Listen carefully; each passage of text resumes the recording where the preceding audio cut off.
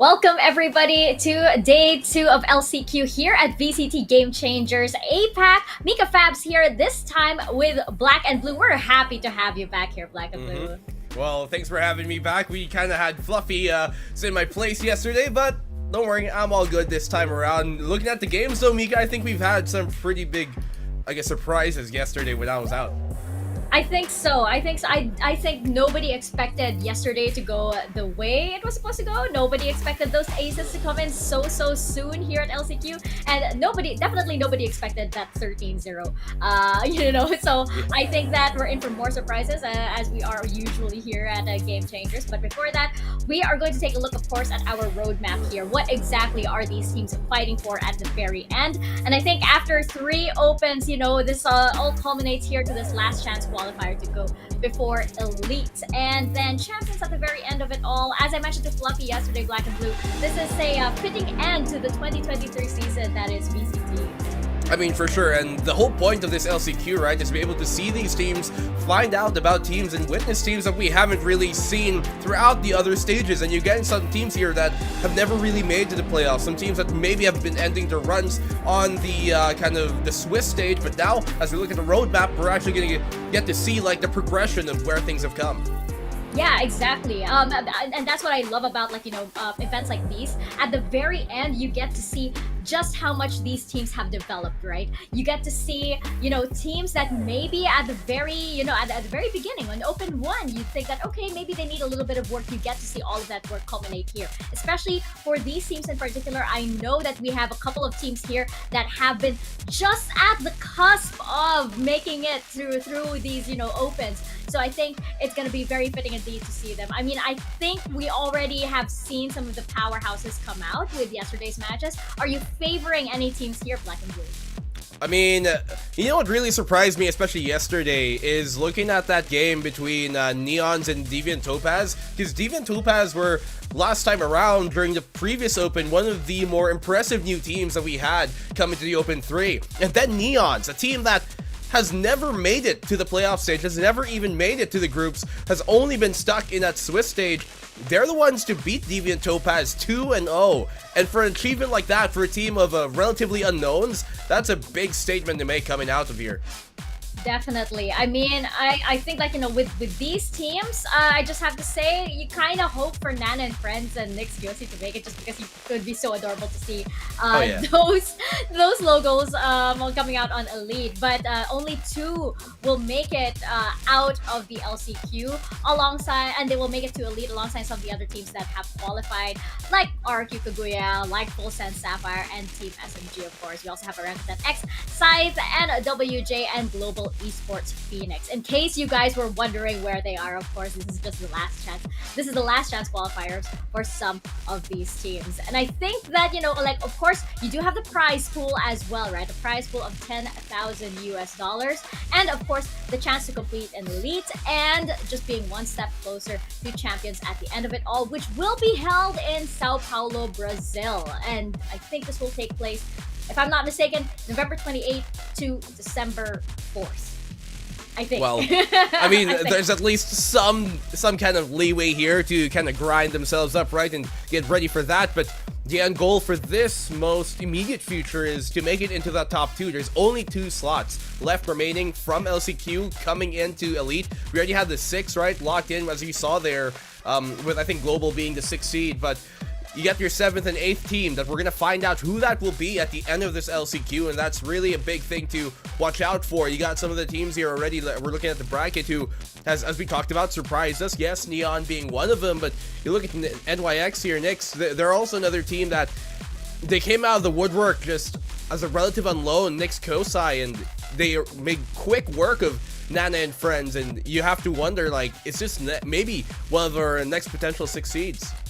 Maybe. I mean, you can't really tell, right? I mean, of course, as you mentioned, we did have teams suddenly become a powerhouse yesterday, which were teams that we never expected would be. And as I mentioned to Fluffy yesterday, I think it's also because you have these not only these great teams, but also these players that become these X factors for these teams, right?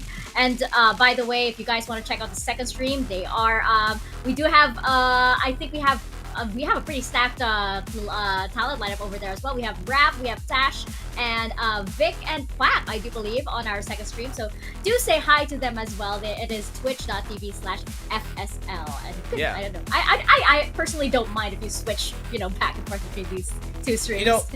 If I wasn't working today, I'd watch that stream just for the sole fact that Vic is casting, not hosting. No. Casting. Oh yes, in this case, so. It's Caster Vic. It's Caster Vic this time around. The best Vic. You guys had two Vics yesterday, but today. Oh yeah, we had Vic and we had a Vic. So never too many. Never too many here. Lots to go around. Nothing but to be worried about. For today, I would. Is it something to worry about? I don't know. To be continued. But for today's schedule, we do have the Hero KDA versus Neons, followed by Deviant Topaz versus BOTT, which will be our first elimination match on this stream. So very exciting stuff indeed. And I think that, I am definitely looking forward to our first match here, especially since we've heard, we have seen and heard, of course, a lot about the Hero KDA. They seem to be the favorites coming into the entire LCQ, actually. But Neons had quite an explosive debut for the LCQ yesterday. So how will they face up to this team that seems to be, the one that everybody is afraid of? Well, the Hero KDA, they come into this LCQ as one of the only other teams, aside from a team like Deviant Topaz, that we've seen actual full experience as a core, as a whole, as a unit, coming from that open 3. And with that expectations on your shoulders, you have to wonder. We always expect the unexpected here. We've always seen, maybe whoever the favorite is, they're the one who's going to be toppled down. And if I'm looking at how, especially the way Neons played yesterday, if they can replicate a lot of that success against a team like the Hero KDA, they might shoot to the top of that ranking. Oh yeah, I think that yesterday Neons came so prepared. They were just so ready against Deviant Topaz, right? They read them like a literal book, right? But I think that on the side of the Hero KDA, you have players like Snowkey, for example, and she is such a powerhouse, right? And so Neons are gonna have to try and put a stopper to her. So I'm really looking at, for example, players like Yoki and Felsi, who had such a great series yesterday, to be able to slow her down. Perhaps maybe Yamro to meet her head to head. But right now, these ladies seem to be the closest to the LCQ throne right now, and it seems to be that they have like a unique buff on going for them. As Quack so kindly shared with us today, Hannah mentioned that before the series started against BOTT, you had Olulu apparently was singing Super Shy, and her lobby mic was on the entire time, and everybody heard her singing it. So there seems to be that K-pop buff is very popular, by the way, with a lot of VCT teams. So it seems like Hero KDA leaning into that. Maybe that's part of the, the psychological game, trying to psych out the opposition. Like, oh, these gals, they don't care. They're having a happy-go-lucky kind of preparation, while the opposing side might not be. You look at players like Hannah here, who have been spectacular in delivering in the previous game versus BOTT. Olulu as well, who was such a big piece of the puzzle, being on that initiator, always helping players like Snowkey get into the fray. But you look at Neons, and if we actually look at these two teams, it's not the first time that these two teams have sparred up against each other, and the last time that they did meet each other in the Swiss stage of this LCQ, it was definitely Yabrol who was really delivering for this team and helping them to stretch it to map 3.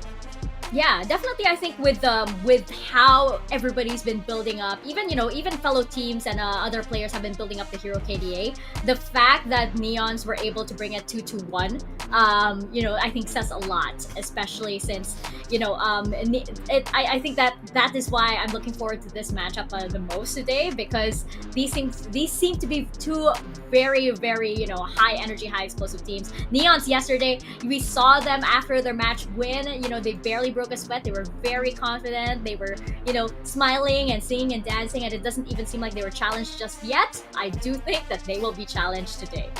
Well, I mean, how can't you just be happy-go-lucky with a 2-0 win in your debut performance, really, in a... what do you guess I call them, the top 8? Because they've never really made it this far. They'd always get capped at the Swiss stage, but now in LCQ, when their final shot is right in front of them, that's when they seem to hit their stride, and it might be the perfect time for them to hit that honeymoon phase.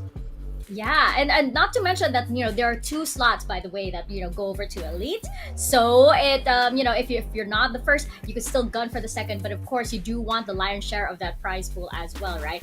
Hero KDA just seems like they're just steps closer, and Neons much like their namesake are looking to rush right in front of them and possibly beat them to that throne, right? So it's gonna be interesting too, because these teams do have history, as you mentioned, right? And it wasn't too long ago too, so I wonder, in that short span of time, what could they possibly pull out? What else can they bring out here for these teams? We have seen rematches as well from yesterday, and on the side, for example, of Deviant Topaz, it did exactly pan out. So it it begs the question, was there enough time to actually switch around the playbook, or did you show the Hero KDA way too much of your strategy? Yeah, like, will their veto, for one, will that switch up from the last time that they played each other? Because during the Swift stage, bind became kind of a big problem here for Neons to convert in that matchup versus the Hero KDA 4-13. Not the best scoreline, so maybe they might prioritize taking that out, but who knows? But they might have something else up in store planned here, and that's the beauty of this, because we get to see kind of like the precursor of that coming into the big stage here. That's where we'll get to kind of compare both performances and see if the Neons have really, I guess, evolved from the last outing that we've seen of them against the Hero KDA, against a team that is touted to be one of the favorites to win this whole thing.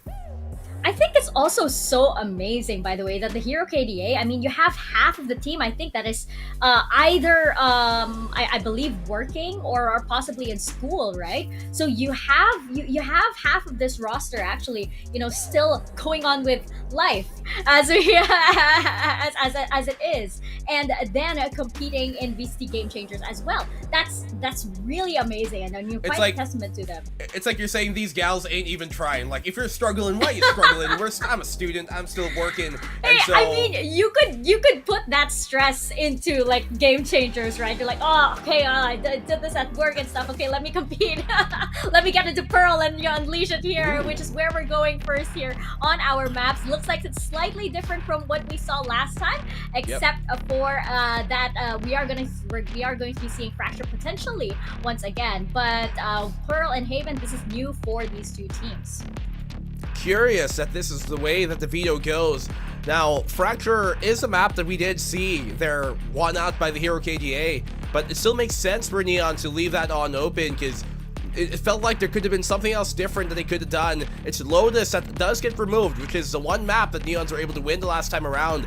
Haven remains, rather Pearl remains here as our opener, and if you look at the veto, at least statistically, for a map like Pearl in the past, it's been a big 50-50 here for a team like Neons, and it's been, so far, a complete success for the Hero KDA. Small sample size, yes, but they've been spectacular and perfect on this map, so I really have to say that this veto, I think it might bode their way. The only one big linchpin here is the fact that if you look at that Haven, it's been a liability for the Hero KDA in the past, and that is where, especially looking at the 70% win rate that Neon's got, that is where they can maybe equalize this up. So if they go 1-1, Fracture could be anybody's game. Well, I guess that's what Neons are banking on, right? That's probably why they picked that as well, playing into the weaknesses of the Hero KDA. Not much, but especially like since we've seen a lot of their play style and their strategies here in Game Changers all throughout the entire season, right? Neons, as you mentioned, they are a relatively new team, so I think it's gonna be a challenge for them, trying to get that teamwork in as well, especially since you have last chance qualifier. It's so high pressure, it is so intense. Yes, this is the upper bracket. They aren't quite in the lower bracket just yet, but still, you want to be able to get that favorable slot. You want to stay in the upper bracket just so that you have a little bit more time, a little bit more slack when you get there at the very end. And I think that right now, getting into Pearl, what kind of agents are we expecting here? What do you think we're seeing from these two teams here, Black and Blue? I don't think we're going to see too much of a change up from the Hero KDA composition-wise, because they're the ones who have been more successful on the map like Pearl, so they don't really have much reason to change up. And then you also look at the comps that either side play. For Neons here, they like to play that KO. For the Hero KDA, you like to play that Breach, and typically in that matchup, it's the Breach that has the advantage over the KO because they can affect the fight without being in the range of the suppress, and that gives the team with the Breach more advantage. So if I am Neons here, I might be looking to potentially change the composition up, maybe swap on over that KO to something like a Breach as well, or maybe even add something like a Sky to their composition because they already have the recon off of the Sova, and maybe that flash will just help them out just a bit. I think that, one thing that Fluffy and I were also like, looking forward to the most, or like really praying the teams would lean into, is definitely utilizing the Jet, just because we aren't gonna see her a lot. Everybody's forecasting, everybody's foreshadowing that we won't be seeing Jet for a long while. So we are might as well use her while you can, right? Yeah, I know, because we're gonna say goodbye, and even Ben Affleck is mad that Jet is nerfed. He's a KO main apparently. He is a KO main. I would think, because I think his son mentioned that he was like a Jet main, so it makes sense that the dad is there to set up the son. I would have thought maybe something like an Omen, because I'm Batman and edgy. That might be a little bit too given, or too obvious. Too on the nose, maybe. Yeah. Perhaps it's just me. Too familiar, I guess. But yeah, I think coming here into Pearl, we do know that Neons, they do lean into that Jet, so expecting some good plays here. Use that double updraft while you can, ladies. On the other side though, that big question is for the Hero KDA, if they're gonna bring that out or if they're gonna favor the Raze as they usually do. I do think that the composition that they bring out here with the Breach and the Fade, as you mentioned, Blackenblue, is really interesting. And we're also seeing that once again that Killjoy showdown that we have here, both teams tend to lock her in. Yeah, and especially you talked about the Raze in the first place, right? And with the accompaniment of a Fade that sees the stun as well, the Gravity Well. Speaking of the Gravity Well, that's something that's also going to be nerfed coming to the next patch, but there's a lot more synergies here that they can really utilize, wherein if you look at kind of the composition of Neons in general, it's a lot more about enabling individual things to happen. You got the KO who can pop flash himself out, you got the Jet who can make that space on her own, but it comes down to having less, agent ability kind of synergies that the opposing side of the Hero KDA might have, and that could be a big problem, especially in a map like Pearl here, where a lot of times you're going to be telegraphing your push to come, because that B long, you're going to know the hit is coming, and if that allows a team like the Hero KDA on the defense to set up their traps, then once it springs, I'm not too sure if the Neons have necessarily faced an opponent like these gals. Now, I do believe that this is the map pick of the Hero KDA, right? I believe so, yes. Yeah. But it has been a while since we've actually seen them on this map, at least. Like, we haven't seen them for quite a few months. That could work both ways. It could be either that they probably have a strategy that nobody else has seen in the past few months, or it could be that they might be out of shape. Maybe they haven't played Pearl in such a long while in this kind of high pressure environment. Well, I mean, there's also been kind of a big you talked about the gap here that we haven't really seen too much of, and if you look at Neons as well, I don't think that they're necessarily going to be too phased about what happened the last time around. You also have to wonder if maybe the Neons, after that win from yesterday, when they beat Nana and Friends, maybe that gave them kind of like a very different breath and aura of confidence coming into this series, and momentum is a big thing. We see teams kind of struggle early in the tournament when you'd assume the competition isn't as deep, but then later in the tournament ramp it up, and this could be one of those things here for Neons, just as we know the agent might be. If they get a full head of steam ahead here, if they're able to especially explode out early in map number 1, that's when they can start to, I guess, overthrow this. By the way, Neons, they do have a bit of a lucky charm on their side, I feel like, because Yoki has made it to Elite twice now. So that means she hasn't missed an elite just yet. Her team has made it to elite in 2021 and then in 2022. So I would think it's a little bit of foreshadowing. Perhaps she wants to complete that streak and add 2023 in there as well, and then finally, make it to champions. Who knows, right? But I feel like that experience as well, or like that grid that Yoki has, is an X factor as well that Neons can play into. Well, maybe we do have another X factor here, as looking at how, even though the previous stats might kind of turn one way, we haven't really seen this specific iteration as of late play here on Pearl, and unknowns are both a curse and a blessing, because yes, it might also be that the opposing side doesn't know what you're going to do, but you've also never really field tested your own plans, and that could really face a big problem moving forward against a team like Neons, who, as a core here, have played this map. We're gonna go finally, I think, into the agent select soon, and that's where we're gonna have all our questions answered. That is right. So here we go. We are heading into Pearl, the first map of the day between Neons and the Hero KDA. So right now, we do have a surprise over there. I am excited to see this Reyna on Snowkey, though. Okay, it's very interesting. Gecko plus that Sky as a double innie, single smoke, and a single duelist as a Reyna. This is very unorthodox. A lot of times you'd see a Reyna be kind of like a secondary duelist, maybe behind a Raze or a Jet, or Phoenix even. But in this case, they have that, the Reyna be the solo duelist, and one has to wonder, how will they create that space now? They have lots of ways to maybe kind of blindside the opposition right here. They have that Gecko, they have with the Dizzy, they have the Guiding Light, they have the Leer, many things to shoot out, many pieces of utility to be aware of for Neons in the defense, but will that necessarily translate into adequate enough execute that will allow them to get the spike down?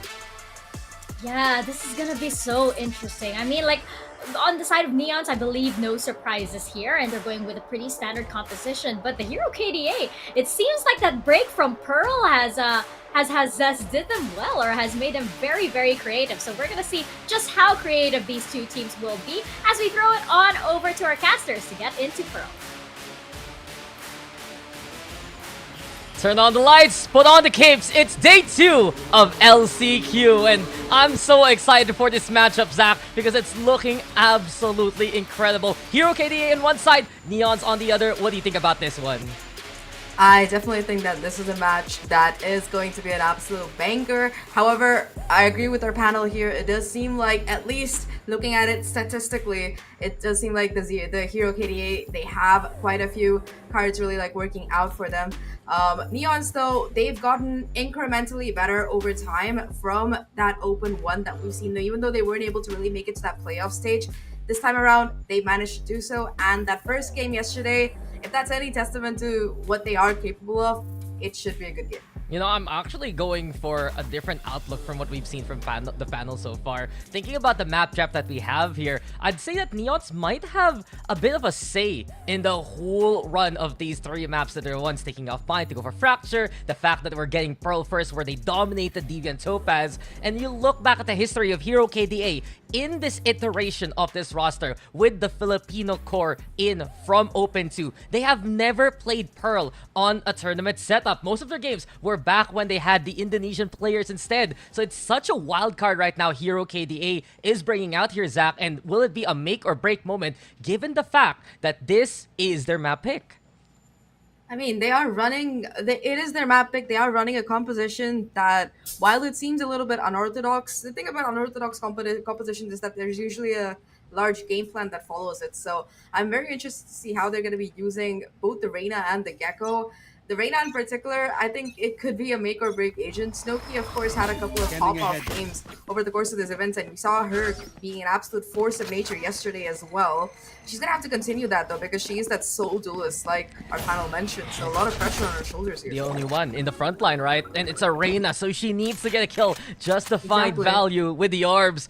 The Leers, perhaps, to allow the entry. A little bit helpful Lulu moving on forward. But we begin now the upper bracket. We go with Neons versus the Hero KDA. And I just want to say, I love to see the overlay back. Seems like everything is ready for an incredible game. Iceling on the lurk. It's Coyote though, the power position. We've seen her ace from here before.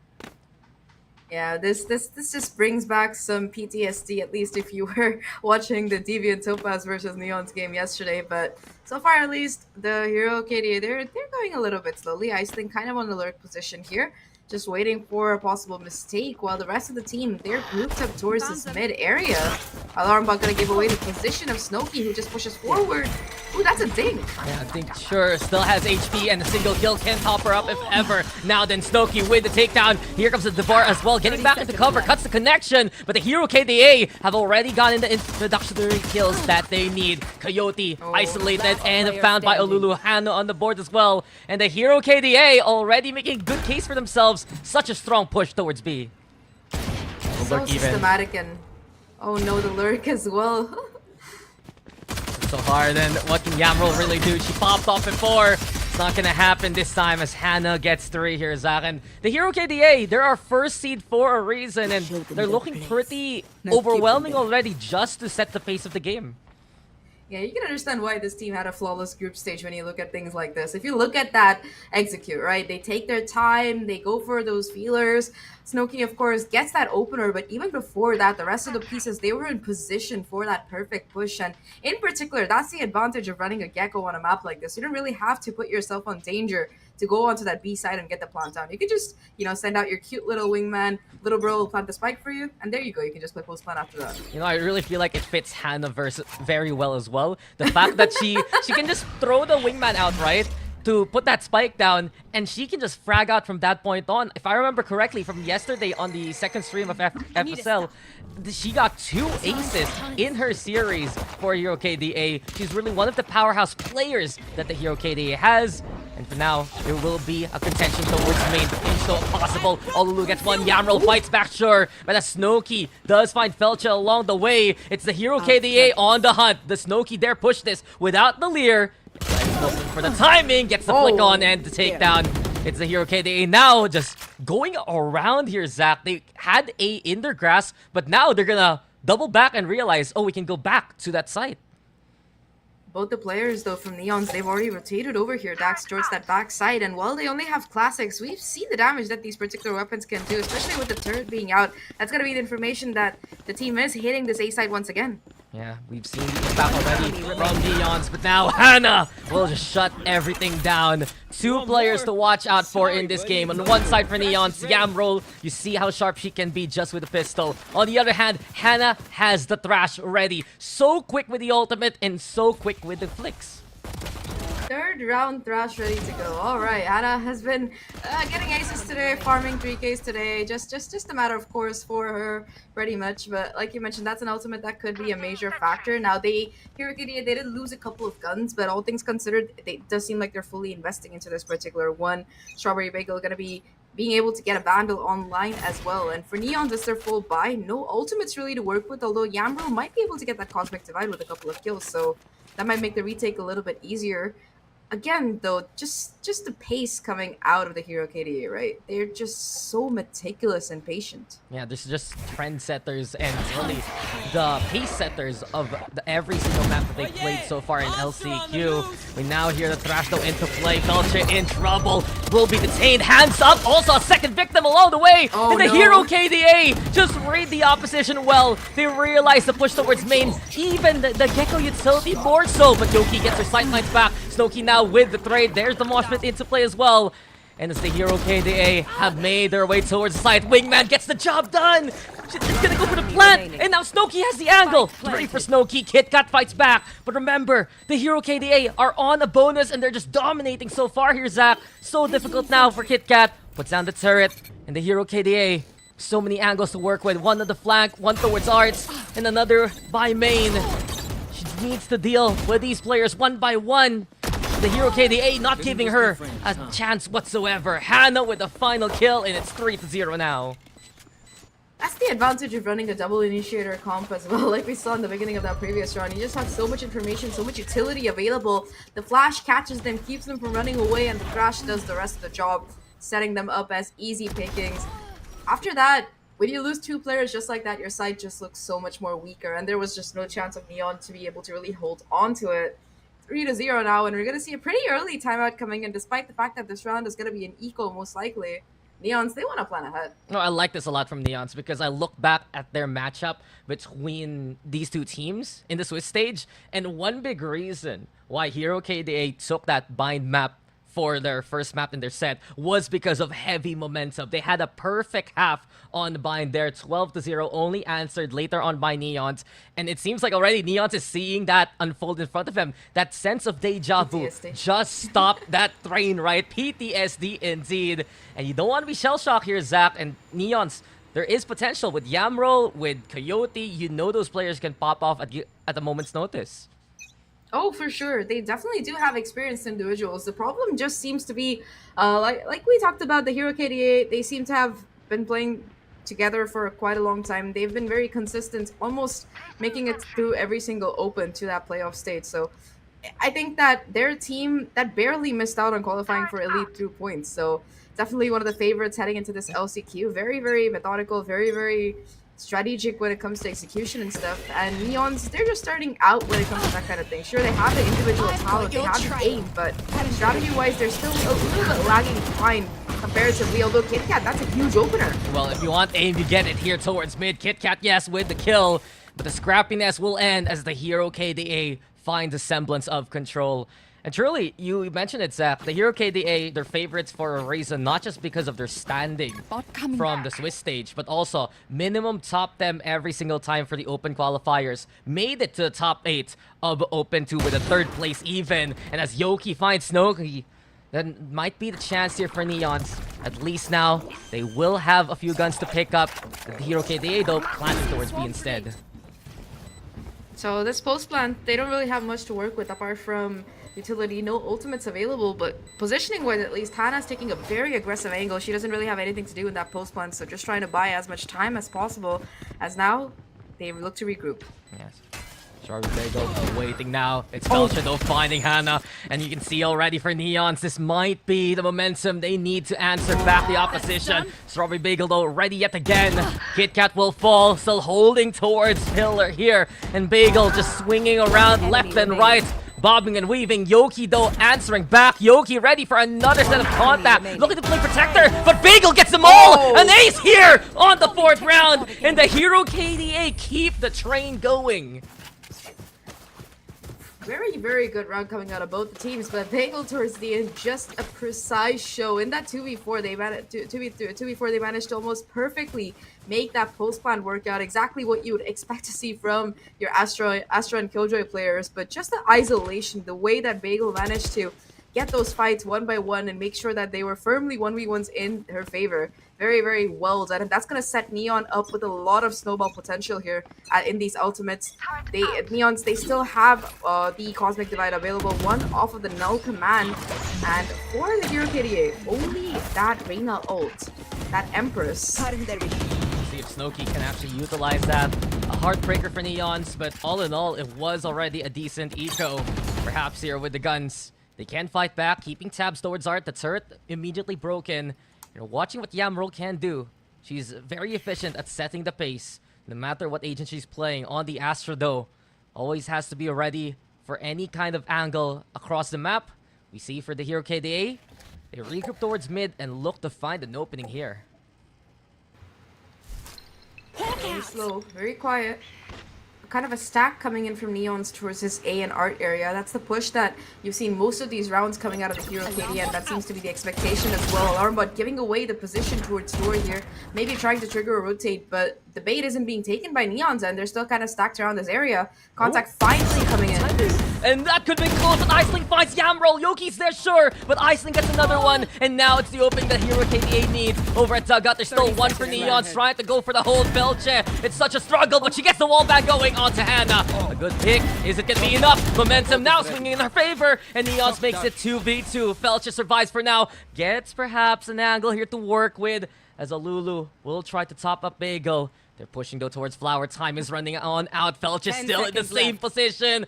And she's just waiting there for the opportunity. Coyote though on the prowl, ready to hunt. Felcher with another one. It's a big pick onto the Spike Bearer. And Star Bagel pushes the limit and pushes the opponent. 5-0 as Bagel does it again. Another clutch from Strawberry Bagel coming out for the Hero KDA, and that was an excellent round overall. The realization, they were about to rotate to B, and then they were like, wait a minute, we only have 50 seconds. Let's just try to go here. And impeccable trades coming out towards the end. A huge effort out of Felja, really good utility usage and wallbang damage, but at the end of it, unfortunately for Neons, it's going to be the Hero KDA still making it out. Once again, putting them in that unfortunate economic situation of not just being able to afford anything. However, we did see that they could hit quite a few nutty shots off the back of those Sheriffs. Combined with those ultimates, it might be enough for them to garner a drift. I mean, I just gotta say though, the last minute decisions made by the Hero KDA, they're finding a bit of weakness on the Neon side. That sure, Neons can get a few of those picks, but when it matters most, they're the ones who find some more, I'd say, successful duel and the successful timing there. Bagel so brave in the last 2 rounds. It's just a good indicator of how synergized the Hero KDA is, just because they're willing to do those kind of plays anyway, given the situation. For sure. Even if it comes ticking down to that wire, they're just very clean with what they want to do. Really good decision making, like we've talked about. But also, they're very aware. The fact that Strawberry Bagel knew that Felcher had come back into that corner, into dugout, instead of just going into CT to be able to chase her down and get that final kill, keeps the momentum going here as now the Hero pretty execute. Now Felcher though able to hide away from the Dizzy. Beautiful dart as well. Wingman now on the expedition. The Moshpit is there too as Felcher has to disengage. Still has the Hunter's Fury though. The lockdown being utilized here by the Hero KDA. We get an answer from Neons. Not yet, actually. They're gonna wait out the timer, save the ultimate for another round. Eco State anyway, holding towards Connector now. This is now their go signal, but Icelings on the lurk, waiting for the timing. We hear the null command, so Neons will commit 2 ultimates along the way. So the call to push, the call to fight is here from Neons. Does it pan out? So far, so good. They get 2. Coyote on the defuse, and Neons will get away with it. Who needs to fight when you can just stick that defuse going? 1 round now for the defense. This is a much better trajectory. The Hero KDA, they got the plants, but when you have that Cosmic Divide, you just have to be sure that there's a backup plan here, and I don't think they expected Neon to just go in and stick that spike. No utility available either from Iceling as she was on that flank, unfortunately. So Neons, they get a freebie there. Very well planned and played. Sure, they committed 2 ultimates, but they still have 3 left to go, and that's going to put their economy in a little bit of a better spot as well. However, for the Hero KDA, once again, they do have a couple of ults of their own. The Thrash in particular, that's what I have my eyes on. Last time, Hannah found outstanding success being able to detain 2. Maybe we'll see a repeat of that. Yeah, I mean, Hannah has been getting so much value with her utility just to open up these sites. I'm still wondering, though, from that last round, was that calculated from Felche and the rest of Neons? Not use the Hunter's Fury, go for the surprise instead. And they did catch out Hero KDA, rotating even more so towards mid, so the timing was perfect for the defense. Despite that, now a standoff here as A-main's held by the Hero KDA. 3, still waiting for the opportunity. Spike looking to regroup with them as well here. Oh yeah! And Monster I'm on looking the for loose. that Watch rush. it. Get it from Hannah. Already the Cosmic Divide into play as well. Snowkey can't get the shot before the wall forms.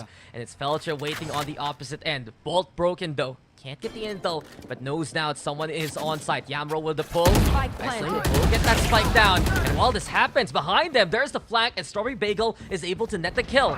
We hear, though, the Hunter's Fury, but Lulu will push the limit. And yet again, the Hero KDA advance forward. They already have the picture tap, and they're looking to go for more. Yamro, though, with a fight back here. She gets one, but that's all she can get. And as Kit Kat's all alone now, spotted by Bagel, and stuffed by her as well. Another one here for Hero KDA.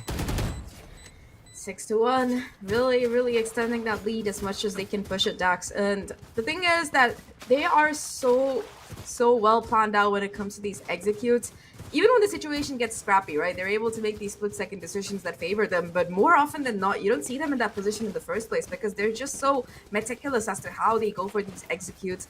They play time to perfection, and also the aggression that they show afterwards as well. Some rounds they do it, some rounds they don't. It just seems like Neons is never ready for it when it does happen. For example, during CT, you saw like a couple of fights being taken, and the Hero KDA, they're able to win out their engagements almost 100% of the time. Yeah, and you look at Bagel, right? Sometimes you just feel, oh, she can't lose this. She'll get away with it. And we saw it towards Art. We saw her just be such a threat. And Neons, they have the firepower to do so, to fight back. They have that skill, but it's just not really showing up right now compared to their series against Deviant yesterday. Coyote on the corner, hit by Dizzy, and no. down she goes. Alulu with a kill. This is the Hero KDA barreling their way towards B. I think that was an Astra concussion, Dizzy, Arena Flash, everything was being thrown at Lulu there. Unfortunately, a little bit, Coyote, a little bit too much for her to deal with. KitKat does have that lockdown available for the retake, but it might still be difficult with where the spike is planted because they can just play from long now. Yeah, KitKat, sure, she has the lockdown and she has the hero rifle, but the heroes are set there for the Hero KDA until Snowki falls. Yeah. So Yoki, that's exactly what they need. Here we go again though. Strawberry Bagel on the prowl. She's ready again for another opportunity. Bob Flash is there, but Yoki's caught. Yamroll on the board, but Strawberry Bagel is ready here. Another sweet victory for her and done by her. 3 in the round and 7 now here for the Hero KDA. That's the most high impact lurk we've seen in this game so far. And we've seen a lot of really good lurks, but that one takes the cake here. They expected the lockdown. They got themselves in position for it. You can see how fast Strawberry Bagel really makes that flank coming through, knowing that she wasn't going to be expected at all, and gets all 3 of the remaining players for her troubles here. That was a little bit of an investment coming out of the Hero KDA, but all things considered, they're going to be very happy with how that round panned out. In particular, I think the usage of the Seekers by Olulu was inspired to make sure that the players on site had enough time to really get out safely. And now once again, you're going to see this pivot towards this A side, this early aggression here out of Neons. Yeah, Neons, they just want to play advanced now just to at least try and find a few trades earlier on.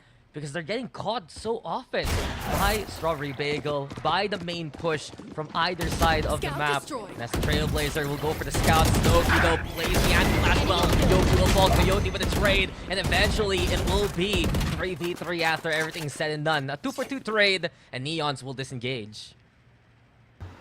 Silence again, though this fight towards mid, that's going to be huge here as Iceland goes down. One less lurker to worry about here for the Hero KDA. For Neon, sorry. Now 2v3, they finally have the numbers advantage in one of these rounds, and the 2 remaining players for the Hero KDA, they're going to be trying to stick together, try and make this work out. Strawberry Bagel, 1 off the lockdown, and that might be the L to really try and change things around. They look to go towards this A site instead, but there's still a couple of players from Neons hanging around their Daks. Yeah, I love it. Coyote and Yamroll, we mentioned them from yesterday's performance. Can they show up in this round?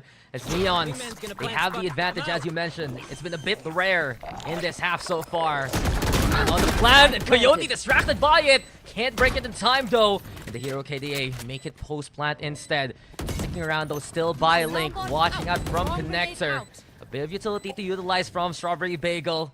They know they're coming in from CT, and as Neons now go for deep. Yamroll will take the front line. Hannah with a trade, though, and that's her versus the world. But Coyote will just defuse anyway, trusting KitKat to get the job done. And Neons, in the same kind of way they won Zahk, another stick in the face of adversity. Very, very nice rounds. And of course, just the trust to that your teammate will be having that angle and be able to defend it. Neons, they have the numbers advantage. They maintain it and they take the round off the back of it. That was a really, really nice kill coming out of KitKat to be able to catch Iceling on the lurk and just take her down.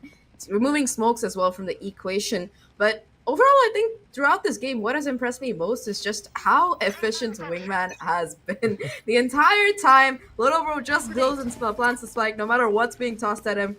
He's like the real MVP right now for the Hero KDA. No fears, actually. He doesn't care. No If you fear. try to shoot him, if there's going to be utility, Wingman gets the job done. That's one delivery service I will always enjoy. But here we go yet again towards B. But Yamroll holding towards Halls. Low HP now. KitKat also. A bit of recovery here from Neons. They are trying to watch from the top side. And KitKat does get a few kills along the way. Snowki, though, pleased with the answer. You Goes should for the run. dismiss instead of the Devar. Thought there was going to be a bit more contact. Now she only has 25 HP. Turret's destroyed. Spike is down, sure. The lockdown is there, though, courtesy of Bagel. And she's going to look to hold versus Club, but Coyote will dance on her grave instead.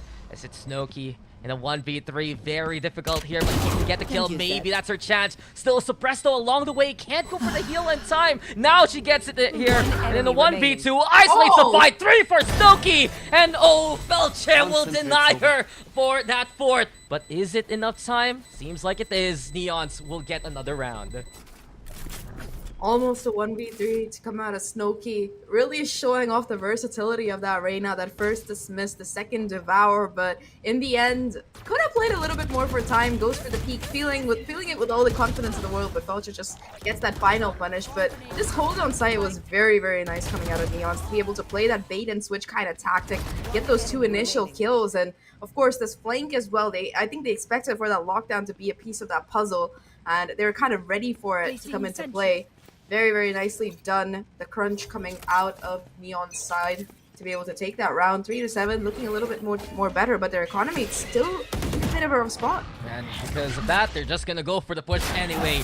A triple stack towards main. We've seen this multiple times from Neons. Olulu scouting out the situation. The mosh pit versus the flash. Neither side can push. And as Bagel wants to go for the commit, here comes Wingman as well. And the Hero KDA, they're gonna push it because of the Gecko utility. Hannah on the board, but 2 are down already for the attackers. Snowkey looking to go for the chase. Coyote spotted towards backside, and now she's isolated by the Cosmic Divide. The pulse is there too. Stunned up, and good night, sweet princess. Coyote falls, it's Snowkey on the board, and the plant goes down here for Hero KDA.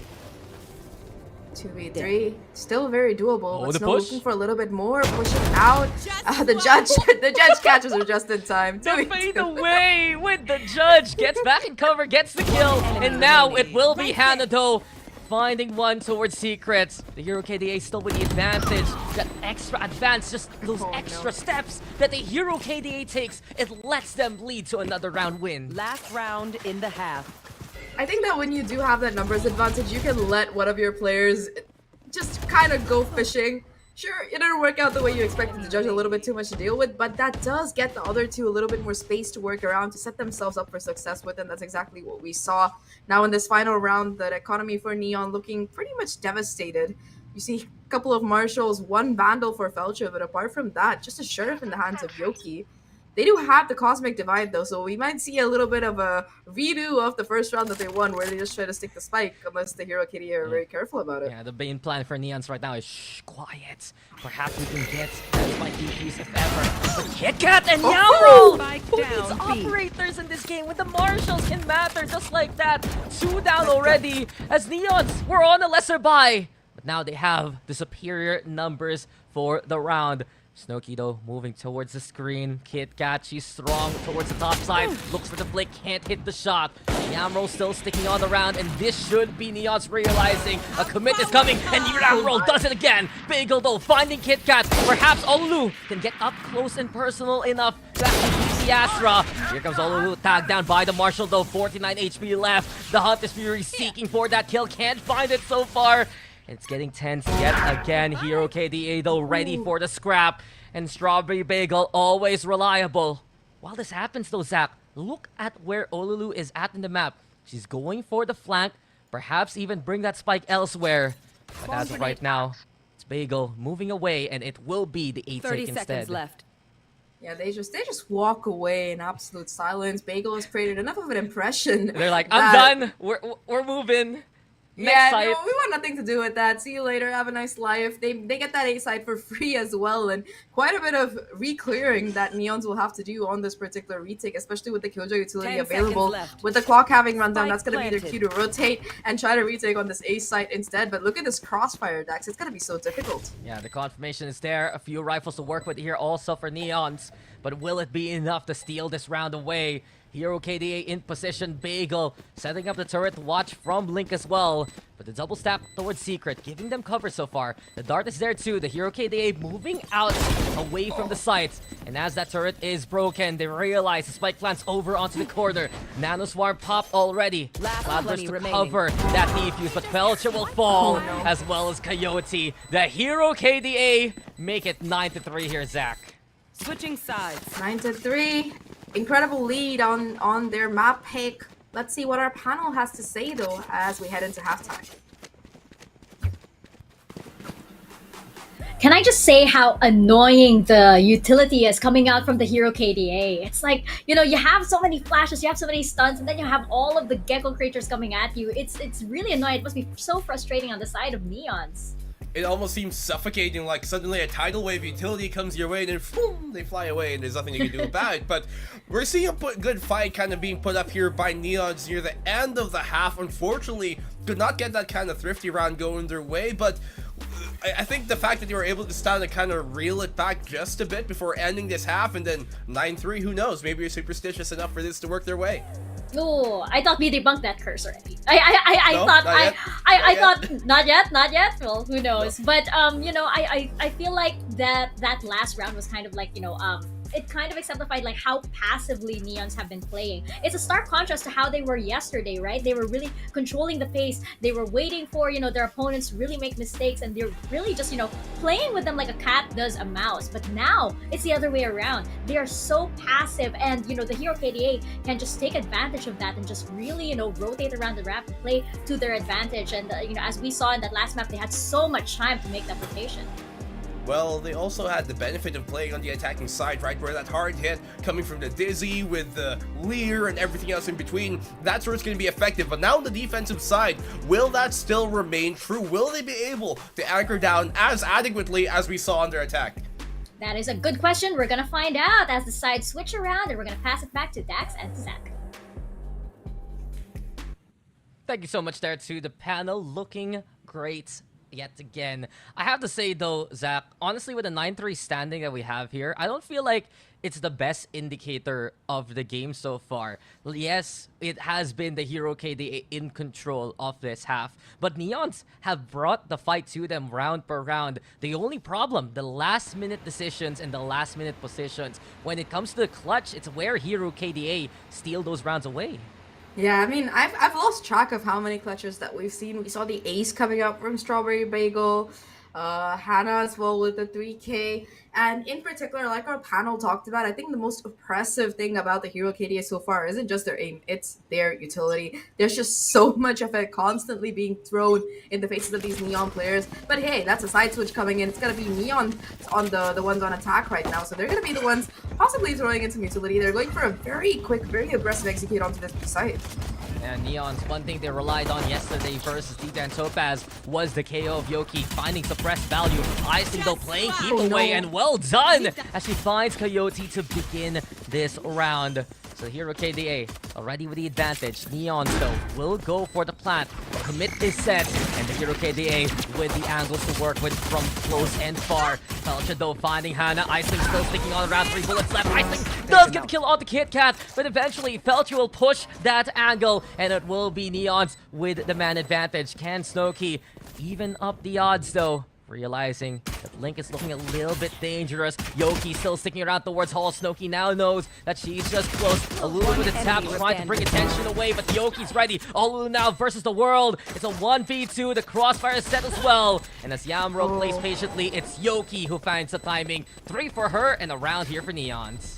Very, very nice. They didn't let that initial disadvantage, their Coyote going down right off the bat, to really put them into too much trouble. The quick adaptation to get that spike down and go for a push as well, which it just seems like these guys were the hero KDA weren't expecting exactly, really puts things in their favor. And them winning that pistol, it's going to really help narrow that gap, a full investment into this anti-eco. And now they are very likely to look at a 5-9 scoreline, which honestly, it's not bad. They're very, very close to making that comeback if they can just keep this momentum up. I mean, Neons, that's pretty much what they need to do here. Answer momentum with their own momentum. Find the clutch in them because they've had some good plays even in the first half despite the scoreline. And with the KO, with the Sova, they're gonna get a lot of intel if the hero KDA do become stubborn onto the side. It's a different kind of traction this time around though, Zap. The train will go for the flank instead. All 5 members playing and pulling up towards club. And as Yoki's here, watching ramp, realize situation, fragment there to buy time, bring damage over, and Yoki gets one, finds a second. It's her versus many as Iceling does find KitKat along the way. Takes cover towards Pillar though, flash at the ready. Neon's knows exactly where the Hero KDA are, and as we get the flash on going, Iceling still into cover. It's very close here to contact for the side of Hero KDA, but no, they're denied still by Neons. 3 for Yoki yet again, 1 away from the null command as we move to the next round. I like how both of these rounds so far we're seeing like a third round ult coming in. First the Thrash, now it's gonna be the null command most likely out of Yoki here. But overall, good awareness coming out of the Neon side. The Hero KDA, they went for the stack. They were lucky in their gamble. They go for a quick flank around, but that turret being smoked off. The fact that they were able to come back in time to get that information and just be ready to fight off the back of it. Very, very nice read coming out of Neons and definitely setting them up for success here. Again, though, a heavy stack towards the B side, A side, despite the presence of the Killjoy utility and them having the weaponry. They have at least something to work with. That's the Hero KDA to put the stack towards A. We hear now the null command as the orbs give it to Yoki. The dash though doesn't work out for Coyote. Snowkey's there for the close contact. And Bagel has the Odin in hand. Lets it rip, and Yoki is forced to kneel there onto the ground. Well, the suppress finding a bit of value at the start, but in the end, it's the suppressing fire of the Odin that will keep tabs over Neons. For a second, I thought it was gonna be Timmy the turret to take down poor Yoki. just forced to watch her device come at her in her face. And the problem with this B side is that there's still Iceling hanging around here. Gets the information, puts down a little bit of delay utility thanks to smoke here. But Neons, they still know that they have to force the issue on the side with this numbers at disadvantage. They have to be able to take this fight onto Iceling though in a favorable way. Shockdart doing quite a bit of damage.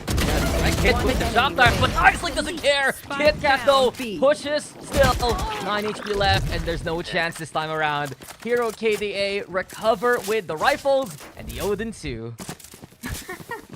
It's just such a depressing feeling. Like, you know, you go into a site, you're about to walk in, and suddenly there's just a storm of bullets absolutely being sprayed at you. Strawberry Bagel was already on 17 kills before that round started, and now she's cementing her hierarchy at the top of the table. Like, don't take my MVP away from me. Don't take my top frag away from me. Don't you dare. So already a very difficult player to deal with all her utility and everything, even with the KO. Now the Odin as well. So Strawberry Bagel is just like, you know what? You want to shut down my utility? You want to take away Timmy from me? That's fine.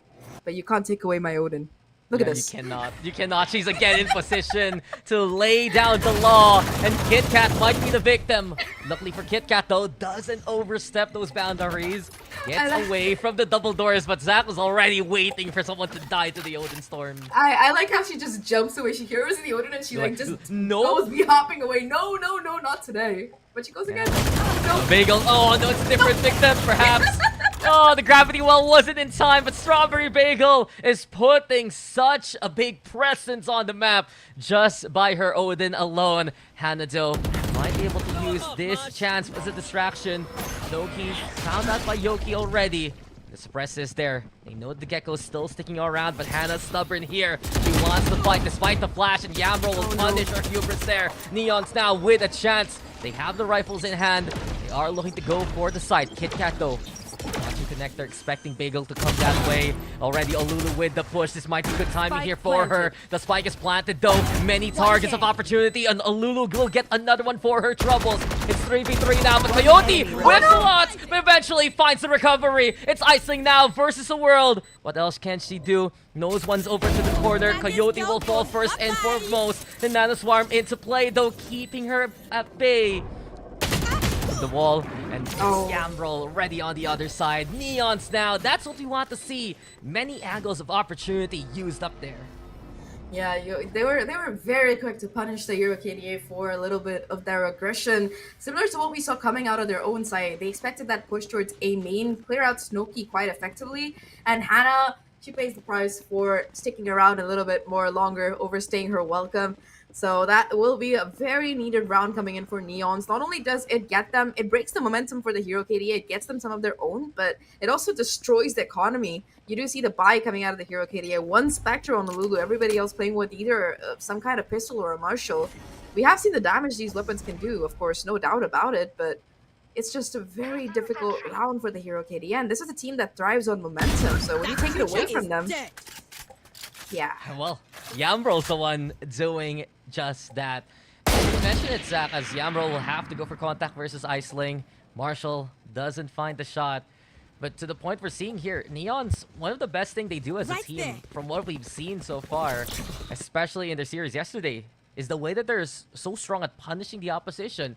Anyone who's too overeager, anyone who's trying to play angles that Neons can sniff out with a double initiator. You're seeing them do so much wonders with a double intel, especially that it's really hard for the Hero KDA to find their footing in the most literal sense. Where can they position safely? Yoki though wanting to go for the push as Coyote will disengage. Neons hold a lot of the rotation towards B. The question is, do they commit onto it? The lockdown is there. Help them out, and well, not like that, Olulu. Not just one, but way too many. Felcha as well, ready for another target. And third time, well, it will get the kill, but it's not the charm that the Hero KDA wants. This is a site to be taken by Neons. A 4v1. Strawberry Bagel, way too difficult now to try and win this. Yeah, just a sheriff in hand here, just smoke coming in as well. Neons, they're taking no chances. They know that if you give a team like the Hero Kitty and they'll be happy to take a mile here, and just Strawberry Bagel trying to do whatever damage that she can possibly pull off here. Spike planted for long as well, and the post plants, they're just giving them no chances. Yeah, Neons, they should have this one in the bag. Especially though that the way that they're stacking up together, protecting one another, and Yamro also heating up to the level of play we saw from yesterday. 7-10 from a 9-3 halftime. It's looking likely here for Neons to find a way to tie up the score. And this is the Hero KDA's map pick as well, if you think about it. This is a map that they usually feel very confident on. Historically, they've done quite well, and that's probably going to be the timeout coming in, because 7-10 is just too close a scoreline for comfort here. This attack side having switched over, Neons, they look a little bit more comfortable on it. In particular, Yoki has been phenomenal over the course of this half. Her flashes, her suppression, all of it, it's gotten a lot of information and value for the team. And Neons, it's very impressive that they're able to maintain the 7-10 scoreline after the side swap, especially with their duelist not quite having the kind of score that you've come to expect from her after the Swiss stage and yesterday, because Coyote, she's been quiet on the server so far. And despite that, it's 7-10. Yeah, I mean, you have players like Yoki stepping up, Felcha as well, and of course the usual suspect that we have here on Yamroll. But it goes back to that kind of question, right? That why would the Hero KDA pick this map, knowing the fact that most of their history this year is with a different core in terms of the players themselves? Neons, on the other hand, they showed up versus Deviant Topaz. They had such a recent stellar victory on this map alone. So you can see that they're willing to still play it. They're confident to fight on Pearl, that despite that 9-3, they're bringing it up bit by bit. The guns are out though, and Bagel's back with the Odin here.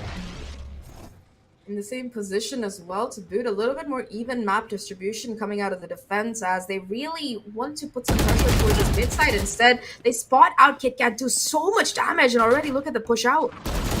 Already that mid take, but KitKat still gets one for her troubles. Problem is now here for Neons. They're gonna look to regroup towards A main, and the Hero KDA will also do the same. Purple staff now getting ready for an upcoming push. No lurks here from Neons. It's everyone committed from the same angle. Fragment though being heard. Bagel still sticking around towards dugout. And look, he's already got the raid. Stays away from the corner. Sneakers into play, and Bagel Lulu just lets those bullets fly. The Hero KDA, they're prepared, but Coyote wakes up when she's needed the most. It's 1v1 now. We've seen Neons falter before in these situations. Do they find the step up from Coyote here and now? Iceling sticking around though towards Flower. Spike's picked up, and perhaps for now, a little bit of a reprieve as Coyote will look to double back if 30 ever. seconds left. In fact, a full rotation coming in towards that B side. Iceling hasn't been spotted yet though, so Coyote really has no idea of where this player is. I think that was initially supposed to be a clear towards the flank, but This is a long rotate, Zach. there might not be time. I'm not too sure about this. 10 I think seconds she left. might barely make it. I'm Oh my optimistic. God, she 5. makes it. Oh, she makes it to the corner. She has time to put With down a smoke as a well. second despair. Planted. This is My why they're ult's the pro ready. players. Come on, calculated there by Coyote. I doubted a little bit, but in the end, I do believe Neon's now putting themselves in a situation to survive. It's still 1v1, and you mentioned a while ago, Iceling hasn't been spotted as of yet. Coyote has no intel whatsoever from where she's coming from. But CT now the position, moving towards the site. Iceling slowly crawling, and Coyote doesn't want to expose her position as well. Sticking around by Pillar, and the star being set on up and running out, and Coyote's on the hunt. She's navigated her way, and she'll clutch it out in the end. Well done here for Neons. You know how we were talking about how she wasn't showing him as much as she usually does? I think she heard us, Daks, or well, she heard me. I'm sorry, Coyote. That round is all you needed to do, and that brings Neons to 8 here. 2 round deficit, and a very likely possibility of them being able to narrow that gap, because once again, it is eco time for the Hero KDA. Yeah, come on. No doubt that Neons is a stellar team, but perhaps now, after a round like that, even they're feeling confident that they can make this comeback work. Hero KDA, few Spectres, or rather, few Stingers and a Spectre to work with. They also tried to put presence towards A main, but an immediate suppress, courtesy of Yoki. We see how valuable it is to run that KO here for Neons. They're just stopping the Hero KDA from playing proactive. Proactive, it's been the watchword so far at the very least, but this time around, the Hero KDA, they're taking a little bit of a gamble here, looking to get aggressive in fact, but Coyote there for the punish along with Yoki. 2 for them now, and this eco round, it was already a bad start for them, but with 2 other players going down like that, it's gonna be even more difficult right now, even with the lockdown, even with the Gecko utility. Just numbers-wise, weapons-wise, there's so much for them to really contend with. And another suppress, another way in. The Cloud Burst is there. And a dash forward by Coyote. But Hannah doesn't care. Willing still, but she gets 2 down, 3 overall. Just a spray down to find 2 lined up. And from that point Spike on, planted. it's Iceling all alone. Spikes planted. This should be Neon's to take. And come on, Zach. We're seeing now that the Hero KDA, they're playing into the hands of Neons. And it's Neons finding value again and again with their utility this time around. Yeah, on this defensive side, the Hero KDA, a lot of these rounds, they've been extremely aggressive, so it's been very easy for Neons to get the punish on them, and once that numbers advantage is in their favor, Neons, they just play it to perfection. They look just a little bit disjointed here. So many of these rounds, the confusion that's being kind of sowed by Neons, their players, and the positions that they're holding, it's just a little bit too much for the Hero KDA to predict and deal with. And as they lose that momentum, right, we've talked about this before, they're a team that thrives on momentum, but in its lack, it seems like there's a little bit of that opposite effect. They're kind of losing their morale here at 9 to 10. They're going to have to really reassess how to keep this going forward, because they need 3 more rounds, but their opponent only needs 4. So this game suddenly went from overwhelmingly in their favor to neck and neck. Yeah, man, if you live by the streak, you can also die by the streak. And as of right now, it's Neons who's blitzing away from this half alone. Only a single round taken by the Hero KDA so far compared to the 6 Neons has had. And that was like a full buy versus bonus situation as well. So... Yeah. I mean, it was the Odin, right? It was that Odin last time around. Maybe this time, says Strawberry Bagel, as she's ready yet again to bring it out. But the Cosmic Divide could be into play. Lear's gonna be there, though. Smoke providing a bit of cover, actually. This Iceling wants to try and go for a rat position towards the corner. Here now.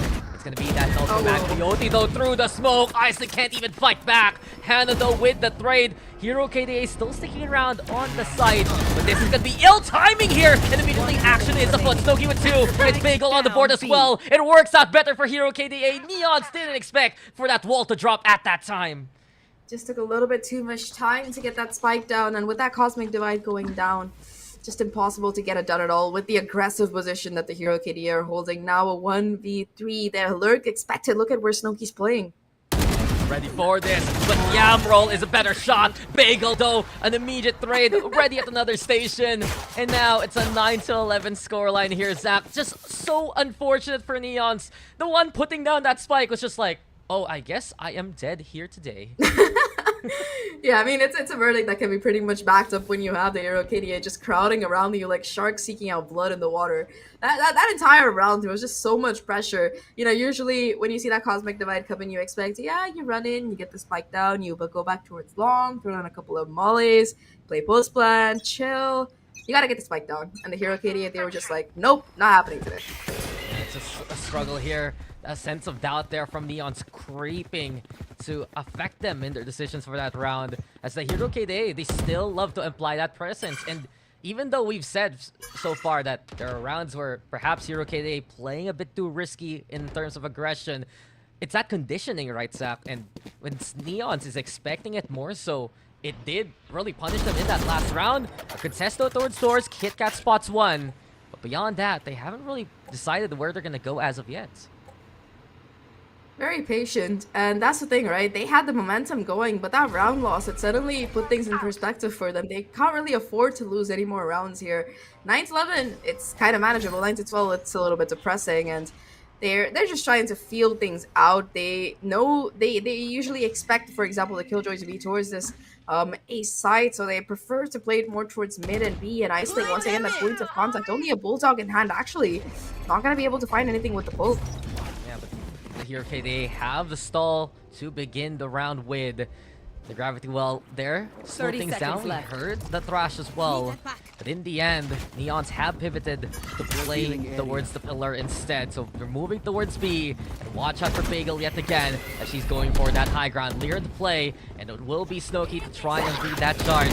To prevent that spike from being planted, Hannah does so immediately. Snowkey on the board as well. We see the lockdown into play. The Hunter's Fury is going to be there, and in a medley of ultimates, it's just the Hero KDA netting the kills. It's Hannah time here as she goes for the heroic plays. Strawberry Bagel wraps it up neatly, and it's a match point situation for Hero KDA. The Hero KDA just, they hedged their bets. When that clock hit 30 seconds, they knew that the Execute was coming B. They just put that lockdown and they didn't even wait for the spike to go down. And that just creates an additional layer of pressure here. You have to plant in the open. Otherwise, if you plant in the corner, you're just gonna see it diffuse under your face. There's just so much difficulty in just getting onto site at all, especially with the quick rotations coming out of the Hero KDA. And just like that, Neons, they've been looking very confident so far in the rounds, and where they were confident, where they were quick to adapt, they were able to win. But with that clock running down and that lockdown being available, just a little bit too much for them to chew in that particular round. And now they're kind of staring at that match point here. 12-9, one round needed for the Hero KDA. But remember, this is the Hero KDA's map pick, and Neons, they have theirs coming up next, so it's not entirely over. The map isn't over by itself anyway. They only need 3 more rounds for an overtime, and they still have the economy. They still have that lockdown of their own, and they could charge up that Cosmic Divide for a further round as well. I mean, you look at that third map also, we're getting fractured there at the very end. It was Neons who effectively dictated where we were gonna go near the tail end of the map pool by banning out Bind. So even if they lose this, it's not the biggest problem in the world. They can still recover. But we've seen so far the same problems that we had in the first half, Zahk. The decision-making near the tail end. With Neons running out of time, they were running out of options. It's the Hero KDA instead who dictates what happens in those rounds. Get out of my way! Blinded! They're definitely dictating the pace of the game for sure here. Neons in the beginning, they were able to kind of take control of that themselves, but after these losses in a row, they're once again struggling just a little bit. Again, going for a bit of a default setup, going for a fishing expedition towards mid and A. And again, towards A, look at this heavy presence. When you have 2 players just being able to hold towards B by themselves, you can sort of concentrate your utility and players on this A side, and that's exactly what they're doing. Coyote has the blades in hand, and that can help her out in this push. The flash, though, not popped. Not going to provide intel. Instead, it's a Hero KDA. Needs to keep tabs to 2 angles at the same time. The split, though, not working out for Neon so far. Coyote will fall first and foremost, and Bagel yet again with the Odin in hand. Look at them erase the opposition. It's the Hero KDA who takes the first map. Just domination coming out once again towards the end. They were dominating in the beginning, they were dominating in those last few rounds. Unfortunately for Neons, even though they put up that good fight, even though they were able to make that comeback and make this match close, they are going to be not able to close it out. But again, this is the Hero KDA's map pick, and the fact that they were able to make it so close and competitive, it bodes well for the rest of the series here before we head on to Haven. But in particular for Pearl, I think that the player that impressed me the most towards either side would have to be Strawberry Bagel. Her positioning throughout, her Odin plays, I mean, the less said about that the better, but let's just say they were very clean. And of course, utility usage wise, absolute control coming out on both sides. I mean, if it wasn't alert right, it was the Odin. In the end, though, it's Hero KDA defending their map pick and taking it. We'll throw it down, though, to the panel to break down that first map. I gotta say, props to Neons for managing to gain some momentum in that second half, but the win definitely goes to the Hero KDA. Gotta love those Odin plays. They're not annoying at all. I'm about to break down because it was such a heartbreaker of a loss, Mika. After coming back, we talked about the 9-3, and then they win the consequent rounds after the pistol, and then you're kind of wondering, this could really be a comeback story for the Neon squad, but unfortunately they kind of run out of steam near the end, and the adjustments made on the defensive side here were adequate enough here coming from the Hero KDA to stop a bit of that momentum, but it was really looking like a turnaround here coming from Neons. Definitely, and it was like it was because of that lead that the Hero KDA had, right? Because they weren't playing with so much pressure. But for that second half, the momentum was definitely on the side of Neons, and I just feel so bad, like you mentioned, that that the Hero KDA managed to get away with it. But I mean, it just goes to show, right? You can't fail with like good positioning and the Odin in hand. Yeah, not annoying at all, definitely not. But I think on the side of the Hero KDA, I do agree with Zach. Strawberry Bagel definitely impressed me quite a lot. There were so many instances in this map where her lurks were just on point and just managed to swing so many rounds in favor of the Hero KDA, especially in the first half. I mean, with a name like that, how can you not really be impressed with the way that she was able to deliver every single sweet, delicate round and moment coming here from Strawberry Bagel? I love bagels too, but I love their play even better in ACS of 3-3-2 at the end of things here, and that's not to talk about even the entirety as a whole of other players like Hannah, as players like Snowkey, who we typically have our sights upon when it comes to a team like the Hero, but Strawberry Bagel finally coming up big when we really haven't seen these type of performances too often from her, but she's seemingly finding her groove here, at least early on in the tournament, much akin to what we saw from their last matchup, and this is a really nice part to see from the Hero KDA, where you have other different players kind of standing up. But you look at Yamro on the other side, she did her best many rounds, especially during that kind of bonus round, rather anti-eco round that they were able to throw out the Thrifty, and unfortunately enough, it wasn't enough for them to close out map number 1. I also love the barrage of utility coming from the Hero KDA. It was just annoying with a chef's kiss, and it just seems like Neons didn't know how to reply to any of the utility that was being thrown their way. And unfortunately, for Neons, of course, they we do know that these players, they are star players indeed. We do know what Coyote, Yamro, we do know what they're capable of. But unfortunately, it was just like the Hero KDA. They just came prepared on this map. They came prepared on Pearl, and that momentum just in the first half was just really such a it just really makes just the second half just so much easier. And Strawberry Bagel, can we just moment of appreciation for her? Apparently, she's a med student.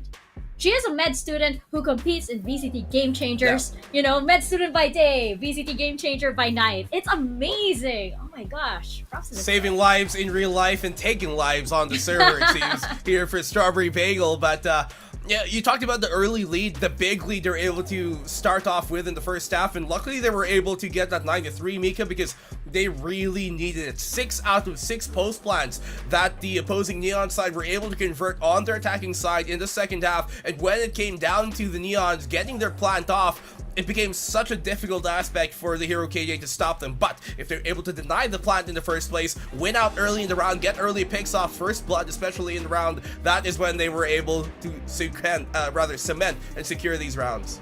Well, map 1 goes to the Hero KDA. Can they cap this off with a 2-0? We're gonna find out as we step into the second map, Haven, right after this very quick break.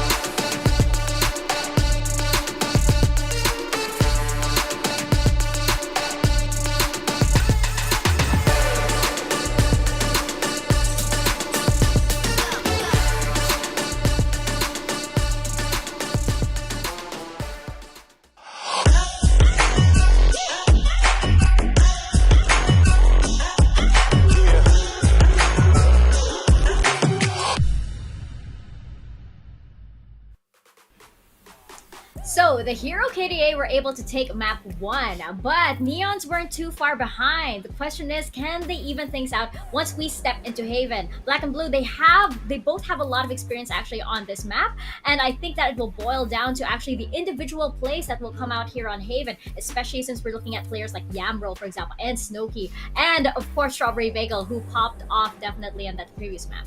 You never forget the Strawberry Bagel, not after a performance like that, but we have to wonder if map number 2 will kind of bring more favorable odds and ends here for a team like Neons, who were able to kind of mount some sort of momentum in that second half. And with Haven being another map that is attacker-sided, one has to wonder if that side swap will really matter to them. I mean, as large as it did on Pearl. You look at their Haven in the past, and their win-loss is actually pretty neck and neck here when it comes on the attack and defense, 61% on either side. And I'm hoping that that means that they will have a much more consistent performance throughout the start of the map all the way to the end, because if they were able to gain a few rounds, kind of cut down on the lead early upon the first half of Pearl, who knows how that ending might have went.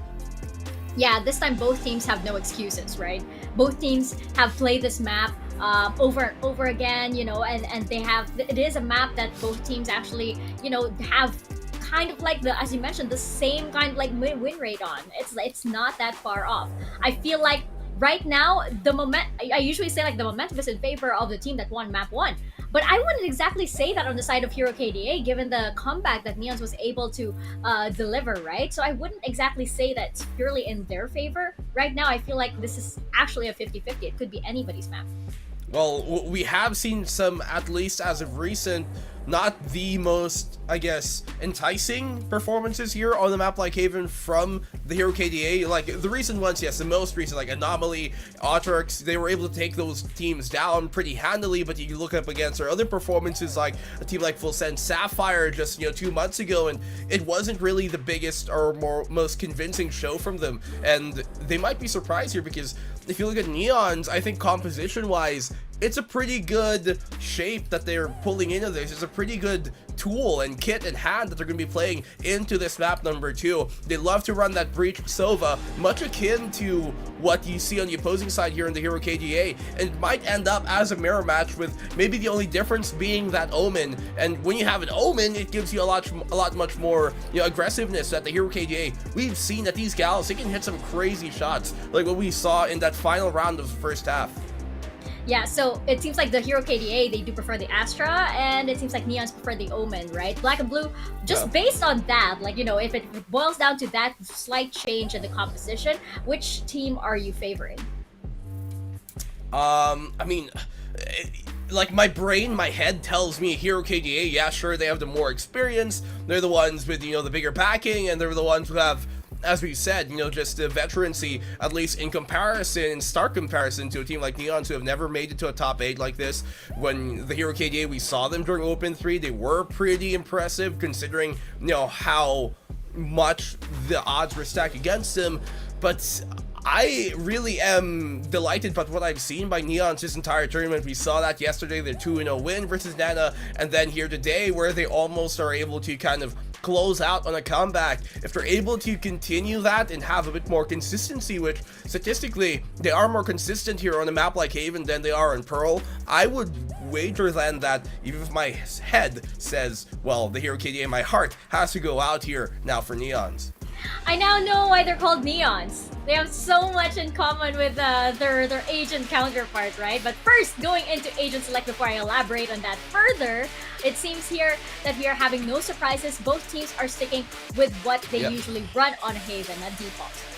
Yeah, and this is what we are talking about, right? This will make it so that the big stylistical difference that was present during map number 1, with having that Reyna, having that Gecko, having that Sky, so many flashes to throw out, that isn't present here anymore. They're playing effectively a mirror matchup, with the only difference being that solo controller they got, and this, I think, makes it a more even playing ground now for a team like Neons to really, I guess, play their style of game plan. It's very unorthodox to play that Gecko versus and Sky composition we saw a while ago, and with a solo Rain as a duelist, and now we're seeing a thing that's a bit more Zahk standard, a bit more by the book, and I think this will give Neon just that slight bit of familiarity to deal with the hero KDA for map number 2. Ooh, so you're saying that like because it's a little bit more familiar, they'll know how to deal with it more. And but Yeah. I feel like for the hero KDA, perhaps they were even like a bit uncomfortable with such a unique composition, and maybe with something more standard, it's gonna be like far more definitive of a win for them here. It could be that as well. To elaborate, by the way, on what I was saying earlier about Neons, they are so momentum heavy, right? It's kind of like hitting that overdrive on their agent namesake, so to say. And but the thing is, it does run out. So the thing is, they have to seal out they have to gain as many rounds. They have to seal that victory before that momentum runs out. Same thing that happened to them yesterday at Deviant Topaz, right? So it seems like for Neons, they really have to make sure that they get those very, very important rounds. They have to make sure that they're able to steamroll, just start to get the ball rolling. For the hero KDA, I think that it's not so much momentum heavy, but they do need to make sure that they are indeed more comfortable on this composition as they are. But we're gonna see indeed all of our questions are gonna be answered as we step into Haven. So let's throw it on over to our casters, Daks and Zahk.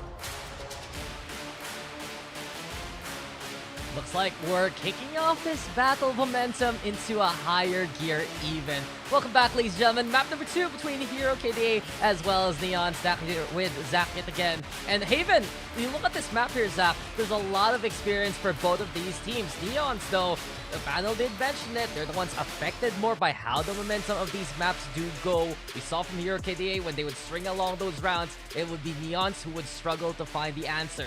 But in more familiar territory, in a map that they're so accustomed on, perhaps this is where we'll get the Neon's recovery.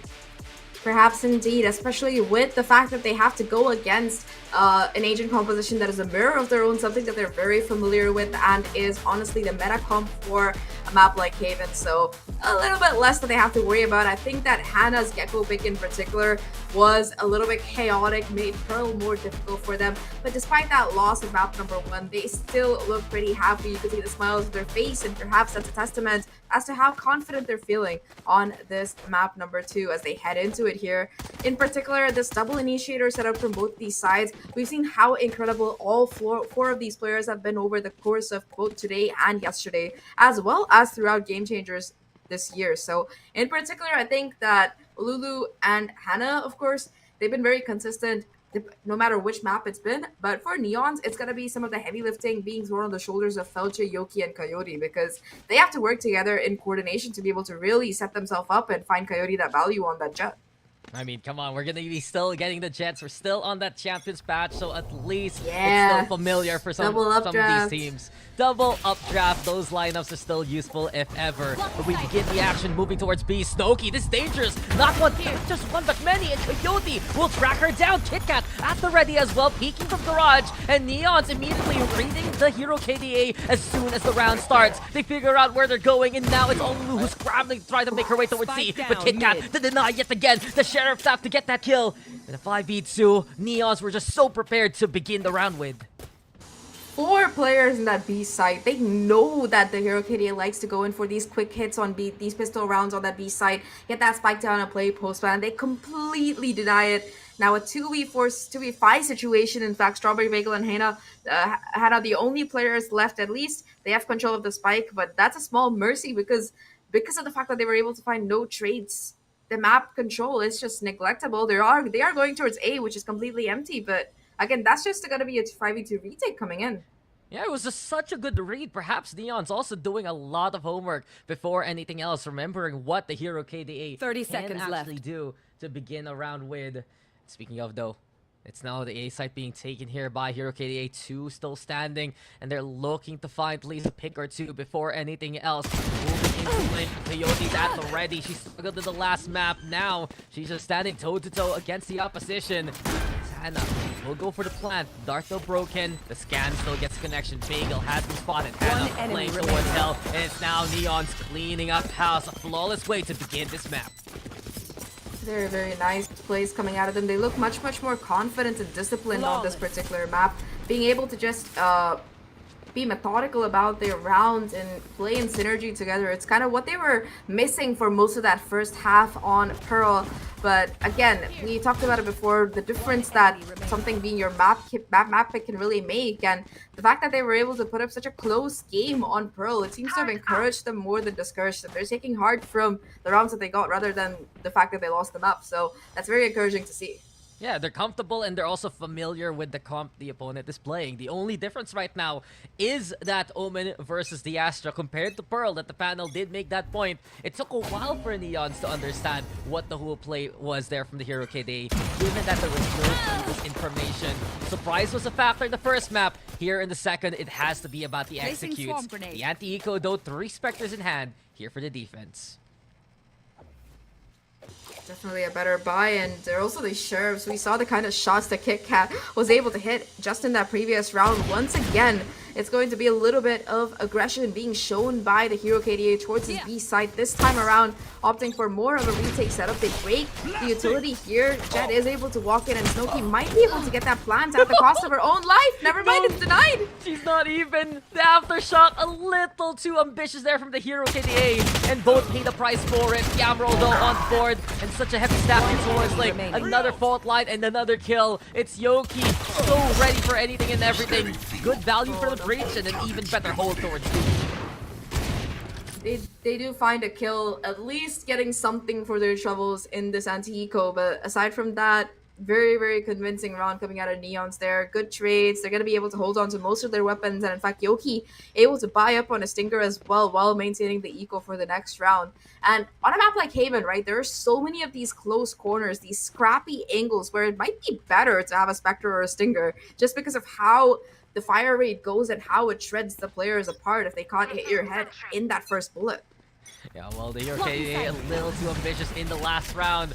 Now they have the guns to work with here, Zahk, and they're looking to go for the push towards long. A little bit of heroics, though, courtesy of Neons. They're on the bonus anyway. You want to play it close with the SMGs. Numbers there, but Coyote spotted first and foremost.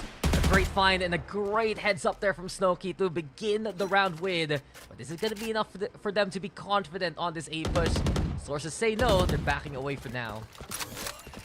They've gotten a pick, possibly summoned over the rotation, and with that expectation, they look to at least cut some noise, create a little bit of confusion in these ranks, although the spike itself, it's positioned towards A.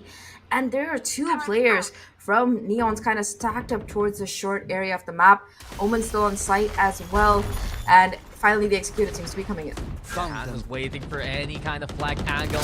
Short is exposed, and this is going to be Yoki finding one. Felcher also 2 for her, and seems like this double alert was enough to find the angles here for Neons. Strawberry Bagel struggling now, but she still survives. As Snowkey will provide cover. KitKat now in a 1v2. Good damage done by Neons. Maybe even better with a split surprise. Gets the shot going. The wall bang isn't enough to get that kill. 10 HP left here for Snowkey. And well, 12 HP also for Starry Bagel. Winnable here for KitKat in the 1v2 situation. Is it going to be enough though? Spotted early. And Bagel will suffer there. The round goes to the Hero KDA, but that got way too dangerous. Right off the skin of their teeth. One more bullet each from any gun. Forget the Sheriff. Any gun. Even a gust of wind would have been able to take them down. But thankfully for Strawberry Bagel, she doesn't miss at that range and she gets that shot. Neons, their bonus, a very successful bonus by any means. Sure, they didn't win the round, but they made it super expensive here, taking down 3 rifles. Still, Hero KDA gotta be able to scrape together, save a little bit, put a Guardian on a Lulu, and manage to buy up. But for Neons, if they can win this round, that's gonna decimate the economy for the Hero KDA. They need to be careful of angles that they don't take because Neons have been so proactive so far on this defense. They can't get Coyote, who's just stuck, and the same result for what we saw in the last round. Coyote's the first victim. This time, the Hero KDA putting a lot more presence, moving forward towards the site. They're not going to hesitate this time around. Spray down though. Snowkey needs to stay in cover. These lulls, these moments for the Hero KDA is forced to stop. This might be where it's dangerous, but Bagel opens up that C-side, pulling another rotation away. And Hero KDA will move that appropriately. Double check, timing, finds a first. But Hannah will answer back. And inside the smoke, it's still Bagel. Yamro notices where she's pushing from. And Yamro with the presence. This is looking interesting, Zahk. Hero KDA pivot towards B instead. Here. They know the position of both of these remaining players. If Yamro finds a kill, but Yoki already quick on the rotate, finds her way towards B, makes it to a 1v1, and it's just up to Hannah here. Has possession, doesn't have possession of the spike either, 30 and seconds will left. have to be careful about the position of Yamro, who has already wrapped her way around. Yeah, she had an inkling of intel, but Yamroll is better on the angle. Neon's yet again. The hold from Yoki, though, absolutely sublime. The way that she gets those two, the way that they're able to funnel the Hero KDA to move into a certain site that they're expecting. This is what we want to see from Neons. Just the fact that they were able to take down Iceling denies smokes for that plant, and with the problem with B-side is that without smokes it's just so easy, even with a lower number of defenders, to be able to find those angles and those kills, and that's exactly what Neons is able to do there. Now Yoki will have the Rolling Thunder off the back of that, and Neons in particular, they're really getting close to a lot of these major ults. The Hunter's Fury as well, only one away. And the Hero KDA, they're not used to this, Daks. They're not used to being the ones on the other side of the momentum streak, and they want to try to put a stop to it pretty early. Yeah, it's rare to see the Hero KDA hesitate in these kind of games, right? That they're the ones being stopped by the initial utility, by the initial positions, and even if Neons loses one early on, they still recover so well on the sites. It's just the way that they're able to play on site itself and understand what they're giving up and how to play against it. I think that so far the biggest obstacle for the Hero KDA has been the fact that this is a bigger map and they're kind of just sticking together as five. Sure, sometimes you have the lure coming in from Strawberry Bagel in particular, who is able to find a couple of kills of her own. Like last round, for example, she found KitKat on that site, but even with the early advantages that they're able to find, they're not able to really capitalize off the back of it very convincingly. Like, for example, last couple of rounds, they've been able to find that first split time and time again. out of my way. The lurk also from Strawberry Bagel has been good, but despite that, they're leaving themselves in these really vulnerable positions that Neons are quick to punish them for. Yeah, and Snowkey's now dashing forward, misses the mark, can't find the target, Oh, and no. now flashed up. There's just no way for her to fight whatsoever. Neon's yet again just ahead of the opposition by a single step, and now a One leap enemy forward remains. with Yoki and Coyote. Strike The down, Rolling B. Thunder will get the connection, and like it's I enough was for so Neons to roll over the opposition, 4-1. I like how Strawberry Bagel still walked in through the stun and was like, you know what, if I'm going down, I'm taking at least one down with me, so at least denying the flawless. But overall, a really, really good round coming in from Neons. I like the lack of hesitation in coming in and committing that Rolling Thunder. They're aware of how dangerous these players can be with just a sheriff or something, so they're happy to just invest that ultimate, knowing that they'll have a couple more for that next round, knowing that it will confirm them that round, because they understand the importance of momentum against a team like the Hero KDA, and they're able to just keep it up. I mean, Hero KDA went for the full send, and even in that speed, Neons was prepared to answer back against them. So this is the form that we're expecting from Neons, the form that has brought them success so far in this LCQ run. And it's Hero KDA who's reeling to try and find the recovery. Two ultimates still available here for Hero KDA, especially that lockdown from Bagel. They're splitting up their forces to try and crawl their way towards C. Roman Smoke yet again, and Yamroll so sharp in that small bit of timing. Iceling just dared try touch that orb, and she paid the price for it. Alulu though finding Yamroll in response. The garage being held here by KitKat, and Snowkey will fall first and foremost. A Rolling Thunder is the answer. Here comes Alulu with the clear out of the corner. But Yoki looking around towards the backside. She wins the duel anyway. Awkward there for Alulu. Yoki still alive somehow. And Neon's just getting away with these kind of positions. The dart into play. Hannah gonna get scanned on up. Same answer though. Yoki still stuck in the command One position. enemy standing. Time though running out, and Yoki doesn't care. Bagel though with the trade. It's 1v2 30 now. seconds left. And as she's spotted by the Altron, intel provided yet again. Neon's here playing together from Link. This might be ill timing though, and eventually Coyote dares try to swing back. Bagel found the isolation at the very end. And in the 1v1, still a chance. Moves towards the site. Here comes the ring 10 around seconds from left. Felche. Time though running out here, Zahk, and as Felche's crawling her way, planted. silence is the answer, and it will be a Oh. sharp shot to end it. Neons will make it a 5th. Almost a clutch coming in for Strawberry Bagel, but in the end, just a really good reposition coming out of Felcha. Didn't really have the timing to be able to find that kill. Felcher just so ahead of the curve here to be able to find that kill. And overall, a very, very good hold once again coming out of Neon's side. A lot of utility, and in particular, Yoki. I think she was the linchpin on which that round really revolved. Being able to find a kill on site, play that anchor, play spoil sport to that spike going down, and despite all the investment, right, the Rolling Thunder, the lockdown, everything being thrown into this round by the Hero KDA, they're still not going to be able to win them. That's just going to put them in such a deficit position, especially with Coyote being able to pick up that operator now. I mean, Yoki has done it all. A little bit of luck, a lot of that skill, and the fact that she was able to get, what, 2 kills? Even as she was completely stuck towards the corner of platform, really goes to show Neons, they're feeling it right now on this map. And Yoki, yet again, one of the first forms of contact here on this B attempt from the Hero KDA. A dart into play, full outlines there too, but yet again, Yoki so precise with her utility, keeping the Hero KDA at bay. Operator chiming in as well, so now they know where this gun is going to be positioned. Coyote immediately trying to move herself over though, so to try and create a little bit of an impression at least that this operator is still towards another angle. The problem for the Hero KDA is that they really don't have the weapons and the equipment to try and take this combat, and Neons, they're aware of it because look at the positions they're playing from. They want to take these long-range fights and make the most of it. And come on, we've seen from them even better use of the utility. Yoki has been setting the tone every single time. And here we go yet again, fault line into play, and Coyote will take advantage. 30 the seconds stun left. still absolutely shattering the hopes of the Hero KDA. And as Alulu tries to go for the pokes and prods, she will look to force the issue. Aftershock now versus the backside, but it doesn't matter because spell she gets 2. Hannah and Iceling though make the trades work. Coyote drops down with the blades, and this time around she gets one for trouble shortly in the hand, and it will be the long arm of the Spectre to get that kill. Spike looking to get planted, Sapture, but no, the paranoia into the kill. Kit gets ready, Neons as well, and it's another win for the defense. Got a little bit scrappy towards the end there, but yep, Neons, they do it once again. The last remaining players just not taking any risks. The paranoia as well, knowing that the spike has to go down soon, knowing the position of that final player, and they're able to capitalize, find the round, and also retrieve that operator. And I'm very surprised that we didn't see a smoke come down towards heaven, because at that point, the Hero KDA still had all 5 of their players.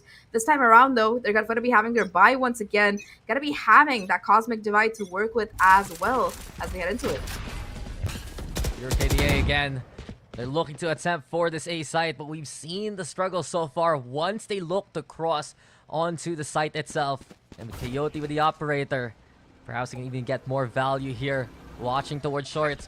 The only one splitting away will be Bagel. Eventually, though, Stokey will go in head first. Stunned up yet again. Yoki, another instance where she's just playing traffic control.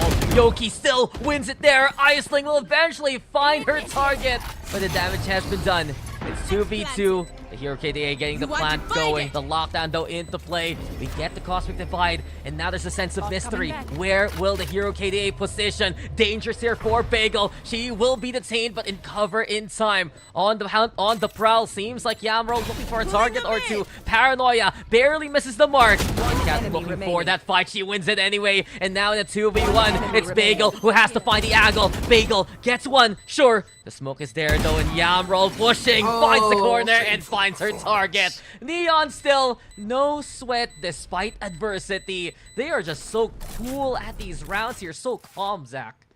This is a repeat of basically what happened in yesterday's first game as well. Team 1 dominates that map number 1. Well, in this case, it was a bit more even. Team 2, the second team dominates their map pick, and then we go to map number 3. And at least Neons, if we're going by the script here, they are definitely having a ball of a game on their map pick. They just look so in control. Every single lane of approach that the Hero KDA is trying, it's being completely shut down. And this, in the beginning of the map at least, Neons, they were losing their players first. They were playing a little bit aggressive and being punished for it. But with that operator coming into Coyote's hands, that's just one more piece of equipment that the Hero KDA, they're kind of struggling up against. Again, an economic deficit here. Strawberry Bagel does have the lockdown, but even with that piece in their pocket, it's going to be very difficult for them to really get forward to the site. Here we go again. The fault line, though, we're watching Yoki. She's been stellar with a double kill so far in this map. And And Snowkey will look for the push. The 1-for-1 already coming into play. Backside though still held over on the corner. Yoki's in position. Yoki with a spray down. She does it yet again. Get two. And who else loves to go for the buy one, take one? It's Felcha with the Hunter's Fury. It's coupon day here for Neons. They're getting the best deals so far on these site holds. And as Iceling tries to go for the fight, spots out Felcha, will back off. Back to that C site. It's an op though. And a Vandal awaiting her. In terms of retake, Iceling wants to bridge that gap and get closer to allow that Spectre to find value. The crossfire though being set, and Felch is just so prepared anyway. Neons, again, they just look so comfortable here on Haven.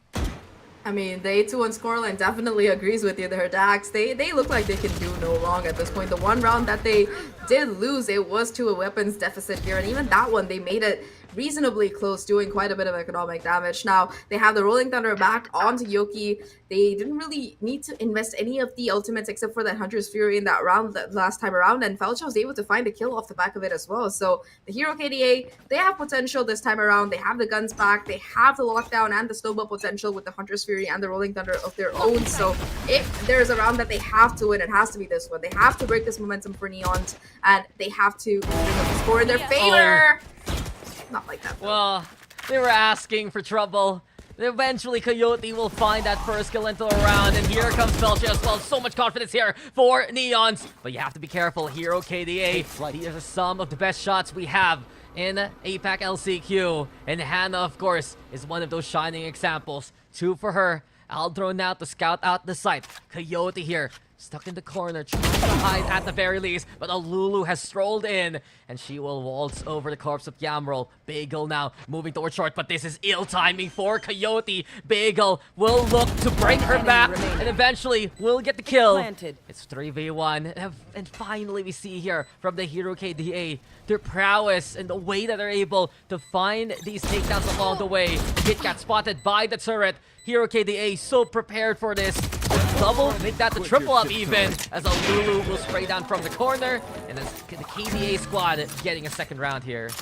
The best part was they didn't even need to use any of those ultimates to get that round, and they were quick to be able to bring this back here. Despite losing a couple of players early on, Hannah finds 2 kills of her own, and after that Lulu is quick to go capitalize and find a couple more towards the end. Now, in the last 2 rounds of the half, there's a Rolling Thunder available in trade for a Rolling Thunder, as well as a lockdown, and of course Hannah picked up the operator, so that's gonna be pretty interesting to watch for as well. The Hunter's Fury with the Sova and the operator. That's an interesting combination. That's as long range as can get, and yes, Hannah usually playing the initiator for the squad. Doesn't matter, she's one of the best shots that the Hero KDA has, proven already by the last round. Moving over now to the next as we go for a C take here. Courtesy of the Hero KDA. Iceling setting up the stars. Yamroll though with a paranoia for the stall, but the Rolling Thunder is there into play. Yamroll has it from the shadows, can't evacuate if ever, but she has made her way towards the garage in time. Looking for the clear though. KitKat towards the corner, trying to go for at least a sneaky kill or two. The Aldrin gets the spot. KitKat still waiting for the opportunity. The smoke dissipates, and the Rolling Thunder into play. Spike still planted. Bagel spotted out by Yamroll along the way. Neon's now with the advantage, but still a struggle because of that long plant. The angle's good here for the Hero KDA, and Snowkey and Lulu will make sure that it will matter. Yamroll though on the flank. Hannah does find it still. It's Felcha though on the board. Snowkey bringing out the blades. Coyote has gotten halfway, but in the 1v2, she'll look to go for the stick. Gets the tag, but Neons will get away with the clutch defuse. 9-2 as the defense will steal it away. Round before the That's the second time that we're seeing this kind of play coming out of Neons. Put down a smoke. Last time it was the Cosmic Divide display. This time it was a smoke, and they just take the spike through. It doesn't matter if you're Hunter's Furying at them or throwing Blade Storms at them or spraying at them. They just know their objective. It's to defuse the spike, and they do it without too much trouble. 9-2 right now. A timeout being called by Neons, which is pretty interesting. But maybe they're just trying to plan ahead for that second half, find a convincing 10-2 scoreline here, close it out in their favor, and I think that they definitely have a pretty good chance of doing that, Daks. What do you think? I feel like Neon's right now, it's just incredible to see how they're getting away with these kind of plays and positions, though, Zach. So far, you're seeing Neon's still be willing to contest strong angles there from the Hero KDA, use that as a distraction. And it feels like sometimes for the Hero KDA, this is an incredible team per se. We've seen again their standing from the Swiss stage, but they do get caught up in a clash so well. They're so focused on looking for those kills, keeping tabs of the opponents, that sometimes it's just that small instance that they leave that spike where they're distracted by someone else. And Neons, we've seen so far in 2 maps, they've taken advantage of that fact. Definitely, they've been able to do exactly that, but in this map in particular, I think I really like how they're playing their setups, especially on that C side. That's the site that I feel like the Hero KDA have struggled the most to really find purchase in. They keep trying to push the issue on A and C, and they've given up on B as a matter of course, because the first few times that they went there, it just didn't work out in their favor. So now we're seeing a push coming up by the defenders who are looking to get a little bit dicey. Almost, it's just gonna come down to the timing. Change up the pace, and we see from Neons a bit of aggression. Bagel spotting out KitKat, but because of that presence, they don't realize that both Yamroll and Coyote are hugging close towards the wall and looking to see if anyone will look to push from the middle of the map. It's a good call though from the Hero KDA. You mentioned already, they've been avoiding that B site after all the pinches courtesy of Neons. Split towards A, go for the lockdown as well. From this point on, they can move towards the site. Still the high ground available for Felche, smoked up already, courtesy of Aisling. Onto the site, the Hero KDA look to play.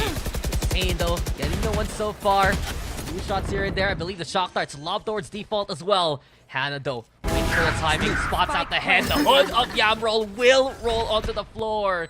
And as Hannah gets one, maybe even a second, no, Coyote prepared for the repeat. It's 4v4, but Bagel gets the read. Advantage now here for Hero KDA, and exactly what Hero KDA wants. A scrap, a fight, and fisticuffs abound. This will be their round. Another 9-3 half coming in. This time though, Neon's gonna be the ones in the lead here on their map pick. But we're gonna be switching the sides over right now. But before we head into the attacking half from Neons, we're gonna have to see what our panel has to say about this very interesting first half that we just saw. This is so ironic. This is the exact same thing that happened on map 1, except the sides are switched now, and it looks like Neons is running away with that with the 9 rounds, and the Hero KDA now has the 3 and are struggling. But it seems like the Hero KDA on the last few rounds, they were catching on to something, but it was a little too late. Yeah, and you know, Neons are doing this on the defensive side as well. The less favored side typically here on Haven, but as I said, they are neck and neck in terms of their attacking and defensive side win rate here in Haven, so they're very consistent at winning both ends of the floor, and this becomes an even bigger problem now here if you're the Hero KDA. You look at their defensive side and it's not the one to write home about. I'm worried now for them that this might be kind of the same show where we saw from map number 1, where the team that got those 9 rounds in the first half, the lead was just too big that even if the Hero KDA in this case start to come back a bit, there might have just been too big of a lead and too little too late now to come back against it, Neons. Oh boy, that means pay attention, pay close attention to the pistol rounds coming up right now, because it's gonna determine as well who gets that momentum coming into this half, and if Neons gets it, ooh, it could be deadly indeed for the Hero KDA. But we're gonna see indeed as we pass it on back to our casters to continue the rest of this map. Thank you so much there to the panel, and they make such a good point. We've seen here, Zahk, that these buffers for the second half, right, after the lead that they make on the first, even if the Hero KDA try to go for the rally, it's such a long road ahead of them with a 6-round gap so far. I mean, we did see that Neons were able to make that climb almost successful in that previous map, so I wouldn't put it past them, but this pistol, it's almost a must-win condition here. Sure, we've seen teams come back from 11-3 on the BO, some of the biggest stages ever, but it's better to not put yourself in that position, you know, just try to narrow that gap as early as possible, and that will be the aim for the Hero KDA as they look to deny a map number 3 really being pushed through.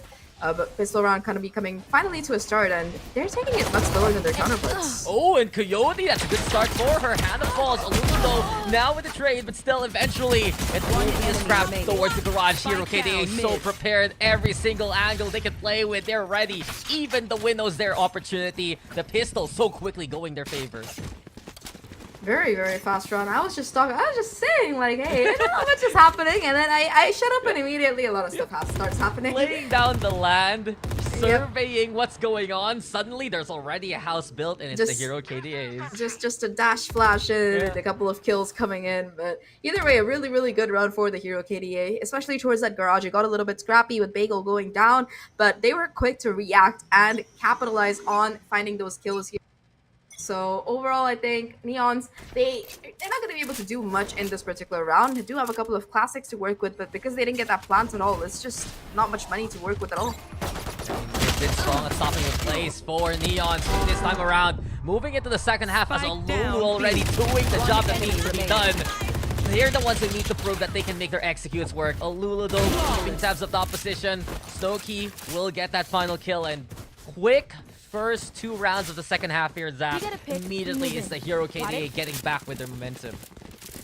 Very hefty purchase in that last round as well. You saw those 4 Spectres and an Ares in Hannah's hands. Honestly, the only gun that is almost as terrifying as the Judge / Odin would have to be the Ares. Like, it's a bit cheaper, but that doesn't mean it is any less dangerous, especially in the hands of somebody like Hannah. So they're gonna have to be a bit careful about that heading into this particular round. They do have the buy, and they're looking to capitalize on the longer range by heading towards the C side, it seems like. Look, if you play the Ares, that means you know what you're doing. It has that kick, and let's see how Hannah will go for the control. Scan though by the dart, took her a while to break that one down as the Aldron looks for a target. Hannah's first victim. Kit got on the board. Bagel though, stutter push from the garage. Neons eventually will stop her in her tracks. A bit of damage done, but advantage still here for the attackers. 3v2 of Belgium looking to go for the plant. Flash comes into play, gives a chance here for Hero KDA to move towards the backside, but over onto the corner, it's Coyote isolating yet again. Beautiful, beautiful movement from Felche. At least she gets one for her troubles. It's a 1v1 now, and it's getting so perilous so far. KitKat, though, will win it by the end. Grenade out. Takes advantage of the timing. Lulu trying to put down that aftershock, maybe force a little bit of time for her to at least touch that spike, but KitKat just so aware they're ready to win out that fight in that longer range with the help of that Vandal. But all things considered, the Hero KDA, they did a good job of devastating the economy there for Neons. They're still going to be able to buy up, yes, but them taking down 4 of those rifles, it's going to make this next economic buffer so much less viable if they do end up losing this round. They're going to be pushed into an eco right off the bat. And the Hero KDA, on the other hand, they're charging up their ultimates, one off that Rolling Thunder. So we might see a couple of them come into play in this round.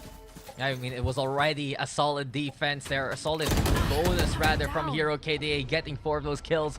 Bagel though, such a strong way to find an angle or 2 if ever. She was able to get that sudden surprise from the garage a while ago. This time though, found by Coyote early on, and Neon's keeping tabs of what happened in the past. Here the present. Alulu though, Flash coming into play. Shock darts also to go for a bit more of the cover, but Neons doesn't care. They're still winning the duels anyway. They're moving now towards the seaside, and Hannah will find even more value. Spots one, but is answered back immediately. Snowkey over towards Link. She's the only one still standing as Neons have been so systematic so far. With the spike plant, it's such a difficult proposition. A 1v4 in this situation. The odds are stacked against her here, Zach. Pretty much so. Not much that she can really do. At least she is healthy, so she might be able to at least find some damage. But aside from that, it's pretty much impossible, especially with the post plant they're holding now. Position known, paranoia thrown, a little bit too much for Snowkey to deal with. And she might just be better off trying to save this weapon here, especially with the turret giving away her position even further. And Neons, they're gonna get to 11. They find the kill as well to boot. And just like that, they're only 2 rounds away from pushing this into a map 3. And they look so convincing in every single round that they won so far. Absolutely. The script has been flipped, and we were talking about here for Neons. It's all about their executes, and Not only that, they're so strong again at sniffing out where the Hero KDA want to play initially. It's their biggest strength so far as a team. The way that they find the punish and the way that they gather that intel to begin with. They just know what angles to watch out for, especially when they want to go for a specific execute. Now a timeout gonna be called again. There's just not much of a leeway to work with here. Again, the economy not gonna be in the best spot for the Hero KDA. They have the ult. Snowkey won off of the Blade Storm. That might be enough for them to really push this forward, but it's going to be a long grind to make that scoreline look a little bit less threatening. On the other hand, Neons, they seem to be holding all the cards here, full flush, as you said yesterday. They have the lockdown, one off the Hunter's Fury, and they are performing across all cylinders. In particular, we talked about the importance of these initiator players, and both Felcha and Yoki, they're stepping up huge for the team here. Almost 31 kills between both of them. You know, usually you expect your Jet to be on top, or, well, in Strawberry Bagel's case, Strawberry Bagel to be on top. But in this scenario, it's just the initiators popping off for Neons.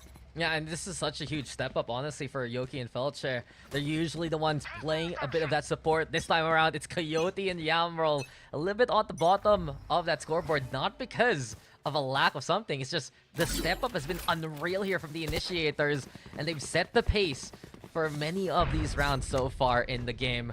Neons, though, 2 away from forcing a decider. Last time these two teams did meet, Zach, it did go 3 maps, so I wouldn't be surprised if Neons can get the job done here.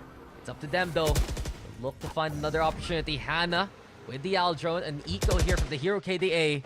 They're looking to play a bit committed towards the cubby. Spotted the Misty. Yamro again going for the check, but Hannah, what a shot as she fades away towards the corner.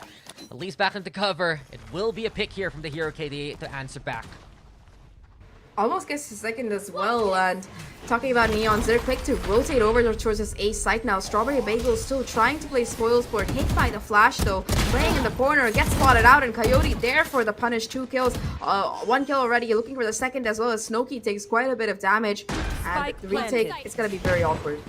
Blade Storm here waiting for anyone else to go for the push. The Hero KDA, they still want to try to chip away against the lives of Neon. The lockdown gonna be at the place, so she still gets one before she falls. But Coyote's getting them all. 3 already for her. Ready for anyone else to go for contact. And Neons again overwhelmed the site that they look to go for the opening. Hannah, she's so sharp with the Sheriff, but the struggle versus 3 players. The setup is strong here for Neons. Kit Kat though wants to go for the push herself. Vault line into play as well. And Neons, they are just so prepared for everything here on Haven. They're looking so well oiled right now, and they put themselves at match point as a result. 1 round away from map 3. It looks like the series, it's definitely going all the way. We had our initial doubts after that first half that the Hero KDA were able to put across on Pearl, but throughout the series, Neons, they've been incredible at just standing their own, not letting the pressure get to them, and just being able to jump back into the flow of things. Still, they have that Hunter's Fury ready to go. 1 off of that from the shadows as well as Yamroll wants to try and make a cheeky Omen play for the Hero KDA, though. At least in this possible last round for them, they have the resources to try and work with here. Snowkey looking to be on the hunt. Yeah, Snowkey at least trying to change the fate here of the Hero KDA. Right here. Play. Honestly, to the namesake, be that hero. But it's been a struggle so far for Hero KDA being proactive. Neons have found the answer again and again thanks to their utility and their initial setup. The way now that they peek some of these corners, they're checking out anyone stuffing themselves in these tighter angles. And Bagel had an endeavor perhaps to try and play it towards long. Dash being primed here by Snowkey. Neons playing a slower game instead, and Coyote still wins it anyway. Opening now made here by Neons, but they're not gonna rush the issue. Still play slow. Look for anyone else who does overcommit or overpeak. And they move towards the garage. Again, the smoke towards the window. Might give a chance for Coyote to actually move forward. Olu still playing towards B. That spike being ferried towards C. And we just get the paranoia going. Isling now alongside Hannah. This corner is going to be checked for sure. And the double up is not enough. Neons are just so prepared. 3 already here for Coyote. Such a convincing map here, Zach. Such a way to win so far. Spikes planted. 4v1. Bagel needs to bring out a miracle here. Yeah, Strawberry Bagel might be the player to watch out for, but this might be a little bit too much to ask from anyone, including her. 3 players from Neon's just going for that disciplined close plan setup. They know where Bagel is right now, and there's going to be one more towards the backside. 15 HP, but that's all Coyote needs to close it out. 13-5 and Neon, they will force the issue to a map 3. They will take this series all the way here, Daks. Yeah, Decider is set, and can you feel the spark as Neons have showed up on Haven? This is what we're talking about, though. Even if they lose that first map, they look so strong, so convincing, and honestly so enamored on playing on Haven itself. The way that they navigate around these 3 site maps is what they used against Hero KDA last time around on Lotus in the Swiss stage. This time around also, strong executes and strong stalls. What a game though from Yoki. All the time, especially in that first half, such a big component to the success of Neons, and just the way that Neons is able to stop Hero KDA and find a way to force a way that they can succeed. Well, that's what will bring us to map number 3. Let's toss it over to the panel because we still got more to come in the series. Well, I have to admit, I was not expecting that. I was not expecting, you know, that map to be that one-sided, actually. And I know I did say, hey, pay attention to pistol rounds on the second side. It's like, Neon said, no, it's okay. They can have the pistol rounds. It's fine. I mean, I don't think the end results are too surprising, but how he got there, right? Just the fact that it was a complete one-way show on either end of the floor for both maps, really, for the most part. That's just a big surprising thing. We talked about, you know, Hero KDA more than likely winning map number 1, and then Neon's really greatly possibly winning Haven here just based on statistics. But now we are looking at that Pearl, and this is where we were saying it's anybody's game. Rather, on that Fracture, this is where we're saying it's anybody's game, right? And I think the bigger thing here is that when you're a team like Neon, who are the bigger relative unknown, and then you pull off a comeback here like that to equalize the series up 1-1, that has to do wonders against the mental here of the Hero KDA. For sure, especially since, like, as we mentioned, you know, earlier, the Hero KDA, there's, I guess, everybody's favorites coming into this, and they were the ones who, every single team here, they really had their eyes on them as, like, you know, potentially the team to beat, right? And Neon's here, it looks like they did come prepared for that, and I love that they're bringing the fight to the Hero KDA. It's gonna be interesting going into the next map, which is gonna be Fracture, because these two teams did play that map not too long ago. So at that time, the Hero KDA were able to take Fracture 13-8, but yes, it was that close at that time. So it's gonna be a question of whether Neons have learned anything from that previous encounter, and how that can translate to a potential win for them here against the Hero KDA, bringing them closer to the grand finals. Well, one thing we've learned, Mika, is that at least when the compositions aren't so awkward against them, they can finally, you know, be more familiar in what to be able to do. We saw that during map number 1, where we're in Hero KDA, we're running that Gecko with a Reyna, with a Sky. It just felt so much more uncomfortable for Neons to play against, and now that we have something a bit more, I guess, expected and up to par, you can see that Neons are a bit more comfortable in dealing with that when it comes to an almost mirror match. And then we look at Fracture, and historically, their compositions are exactly the same here on a map like Fracture. They love to play that mirror comp when it comes to Fracture, and maybe this could be another point where you're going to see that familiarity favor the strengths of Neons.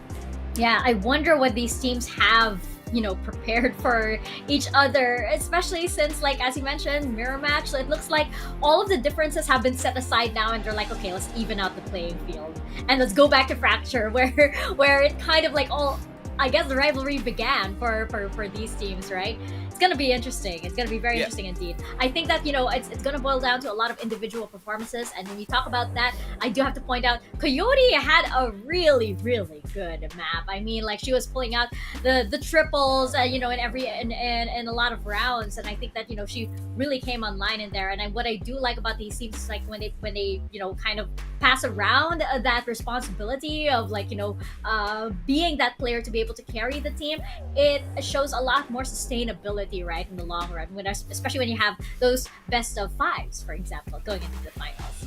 So it's gonna be another rematch, I guess, for the Hero KDA and Neons on Fracture, which will happen right after this very quick break.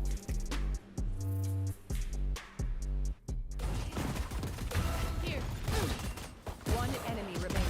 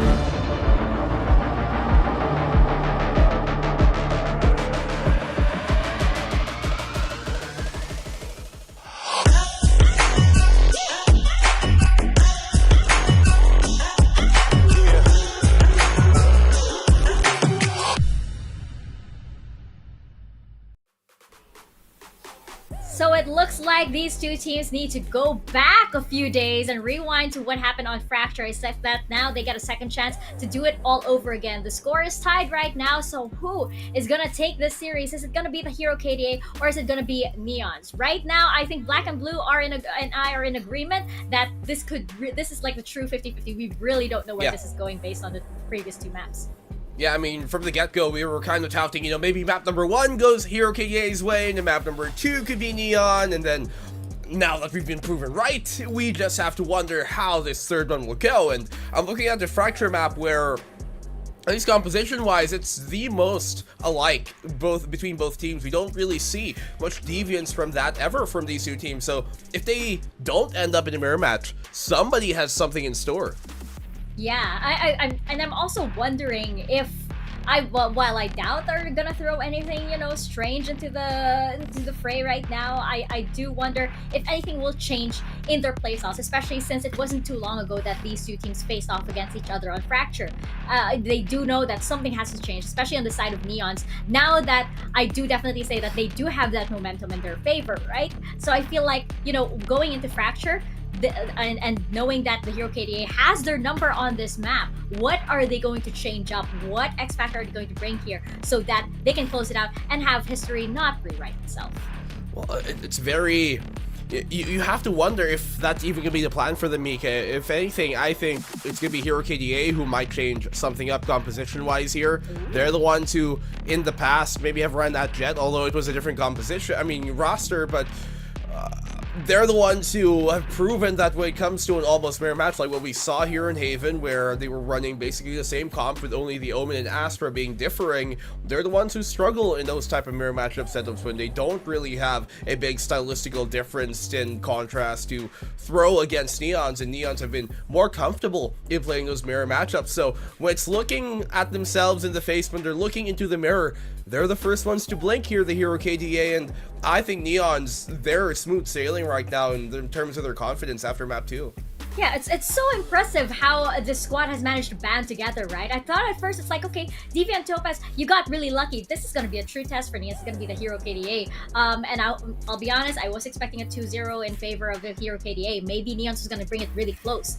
But this is really interesting right now. I mean, it goes to show how prepared Neons are. And yes, they may be one of the newer teams heading into this LCQ, but they definitely have the their work cut out for them. And right now, it looks like we are seeing that mirror matchup that we were talking about earlier. I think that, Strawberry Bagel has had such a great performance so far. And up against Kit Kat here on Fracture, that's the head-to-head I'm kind of going to be looking for, especially since we have a lot of rotations. I mean, that lockdown can be put in such cheeky places here, and you can use it to even force the other team to rotate around. If you can force that kind of that other team to move into that kind of passive state, especially on a map like Fracture, it could move well for the team that manages to get that up.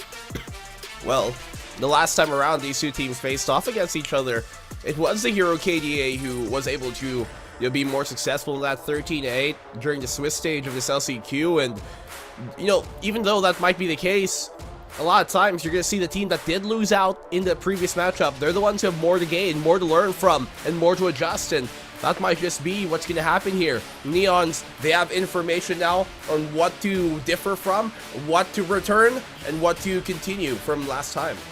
That extra pressure, right? The Hero KDA is just saying, oh, just have it exactly like last time, no worries. But sometimes that can also be their downfall, right? Meanwhile, Neons is just like, you just gotta keep going, keep on running, is what they're saying. We're gonna see indeed who manages to run away with this series as we toss it on over to the casters to get into Fracture.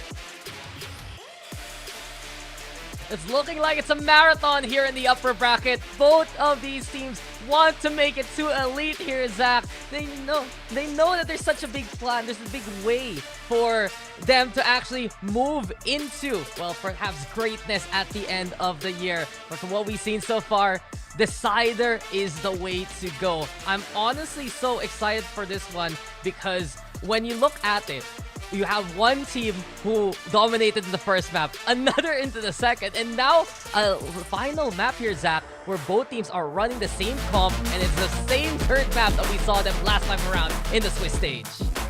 Last time around, it was 13 and 8 in the favor of the Hero KDA. Can Neons rewrite the script? That will be the question on everyone's mind. And I always like how happy Neons look, whether they're winning, losing. They always seem to have a smile on their face, not letting the pressure really get to them. And that's a good sign heading into this particular one. In that previous map, we talked about the performance of the initiators, Felcher and Yoki being able to come up huge for the side of Neons. And Yoki's going to be continuing to be on that breach. And we saw the kind of impact she could have in that last map.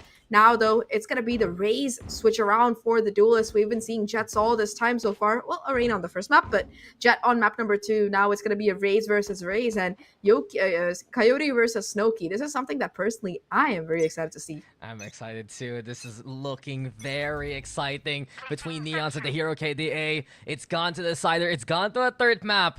And as our panel did mention, last time we saw this from Neons and the Hero KDA, it was a 13-8 victory in favor of the attackers now. So Snowkey, perhaps she can actually lead yet again for history to be repeated. Painful's lob towards Canteen. Tower being taken as well. And we've seen how effective this has been so far in LCQ. Get the tower, get control of the site, and keep the opposition at bay. Just that pincer maneuver, very efficient as ever.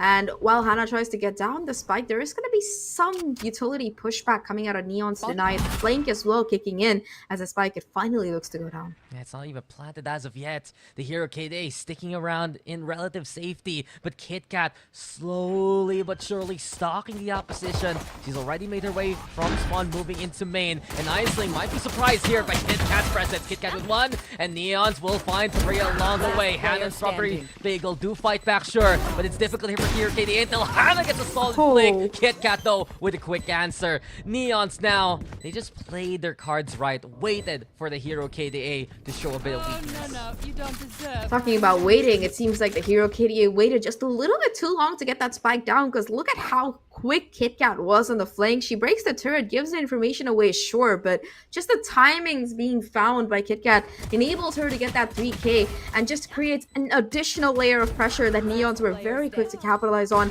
We did see some nice shooting coming out of Hannah towards the end, but that's going to be that. When you're playing for that retake setup on this A side, that flank coming in is just so huge to deal with. B side, sorry. And it's just so much more than the Hero KDA can really deal with.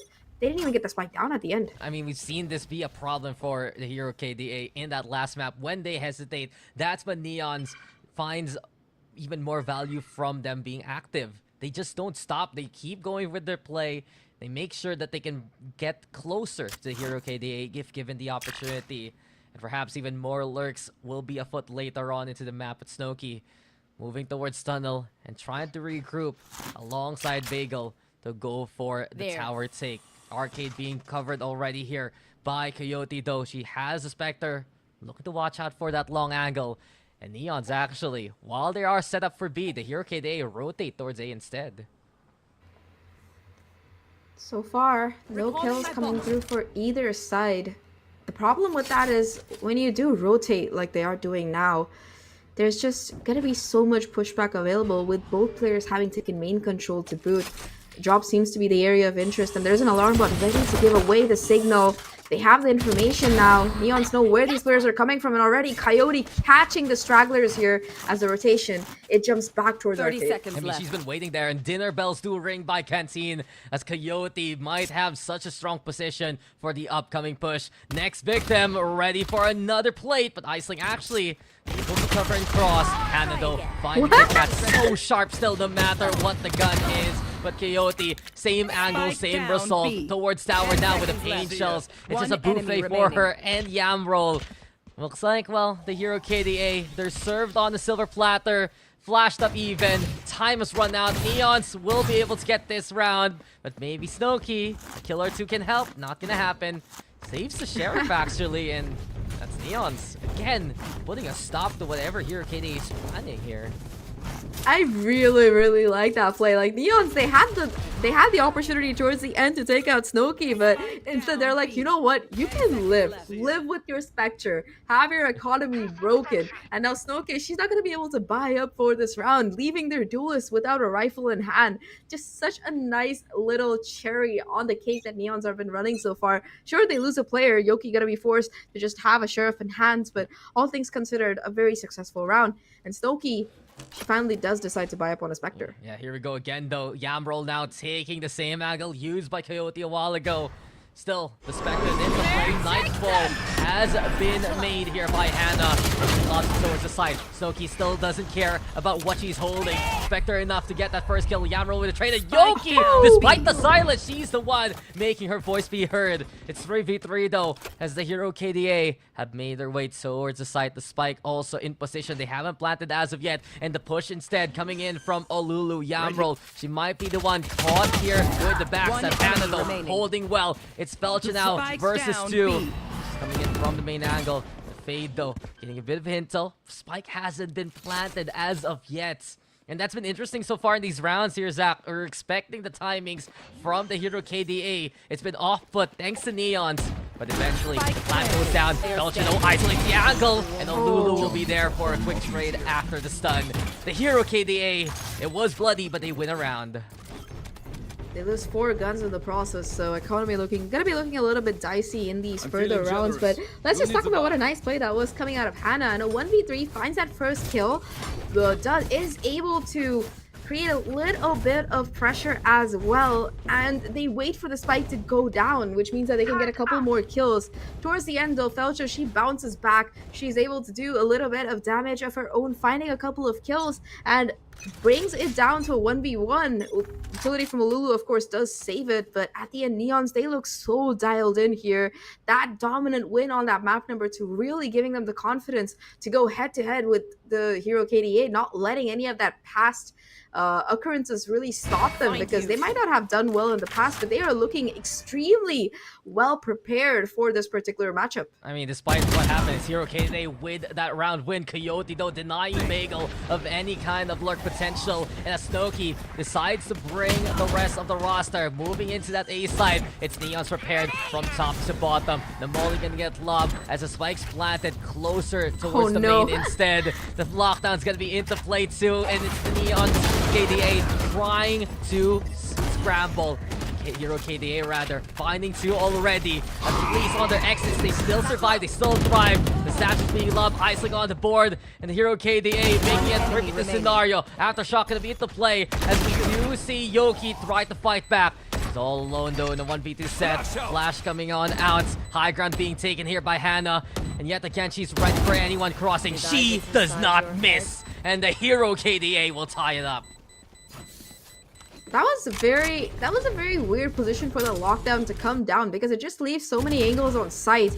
I think that they expected more players to be towards main. They go for the push, they go for the fights, but Snowkey makes it so expensive time-wise. Sure, she eventually goes down, but at that point, it's just a 1v2. Yoki left alone, and the damage has been done. There's just no time for her to work with to try and isolate those fights. She has to go for it, and Hannah, she's not one to let something like that really slide by. So after that round, Neons, they're gonna be the ones with the economy kind of pincered out, but look at that ultimate build up here, Daks. They have so much to work with.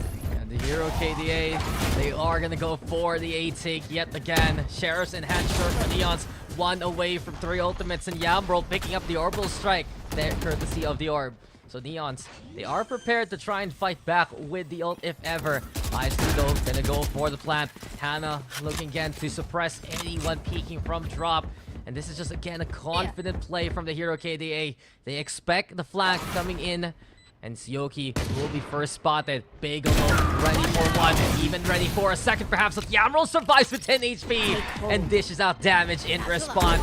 4v4 as Coyote flies high. Icing though prepared by Sands and buries Coyote there. Maybe again, prepared for the angle. Here comes Yamroll and down she falls. It's all the hero KDA here until Felcha bites back. It's straight for trade in the end though. The hero KDA, they thrive in these scenarios, Zach.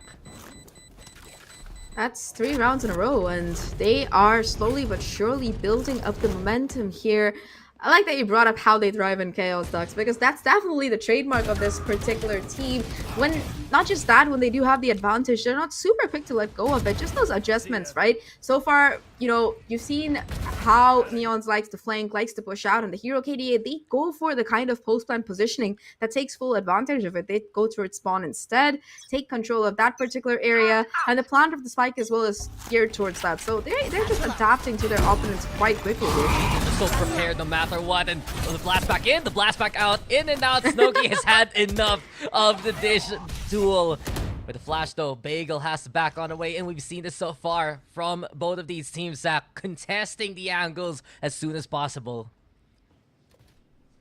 Now though, things after a little bit of scrapping towards that A side, it looks like eventually they want to go towards B instead. They have that lockdown available, and this is a kind of ult that's most effective towards this particular side. It basically gives it to you for free, especially with there being no way for them to really break it.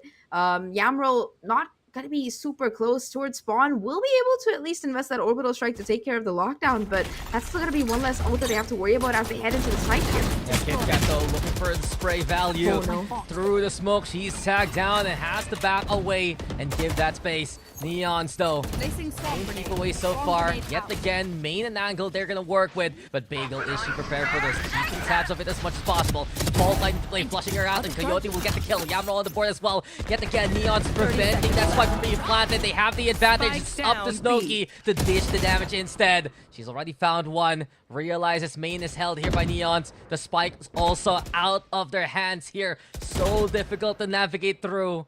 Perhaps the Hero KDA thinking about going for the save instead as time has effectively run on out. KitKat though prepared for the push. Snooki now looking for contact. Hannah on the board as well. And Hero KDA trying to make this work, but they've run out of time and they also lose Hannah along the way. This round goes to Neons. Can they cap it off with a kill out to Snooki? Yes, they do. That's so unfortunate. Almost making that 2v4 work out. Really, really good positions and fights being taken by the Hero KDA players, but unfortunately just no time. And again, we talked about how aggressive Neons are playing on this defensive side. Exactly how you'd like to play Fracture in an ideal situation. And more often than not, they're finding just incredible values towards the timing of these flanks. In particular, getting that spike dropped down like that in the open is huge. And the only the good thing for the side of Hero KDA is that even if they can't afford this to buy this particular round, they baited most of those dangerous ultimates out in that previous one. They got that orbital strike out of the way, no more showstopper available for Coyote either, so that's one less thing they have to worry about. Yeah, the silver lining, sure, but it's not the right shade here for Bagel as KitKat with the overrun. Neons, they've done so well in playing aggressive. We've seen so many times main taken away from the offense. And while the spike is planted, advantage in the hands of Neons. It's a 5v4. 3 ultimates though that Hero KDA has to work with. Snooki in the commit position. She's ready now to find that contact. Already tagged on down. Yoki, no fear. And immediately Neons just mop away the competition. No chance for the Hero KDA. Neons retakes this lead. Hero KDA, Hero Rifles, unfortunately not going to be able to find too much value. And like you mentioned, they didn't invest much in it. They at least get the spike plant down, so a little bit of extra money. But aside from that, that's a round that Neon didn't even seem to break a sweat in as they won it. Now going to be a timeout called by the Hero KDA as they sense the momentum slowly but surely slipping out of their hands. They have 5 ultimates to work with. They have a buy coming in, and they need to figure out what exactly they're doing with all of these things they possess. I mean, it's being so competitive so far. This time Neons has found the answer and prevented the snowball from happening in this map. I do wonder though for Hero KDA, how do they keep tabs more so on the main angles? They've lost their spawn control so easily multiple times. That flank from Neon's always such a problem, and it just feels like for the Hero KDA, they're giving it up a little too easily, and Neon's is the one providing that pressure instead to give them the advantage. Definitely do have that heading in right now, but unfortunately, I think that for Neons, at least in this particular round, ultimate-wise, they are looking to be lagging behind. They have the Rolling Thunder on Yoki, but the Hero KDA, aside from that, they seem to have just so much to work with over the course of this particular one. The goal for Neons is, if not to outright win the round, at least get these pesky ultimates out of the way so that they can continue their reign of terror as they've been doing. I think, in particular, what I'm really happy about with from the side of Neons is that they're much more dynamic around the map. They're very quick to rotate, very quick to get information off the back of that aggression, and their decision making has gotten so much better since that first open. In fact, look at this push now.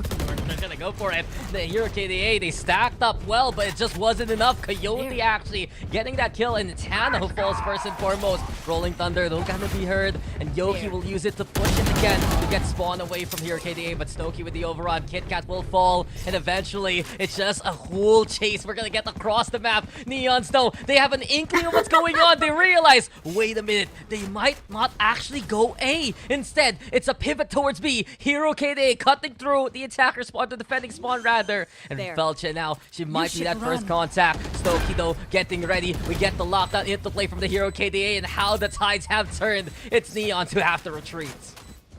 Yeah, kind of like a nice, cute little Defender cosplay coming out of the side of the Hero KDA as they take the side. Killjoy ult invested as well to buy a little bit more time here. Now all of Neons, they look to swarm in from this main area, have some utility to work with, but the close plan positioning, they're not giving them any peaks, Daks. Yeah, is this a preview of the second half already? As Neons instead will have to invade from whence they came from. We get the orbital strike though. Hero KDA, solid stall so far. Yoki though finding Bagel. Here comes Snowkey, and Snowkey, she gets one, but Yoki immediately with the answer. Coyote already going for the defuse, needs to be protected by the rest of the team. Time though running on that, it's gonna be close, but this time around, Neons can't get it done. The Hero KDA, barely time to break a sweat and barely time to get that win. For a second, I thought it was going to be a repeat of those couple of rounds where we see Neon just stick the spike. It's happened once on every map so far, so the third one, it might be the third time lucky, but this time the timer, it doesn't work out for them. The Hero KDA, they walk away with the round after investing both that orbital strike and the lockdown. Really well done by them to be able to take it, pushing through. That said though, that round was chaos from start to finish. It just went through every single part. The attackers went through the defender spawn, the defenders went through the attacker spawn. If you already decide to pass go, not just once but twice, you know something is funky. But the Nightfall as well gonna be into play. The Rolling Thunder's there, and Coyote absolutely stuck into the corner. Felcha though gets the kill, leads now to her own Nightfall, and in that silence, she's the loudest voice to actually get these kills. 3 already here for Felcha. Iceling though answers back and will evacuate in time, but it's 2v3, and surprise, surprise, Bagel's ready. Let her bake. She's just in the corner, and she's ready to find those kills. It's 2v1 though. KitKat all alone now. Or perhaps she might be able to get the find onto Iceling. Get the cover though, and Bagel will fall. Quick little tap. A little fake, but KitKat is the secret ingredient to success. Neons with a clutch. You're gonna be taking a little bit of a break after that one. I'm very happy with the boot to be able to clutch it out like that. Incredible patience coming in. And what I was thinking about was that, okay, it's a 1v2. She could get the lockdown after a kill, could take a retake after that, but nope, she just goes for the gunfights and she wins them out in quick accord. I also like how neither team was willing to back down in that fight towards spawn. Nightfall for Nightfall, Aftershock being thrown in. I think the kind of the place where it changed completely was Hannah pushing out of the smoke. She tried to get a little bit more damage, but unfortunately, Neons were just a little bit too ready for her, and that kind of swung the numbers away from the Hero KDA's favor. So Keon for the past 2 rounds, and KitKat feeling it from the previous encounter. Felcher also, same case, absolutely stunning approach there from Neons, and quickly, blink and you'll miss it. It will be Neons moving on to the next round. 6-4, Neon slowly but surely extending their lead. And the thing is that the last time these two teams played on this map, it was kind of similar in a way. The first half was very neck and neck, but when that side switch happened, when Neons went over to the other side, they found it just a little bit more difficult to really deal with, it feels like. But they've been able to put up a good show so far, and I think that when that side switch happens, that's going to be the real test. Can the Hero KDA really continue their winning ways on this particular map? Because this is a map where they also have a considerable amount more experience playing. That said, though, Neons, if you do look at the kind of adaptations that they've been able to put in place, not just from yesterday, but over the course of today as well, they have been very, very flexible in their game style. I mean, they can handle everything and anything that Hero KDA has thrown their way. You have players like Felchin just stepping up immensely. KitKat as well. Yoki go towards tower, and Bagel is caught immediately out in the open. So immediately, you already get the advantage here for Neon. Make that 2, make that 3 overall. Coyote with 3 kills to her name. She's just looking to be the Apex Predator right now. Howling with damage and finding even one more with the frag grenade there. A stellar pain shows to make that picture work for Neons. It's 7-4 here. Flawless. Slowly but surely, kind of building up the domination in this half here. A flawless round to boot. That's gonna Last sting round. for the Hero Kitty, especially since they did invest quite heavily into that particular round. It wasn't a half buy or whatever. They put almost everything they had into this particular one. So to lose it like that, it's gonna be a bit devastating. That loser bonus, though, still gonna be kicking in, allowing them to buy rifles, although the armor situation is less than ideal. Hannah, in fact, gonna be forced to play with no armor at all. And a little bit of compromise coming through in that utility area as well for Snowkey. A bit unfortunate, but for Neons at least, everything seems to be going extremely well for them. Felcha opting for a judge in the middle, but switches back to the rifle, thankfully.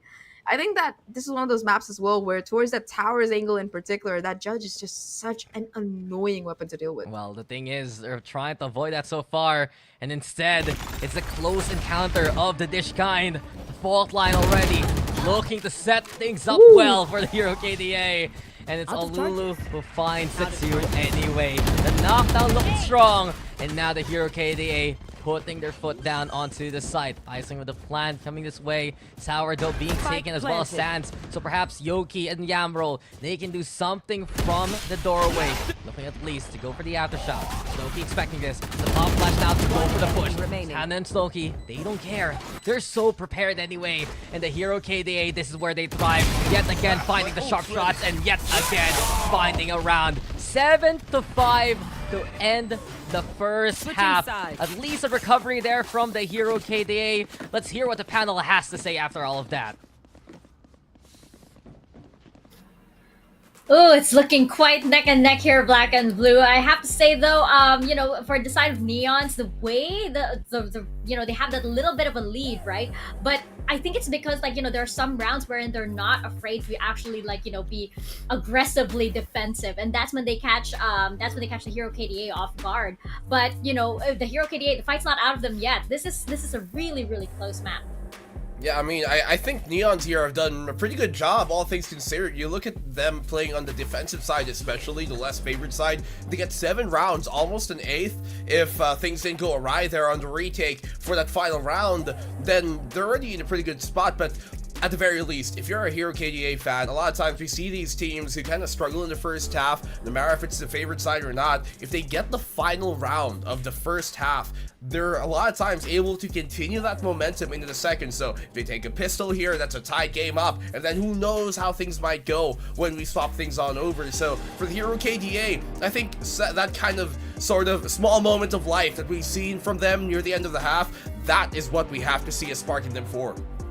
Yeah, I think, well, we're gonna see which spark is gonna burn brighter, so to say. Is it gonna be the one of Hero KDA, or is it gonna be Neons to close out this series? So casters, back to you guys.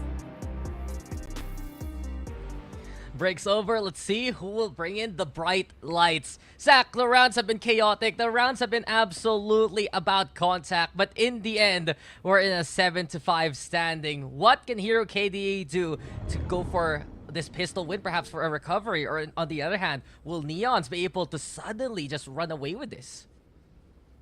I think that Neons are definitely looking better than the last time that they played the Hero KDA on this very map. A better starting scoreline on the side that they proved to be weak on. And we talked about momentum quite a bit over the course of this matchup. The last time around, the Hero KDA had an almost flawless second half. So Neons, in the cases where they've been able to block out that momentum, deny it completely, they've been able to excel. Case on Haven, as well as in the first half on this map so far, despite a little bit of recovery coming in from the Hero KDA Neons, they still look to be in control. And that continues as they just walk, in fact, run onto the site. Well, we've seen before that the Hero KD, all they need is a single round to bring back their confidence. Here they come, but Neons, they're just so prepared anyway. Yamrel and Yoki, so stellar start. It's immediately the 1-2 punch from the Hero KD in response. 3v2 though, already the tap there from Bagel. Felcher though keeping tabs of the objective, and with all left to Olulu, she does find it first, but not that second in the end. 3 for her, sure, but KitKat gets the one that matters, and Neons will take the first round of the second half. For a second, I thought that all that Olulu had to do was hit a headshot there, but then I realized that even though KitKat, you know, might be in that battle, she also has that half armor, so even a headshot wouldn't have saved Olulu, unfortunately. The 2v1 too much for her to deal with, and that will be the pistol taken by Neon, steadily increasing their lead here. We'll be able to invest quite heavily in this anti-eco as well, and Daks, we saw this on Haven. Neons, they were able to run away in that second half. We might be seeing a repeat of it if they have their way. I mean, we've seen them also set the pace. This speed from Neons has just brought the Hero KDA absolutely in a loop. Even though the Hero KDA can net those kills and find ways to keep up with Neons, it just hasn't led to the round wins themselves. Hannah, though, yet again, sharpest shot of the server doesn't disappoint. There you go, case in points. 2 already here from Hannah. The Hero KDA giving themselves a lifeline so far. Yamrol, though, does fight back with Iceling with another answer. It's all left out here to Felche. The seize is perfect, and the spot from Snowkey gets the round. What a win from the Hero KDA on the eco. Excuse me, Hannah, why does my classic not do that and yours does? I guess she's just built different. But anyway, beautiful round to shut down that tower defense, finding the timing around the boombot to find those 2 kills with just a classic and a quick flank as well. The Hero KDA says, if you can do it, we can do it too, and they absolutely do. Find the round, a round that they had no business winning with 5 classics, but hey, off the back of that, their economy is going to be revitalized, and Neons, suddenly, they are looking at a possible equalizer coming in pretty soon. All I gotta say, Zach, sometimes the free gun in the hands of an incredible player looks like any rifle anyone else can bring out. What a show of force there from the Hero KDA. But Neons, of course, they won't let that get to them. They are on Nico, though, because of what happened in the last round. And it's Iceling now. Smoke's down. They set up the smokes. You have Yamro just keeping tabs of any potential flank. It's a different creed, though, for Hero KDA. They're using their spawn to allow them to reinforce towards the site itself. Trying to play anchor over at Sands. Bagel here, staying in cover as much as possible. But while this happens, Neon's actually pivoting away to move towards B because Yambrol hasn't found contact as of yet. Very quiet. Still waiting. At the time, basically having ticked down, the Haunt's not gonna quite catch anybody, and Neon very slowly but really making their way over to the site. The problem is that there's still gonna be heavy presence coming out of Neon. Like one player up right close, no goes for the white team, the kill as well, and it's just gonna be 1 kill in trade as Vulture takes one with the sheriff. Hero KDA, they're prepared for this. Yet again, Oh Winter my. is coming, and there's just no way at all 30 seconds that left. the Neon squad can handle this pressure.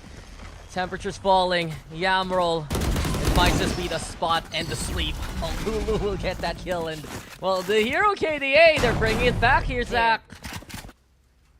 Yeah, that round was just Snowkey sending everybody else into hibernation. Like, bye-bye, see you next round kind of plays coming out.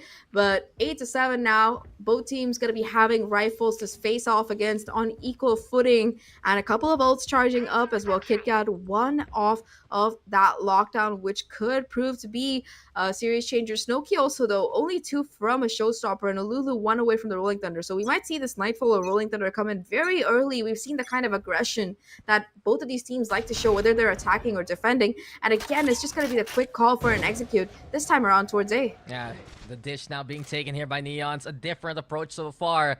But the alarm bot will send the bells. The arcade's taken here by Hero KDA. And this is as active can get. I don't know if I'm watching Valorant or Motorsports here.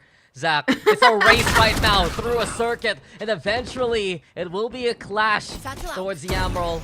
And traded immediately by Hannah in spot. So 4v4 for the time being. Coyote with a good find though. And Neon's trying to clear out any angle that the Hero KDA wants to work with. Tower though still held. And we also have here the drop position for Hannah and Snowkey. Dangerous though because of the paint shell. Spike can get planted. Prowler gonna be into play. But as Iceling now looking to set things up, this Molly will pretty much burn down Yoki, flush her out. Felcher though has no fear. Already take out along the way. She finds two already from the top side. And there's the swing. Iceling just trying to find any kind of contact she can work with.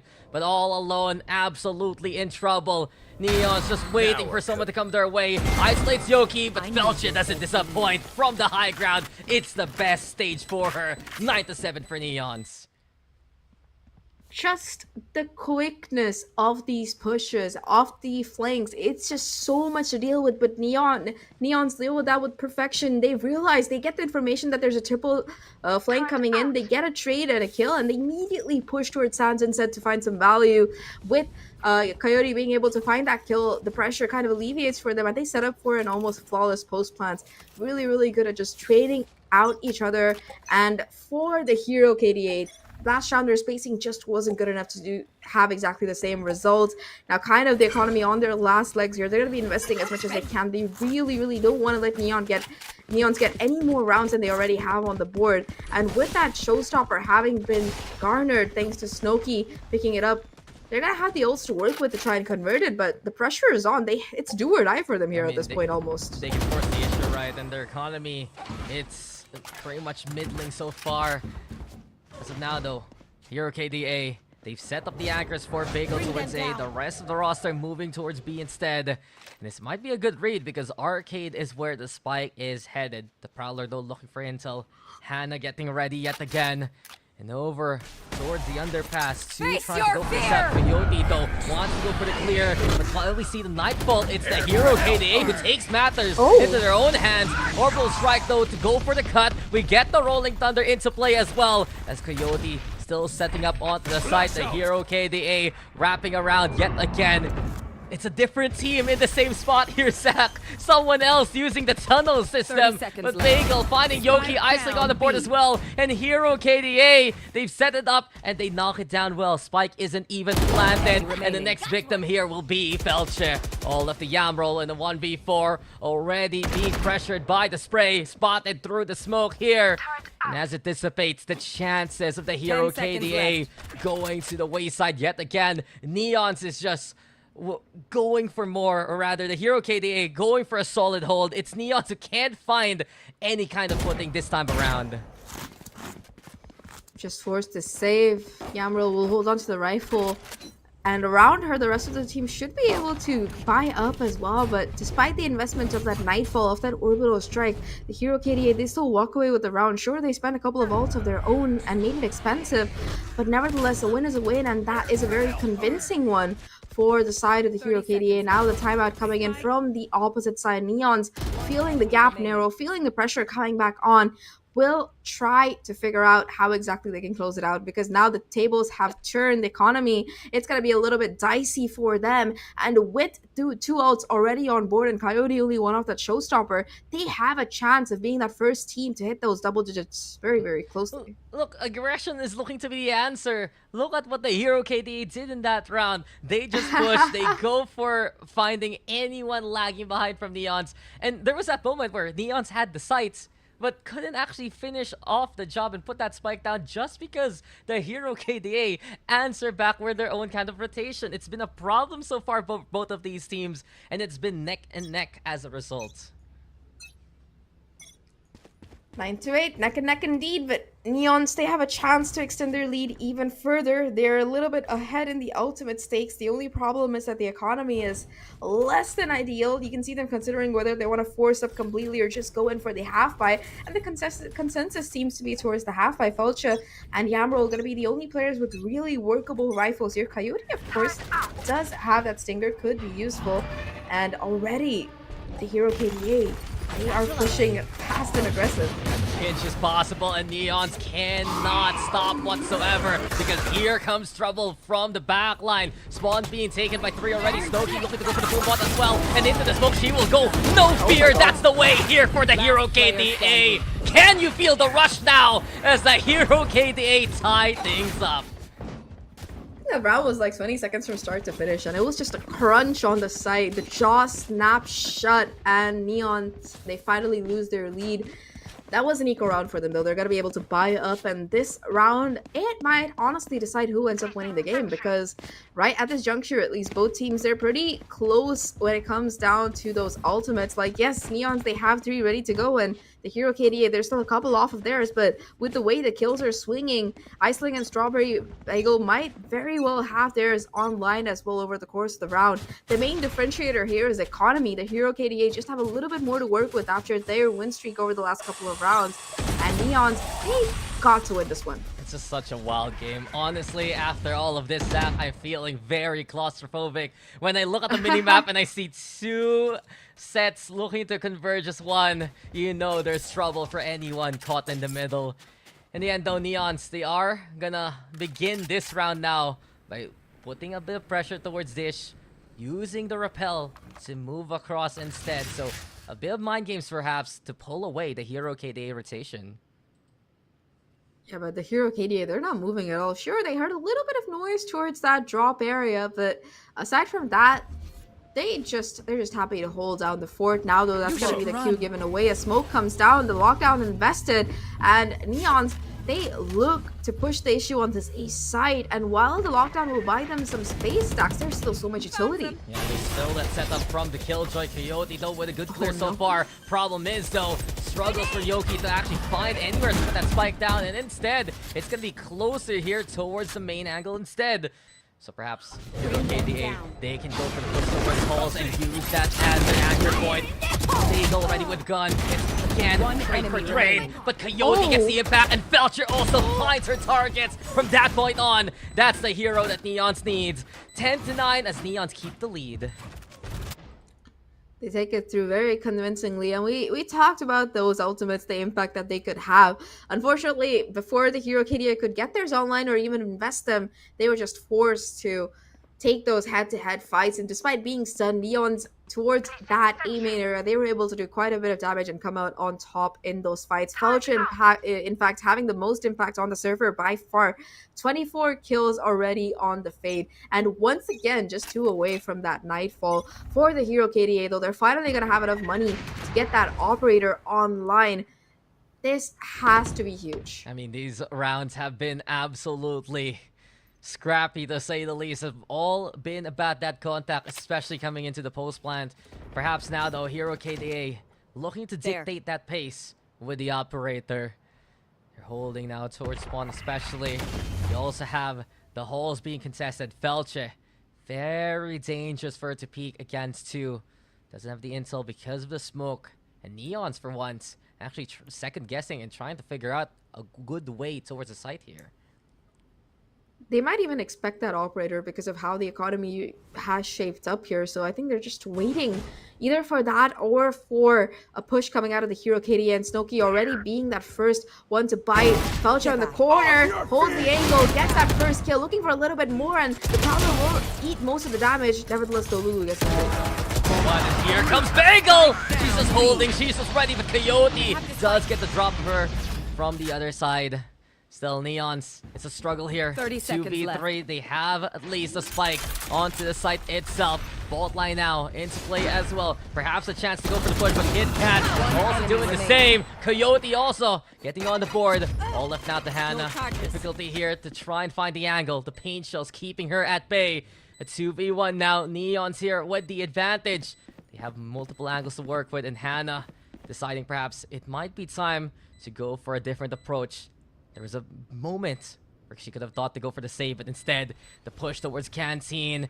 KitKat, though, on the other side of this wall. Perhaps trying to find anyone peeking from tower. The jump peek is there. Coyote gets the intel. Shot rings, but it isn't going to be enough to find the kill. And KitKat has no fear. She wants to go for this kill against the op, but no dice. Hannah denies her. At least, though, it will be still the up save for the hero KDA, but the consolation to the round taken by Neons. Small consolation at that, because now Neon's they're only 2 away from finding revenge against the hero KDA and moving on in that upper bracket, bringing them incredibly close to just qualifying for Elite off the back of that. Really nice round to start off with, the Strawberry Bagel in particular being able to find those 2 kills, but despite that, Neons, they're able to bounce back, and that's going to be the timeout called here. The hero KDA economy going to be kind of on its last legs. They have the operator, also going to be able to buy up the rest of the squad. But that said, right, they have to win this round. Neons, they have the momentum back in their favor with those last couple of rounds. They have the Nightfall ready to go, and the way they're playing, the kind of quick, heavy hits that they're putting, it's just so much pain for the hero KDA. And with that operator coming in as well, they're a little bit slower on that take. It just feels like also that the hero KDA just gets no reprieves whatsoever. Every single time we see them at least have a semblance of an anchor, right? A way to put a stop against Neons. Suddenly, it's the other angle being taken, and that's the beauty of Fracture. If you're such an active team, you can actually take advantage of how you can play from both sides of the map. Players like Coyote have been able to take advantage of that. Felcher also having an impeccable game with 25 kills. A big reason to Neon's success, getting that Nightfall in a pinch. Now they're ready with it coming up to this round. Yeah, the way that Neon uses this, it's really just to hunt and get them down. It's like a Cypherald, but even more annoying to deal with.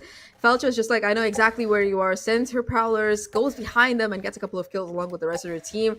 Neons have been incredible at using this kind of utility to really scale up. Talking about scaling up, though. Oh no, Hannah misses the shot. That's huge there. That's a good opener. Yeah, 1 out of 100 times that happens, and that was the one. Such a rare whiff there from Hannah.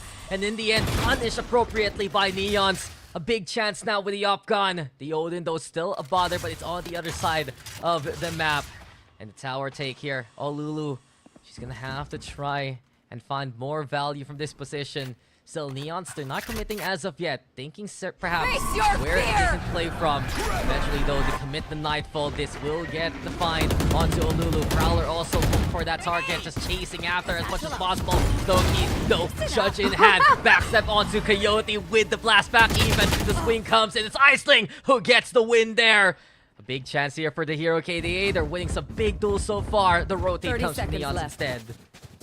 They just say, yeah, they hear the judge, they get that first kill, the trade comes in, and in this 3v4, they decide they want nothing to do with it. They know at least 3 players from the side of the hero KDA are playing there, so they just try to change things around, go for this B site instead. With enough time to get the spike down, they will be able to do so. But already this lockdown, it's gonna be in play.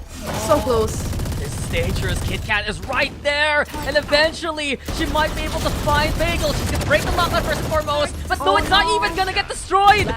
You could see the objective for her, but it doesn't pan out, and in the end, it's the hero KDA who find their targets instead. Oh, unfortunate there for Neons, but well done by KDA to keep their opponent at bay. 11 to 10, and just such a close round. I feel like Kit Kat could have completely changed the narrative of that round there if she'd been able to break that lockdown or at least find the spray damage, but just doesn't go in her favor. The smoke goes away at the worst time, but it's the turret of all things to find the kill. Another one in Timmy's Death Note to strike through, and we go on 11 to 10 here, incredibly close. And Neons, despite being in the lead, their economy, Daks, it's just gone. I mean, she was pressured by the turret. As soon as he locked eyes with it, she was like, okay, I have to do something right now. Pressure, perhaps, might be a problem here to Neons. Their economy not going to be the best right now, so they just go for the Marshall buys instead. We've seen how effective this has been, though, in the hands of Yamroll especially, and she doesn't disappoint. First kill coming her way. Hannah, though, back on the beat, and brings at least it back to a 4-4. Rotate, though, for Neon to try and go for that A side. Here comes the Odin, and Bagel is just good for it. Always ready to go for the shots. Yet again, the Odin It's unbelievable how Bagel is so good at controlling this, but eventually she'll be found. 3v2 damage being done here by Neons at the very least, but they're on site, they're trapped here. No way for Yoki to use that Odin. Yamroll again, Marshall to the head, but she's already dead. That's a short, he has bridged that gap. 11-11, make a wish, fans, because you already see such a close game. Our panel said it. This could go either way, and so far, at least, that seems to be the case. 11-11 indeed. Anybody could win it, especially with the economy going to be swinging back here for Neons. This round, it's going to be huge for them. They have to go huge here by themselves, and they might not have the ultimates quite yet, but only a couple off of that Rolling Thunder and that Showstopper. So if they can farm a couple of those up with Fracture having 4 orbs, it might be what they need to kind of close it out. Hero KDA, though, they don't need to do any of that waiting. They already have theirs ready to go, and they are looking to kind of capitalize off of it. Oh my god. This is such a big round, and Snowkey, can she get the kill? Over onto Tormir! Felcha still not even second! How is she still alive after everything's said and done? And in the end, it's Neons with the advantage. Moving over, go towards the side. Coyote with a stellar clear. Bagel though with the answer. The Nanoswarm's helping her out as well. And the Hero KDA, take a deep breath for them. They need to recover. The Odin though has been found. Bagel caught out in the open. A bit stale there on her approach, and it's all up to Alulu, who will force hand here. The stun though, it won't be enough. Yoki's ready, and Neon set again. They stuff themselves into these corners, Zahk, and they somehow avoid some big ultimates there from Hero KDA. Oh my, that is so unfortunate for Snowkey to be able to just walk past Felcha, almost taking her down, but the Showstopper goes completely to waste. And like you mentioned, 2 huge ultimates finding absolutely no value over the course of that round. Neon's now at match at series points. They have ultimates of their own. They have a revitalized economy. And for the Hero KDA, they have to win to take it to overtime, but their tools are just so lacking. That's the problem, and the Hero KDA usually in this scenario, after a round like that, you'd want to take a timeout to take a deep breath after everything is said and done. But they need to hold steadfast. Overtime or the end of the series, Neon's just 1 away from getting their revenge against the Hero KDA. Pretty much the only team that beat them in the Swiss stage. Felcha though, keeping tabs again of any kind of push. Neons this time around cutting noise and playing a bit different. They want to creep up towards the site and just catch out the Hero KDA. An early nightfall even to garner that intel. So Hannah at least exposing a bit of the elements. Only problem, not be able to capitalize on it. Not getting ready as well as Neons already moving towards the site, and well, there's the lockdown too. Spike drop. So much being tossed in the direction of the Hero KDA here. Or interestingly enough, rotating over towards that A side, maybe going in for a quick flank, but Felcha, she's gonna be playing up close and personal, gonna be hearing all these sound cues, that first point of contact. She's done it before. Can she do it yet again? There you go. Felcha gets 1. Kit Kat also on the board, but Iceling will still stand tall. It's 3v3 as Neons have made their way towards the site and put that spike down. Rolling Thunder keeping the Hero KDA at bay, and it's Hannah on the board. Coyote will fall. It's now perhaps a bit of momentum here for Hero KDA, but Yoki waiting for the timing. Here comes the fault line, and here comes Yamroll as well. Iceling already getting halfway. She's all alone now in a 1v1. Zap yet again to try and bait out Yamroll, and Iceling gets it done! Angle isolation, make it Iceling's isolations. We go to overtime here. Iceling almost single-handedly pushing it to overtime in that round. Switching 4K, sides. the trades during that flank, it could have gone so badly. Felcha could have gotten more than that, just 1 kill, but it's gonna be the trades coming in for Iceling's side. She might have been on the bottom of that scoreboard, but that entire round, the reason why this is still going on is going to be entirely because of her. Has the presence of mind to get half the defuse as well while she can. And after that, it's just easy pickings coming in for her to be able to get those 1v1s. Now, 12-12. Again, balance on the tip of the sword. It could be either team's game. This is just such a fire series, Daks. What an unbelievable game for such drawn out series, that's for sure. We've gone to a decider. We're going to overtime. And you can see for both Neons and the Hero KDA, they really want to make it to the upper bracket finals and just be one series away from qualifying to Elite. We're getting our top two here, ladies and gents, to move on to, of course, the biggest tournaments in the APAC Game Changers circuits. But for now, these faces making such big splashes in LCQ. Neon versus the Hero KDA. And yet again, we get the scramble towards the stand. Snowkey, though, wins out the first fight. Over on the spawn, it's still the Neons trying to play away from the smoke. No one on site now. It's Hero KDA actually taking full command of it. 5v4. Retake coming on in from the spawn instead. The Boombot having a bit of a problem, makes the noise, and it's Hannah instead who will get the find. Icing also still keeping it going, but Yambro just holds it down and sprays them there.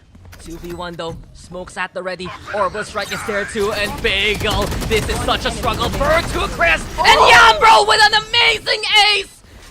What have we just witnessed here from her? What a way to win for Neons, just to get the advantage and to put themselves back on series points. Look at that smile. Honestly, if I won a 1v3 like that, I would be smiling as well. Insane coming out of Yamroll there towards that final stretch of the round to be able to steal it away from the Hero KDA. Everything seems to be in their favor, but just a spray down here. 3 kills already, and the last 2 as well off the back of that orbital strike. A 1v5, in fact, basically coming in for Yamroll. And that will be a timeout called by Neons here. They want to close it out. They don't want any more mistakes. They're just 1 round away. They can taste the victory here, Daks. And after that round from Yamroll, they deserve to close it out. What did we just watch there, courtesy of Yamroll? What did we just see? Yamroll, go kill. Yamroll took all of them down. It was just from bad. Honestly, it was from good to bad to worse there from the Hero KDA.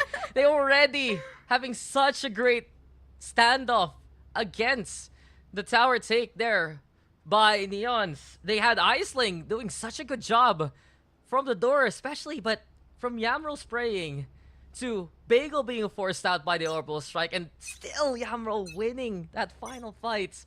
It's just unbelievable how Neons can, on a dime, just turn their fate upside down and give themselves a chance. It was a 1v5. I'm sure everybody watching would have been like, yeah, this round is over. The Hero KDA, they get it. And Yamroll's just like, nope, not today. Not happening. Not on my watch. It just absolutely decimates the to-a-man, or well, woman in this case. 13-12 though now. Neons, they're looking to capitalize on the advantage. A very, very quick hit. It's been working out for them so far, but they're going right into the hands of the Odin. Yeah, the Hero KDA, they cannot be swept up by that momentum. Yeah, recovery, a necessity. We saw it courtesy of Iceling last time around. Will we see the step up yet again from the defense? As Neons, they go for the Prowler to just suss out what's going on towards Hulls. Moving now towards the sites to also go for the wall bangs versus the boxes, but it's a different play here for Hero KDA. They're waiting now on the objective. The rotation hold. Okay, so they do want to group up as much as possible, but there's a convoy here, Zahk, as Neon's moving towards B instead. They want that lockdown. So far, all they've done is try to get KitKat those couple of orbs. They want to be sure about this round, and they're only 1 away from it. So if they can pick up this B main orb, that's going to be a lockdown to set them up on the side for free. That's the strategy for this particular round. And the KJLs, especially being still on the O patch, is going to be much easier to get. Only 8 points instead of the new 9. 30 seconds left. Oh no. And come on, if you do the math, 4 given when you spawn, 4 around the map here on Fracture, and now Neons looking to make a safety net for themselves to make their way towards the side. Time running out, sure, but they will have the space anyway. Some beacon even used by the Hero KDA just to get out. Neons now will get the plant going, and it will be the 5v5 retake. Keep an eye on Felchich. He's playing from Thunderpass, but immediately it's Coyote who goes for the close contact. Hannah, though, still wins. It's 4v2 as Alulu finds Yambro. KitKat, though, on the board. Felchich now making her presence be known. Here comes the spike being defused. KitKat, though, finds the target, and Neons will take the series. 14-12, winning in overtime. It's sweet revenge here for Neons. And now, Zahk, they're 1 series away from making it to Elite as they move into the upper bracket finals. one more win and they will qualify. And this is a team that was signed this year. Sure, they have some experienced talents. They haven't made it to the playoffs in a single open yet, but this time around, Daks, they look to be in complete control of their destinies. I think, especially towards that last round, they were taking no risks. Orb farm, get the lockdown, get out to site, play post plans, and they went out a 2v4 to close it out. That overtime was the most insane overtime we've seen over the course of this entire tournament. First a 1v5, and then a 2v4. If anyone deserves that win, it's gonna be Neons after all that chaos. I mean, come on. I feel like in that last round, the Hero KDA, they felt the pressure. And you mentioned it, just the collection there from Neons. That's my orb too. Oh, maybe another one? Orb, so good.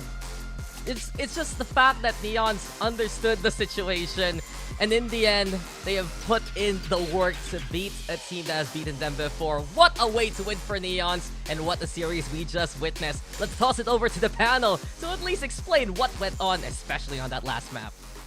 Go kill.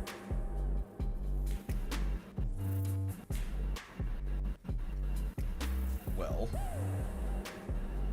I guess that's exactly what happened, right? The Yamroll go. I have to say, it seems like we knew that this was gonna be really, really close. But we didn't realize just how close to be. We got into overtime. I mean, and we had that incredible ace from Yamroll as well. I mean, it was a pretty crazy end, I think, the way that things went. Especially, like, you look at first, let's look at end regulation here, where maybe the Hero KDA throws some wayward ults, maybe not in the best timing of using it, and then suddenly Azing comes to the 4K to bring it into overtime, and then we get into overtime, and the retake here, it was looking pretty good for the Hero KDA, but then suddenly, at the nick of time, in the end of things, it's Neon who are still able to close things out, and the fact that they're always so capable of recovering has been a big thing. Yeah, it's just so. This is so heart-wrenching for the Hero KDA, right? Because it was so close. It was in their hands already. There were so many rounds where they did have that number advantage, but for some reason, you know, Neons just managed to get those optimal angles. They managed to out the Hero KDA, I guess, in those last moments, right? For the Hero KDA, unfortunately, this means that they go down to the lower bracket. Doesn't mean that they're out, of course, but you know, this is definitely a blow to their morale, especially, you know, yeah, they were coming into this. Yeah, but what a lovely story, really, for Neons, right? A team who has never made it this far, who has never even made it into qualifying into anything like this, right? In the top 8. And yet we see them one series away from making it to the grand final, one series away from qualifying into the elite, and that would just be such an over accomplishment of what their expectations were really coming into this tournament. That would be amazing if they're able to cap that all off with another consistent consecutive win here. They are looking really good, and as I said, they have won me over from the get-go from yesterday, because you can see there's a different fire burning under these Neons.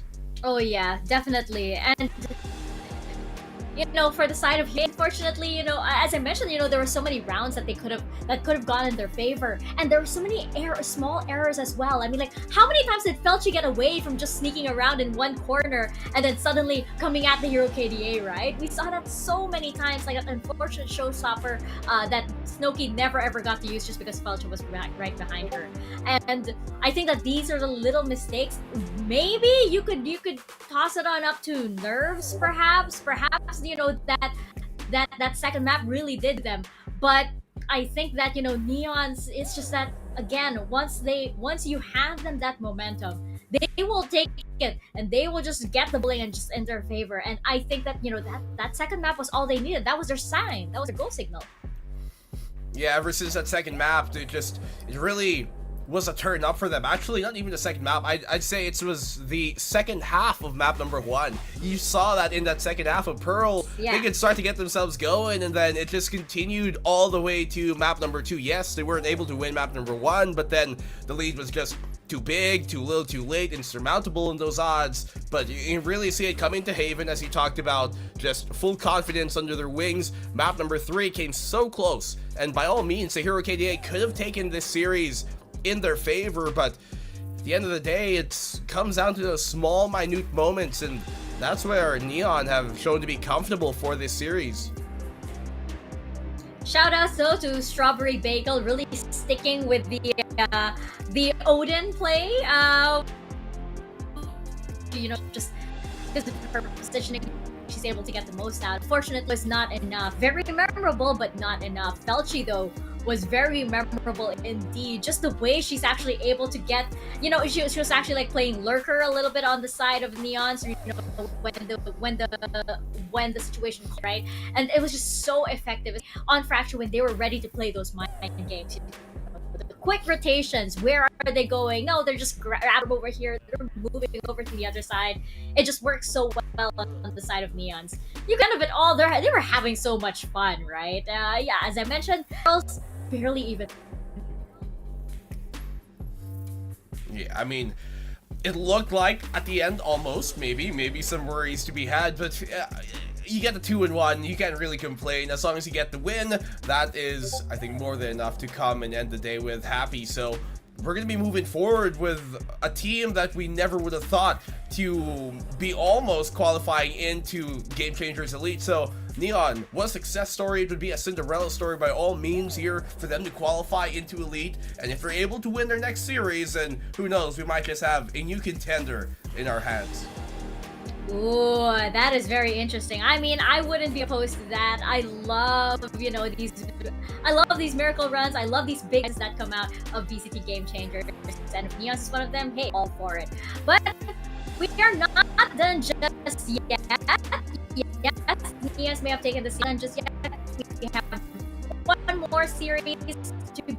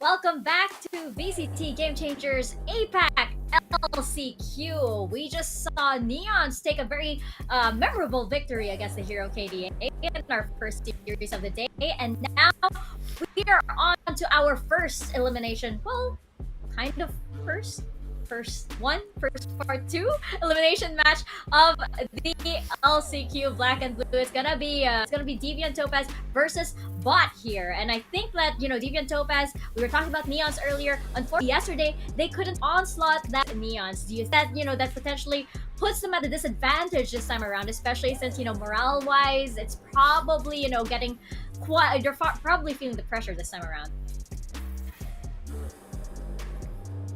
To be fair, there aren't too many teams that can really kind of stop Neon with the way that they're playing right now, but the way I look at this series, I think instead is that it is more akin to what we saw a while ago, where you have a team that has that experience, who has made it to Open 3 in the past, and then on the opposing side here in BOTT, they're the team that doesn't have any experience in terms of, playing this far. They've never made it to a top 8, never made it to a playoff once more, but the individual players here, we might have seen them in other iterations for this roster. You look at like a player like Capybara, who in the previous outings has also been a very important piece of the puzzle. He was on that point of authority Blossom squad, and having these different pieces from different previous teams, that can give them maybe some sort of edge here when they might be considered the underdogs.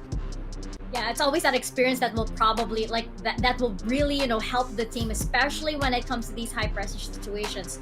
And I feel like BOTT they did put up a brave fight against the Hero KDA yesterday, but going up against an opponent like that, then still bringing it to a map 3 does say a lot. So on the side of Deviant Topaz, though, I gotta be honest, I don't feel too optimistic for this team, especially since they were so easily countered by Neons yesterday, right? We just saw the snowball happen for them. Like we saw rather the downward spiral happen for them as Neons just kept on, getting the one up on them every single time. It was that by the end of the series, they were just so easily read by Neons, right? And I feel like if they don't take a little bit more of that active role, if they're not able to control the rhythm, if they're not able to control the pace, BOTT could potentially do the same to them despite their inexperience. I mean, I think their inexperience might just be a bit more of what could work out. We saw that with Neon a while ago versus the Hero KDA, and maybe some of the players here kind of have some sort of experience playing against Deviant Topaz when I think 2 or 3 members were coming from that point of authority squad. You look at maybe I think Cali is one of the only ones who aren't coming from that point of authority Blossom squad in the past, but there I think definitely is a case to be made that Deviant Topaz are still potentially the favored one in this series, especially looking at history here. So Deviant Topaz, I have no doubt that they might be favored, but we've seen how favoritism has led us astray in the previous series. Yeah, even yesterday actually. Even yesterday. So it seems like it's kind of like it could be anybody's game at this point, especially for this elimination match. I wonder though which team is going to handle the pressure a lot more, especially since this is essentially one of these teams. So we are heading into Fracture, we are heading into Ascent. Potentially we could head on over to Pearl if we go into a map number 3. Black and Blue, what are the chances of that, you think? Well, I'm looking at Fracture first and foremost, and it's not a pretty bad map for either squad. For the fact that this was, I believe, picked here by BOTT, it makes kind of sense, because you look at the previous outing they had versus the Hero KDA, yesterday, and it was a pretty good outing for them, and that's certainly a thing to be considered. Ascent map number 2 is a map that, if you look at Deviant Topaz's side, it's been pretty 50-50, so we could definitely see this go the distance, but I wouldn't be surprised if this actually ends up going 2-0 in BOTT's favor. That's not my prediction, but there's definitely a case to be made for that eventuality and path. I like the disclaimer right off the bat. It's like, hold on, I didn't say anything. Just be here. aware. Just be warned. Yeah. It's possible. Washing your hands off. But yeah, it's interesting that I think like both Deviant Topaz, Yuna on their side, and on the side of bot MetaWin, they were pretty consistent players yesterday, so they seem to be those constants for that both teams can rely on. So I'm gonna be looking very closely at them. They are both the initiators as well, and it looks like we are going to be seeing MetaWin on the breach, and we have Yuna on the sky instead. Double initiator though from Deviant Topaz. I think I kind of like that heading into Fracture. Yeah, you look at the BOTT here, who are running more of that double duelist instead, and the big point here is that there's a lot more information gathering potential coming in from Deviant Topaz. Having that sky, they have active information gathering they can throw out, and they have also much more ways of making sure that a lot of the kind of cheeky positions we see from a team like BOTT that we saw versus the Hero KDA yesterday, those can be flushed out more, those can be cleared, and that might be a big thing that can really tilt things in Deviant Topaz's favor. I really think that Deviant Topaz here, they are playing more into that utility. The double duelist on bot though, I'm not sure, unless they're really committed to that, to really lean into it, right? They've got to do that, the version of double, so to say. So I think like, a lot of pressure on Natural and Capybara here to set the pace. You're looking at those. Meantime, though, defense, they have a lot of stopping power, right? So even if you do have that double duelist, I'm not exactly sure how far they can go unless they bring out those power plays. Yeah, and I believe we're not playing on the most current patch just yet, which means those guiding lights, they can really reach the distance and be a big problem here for the bot squad. Yeah, we're gonna see indeed who's gonna have the true problem indeed as we head into Fractures. So casters, over to you guys. It's all or nothing here, folks, because it's elimination time. LCQ, you know it's gonna happen eventually. With only 2 slots on the line, there have to be teams eliminated along the way. And in the lower bracket, we got BOTT on one side, we got Deviant Topaz on the other. Welcome back, ladies and gents. Daks and Zahk together yet again. The Zahk attack, I would try to say. See the rhymes? That was also like the I've had that. There's like the second person to say that to me. The first one was the Quack Zahk attack. So yeah, I'm very proud that I've gotten not one but 2 amazing casters to say that with me. But yes, it is elimination match time. We saw the upper bracket happen just prior with Neon finding that 2-1 victory very convincingly on Fracture. That last round still haunts me. But now we're going to be moving on with the second series of the day, BOTT versus Deviant Topaz. Now BOTT, their image might be looking very cute and innocent, but this is a team that you just cannot underestimate. Yesterday, even though they lost, it was a pretty close series, if I'm not wrong, Daks. And especially this was the map that BOTT won against the Hero KDA. One of the players to watch out for, of course, Natural. She was, case in point, her namesake. So efficient on the jet. Double duelist so bringing out by BOTT compared to Deviant Topaz running that double initiator as our panel mentioned. So it has to be up to Natural as well as Capybara finding that kind of value, finding those frags early on and setting the pace for BOTT to take advantage of. Yeah, Natural, if you do look at her stats, you're going to be pretty impressed at how powerful, impactful she is on that jet, and already looking to create more of the same here. Early dash in through tower, takes control for free, and on site, it's going to be the first engagement. The Frenzy coming out on top. Yeah, Natural already with the find. Buddha will fall first and foremost. And we have here Capybara. Get ready with the paint shells as well. So here comes the aftershock into play. Capybara, okay, turns around.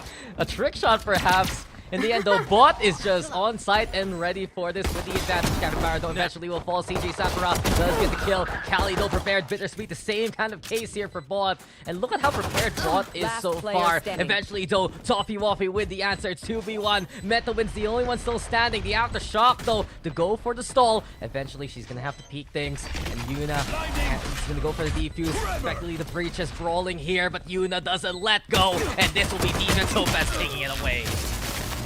That started super well for BOTT here, especially getting onto site, but the place of plants, it's what eventually ends up messing them up because of the fact that there's just no way to look at that spike visually, tap create any kind of threat. You can see how Yuna just decides to stick it and finally gets the kill to boot. So yeah, Deviant, they might have had a little bit of a rough start to that round, but still, after when they got into that retakes position, they were really good at trading each other out and finding those crucial kills. So overall, a nice round coming out of them off the back of that. 5 Spectre is going to be online, and they are looking clean today. Yeah, Deviant Topaz, this is a team that we saw back in Open 3. So many heads turning because of them and their performance.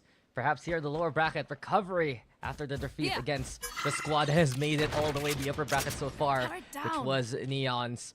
In the end, though, it's Deviant here, waiting still towards tower, holding with Puda. Get the win. Ambitious here takes a lot more damage, more so than her opponents.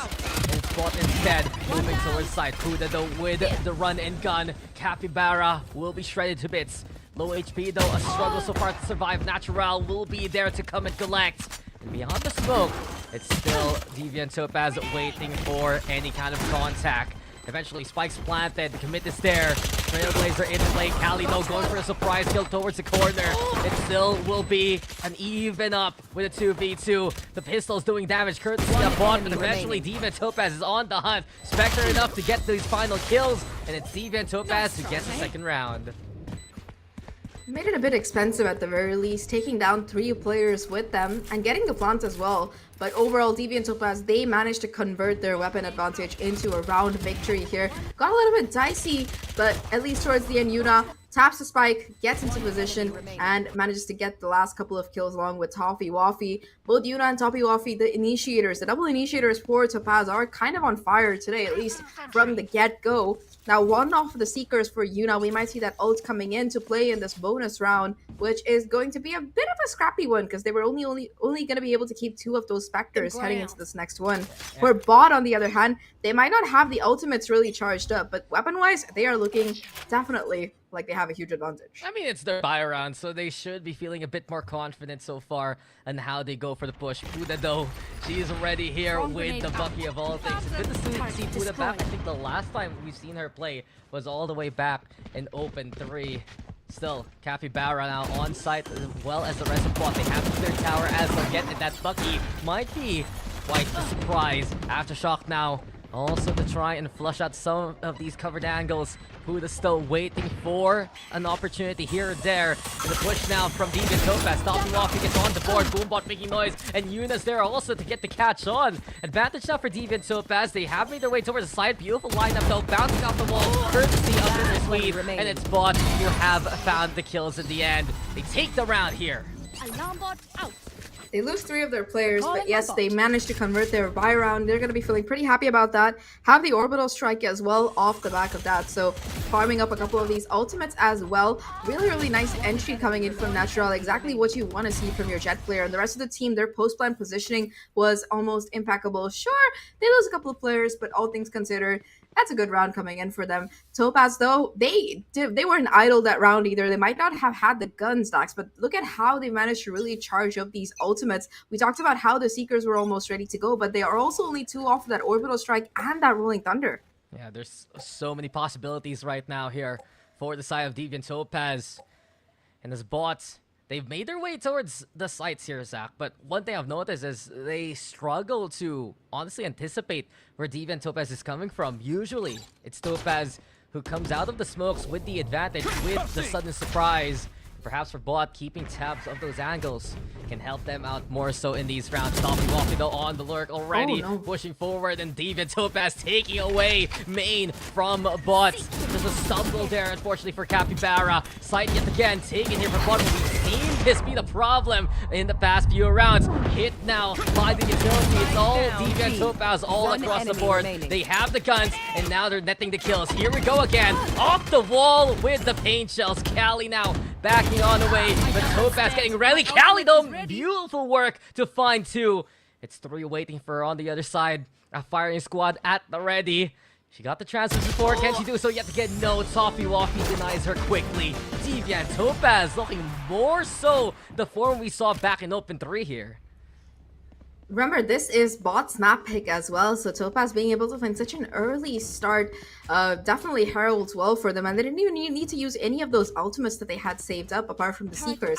So early Seekers lets them kind of push in the quick flank as well. We saw this in the previous series as well, Daks, like how Fracture really rewards the team that's proactive and aggressive, and how it also is kind of made for those who are very quick to adapt, and Topaz have been excellent at that so far, just being able to surround bot time after time and punish them for taking their time with the round.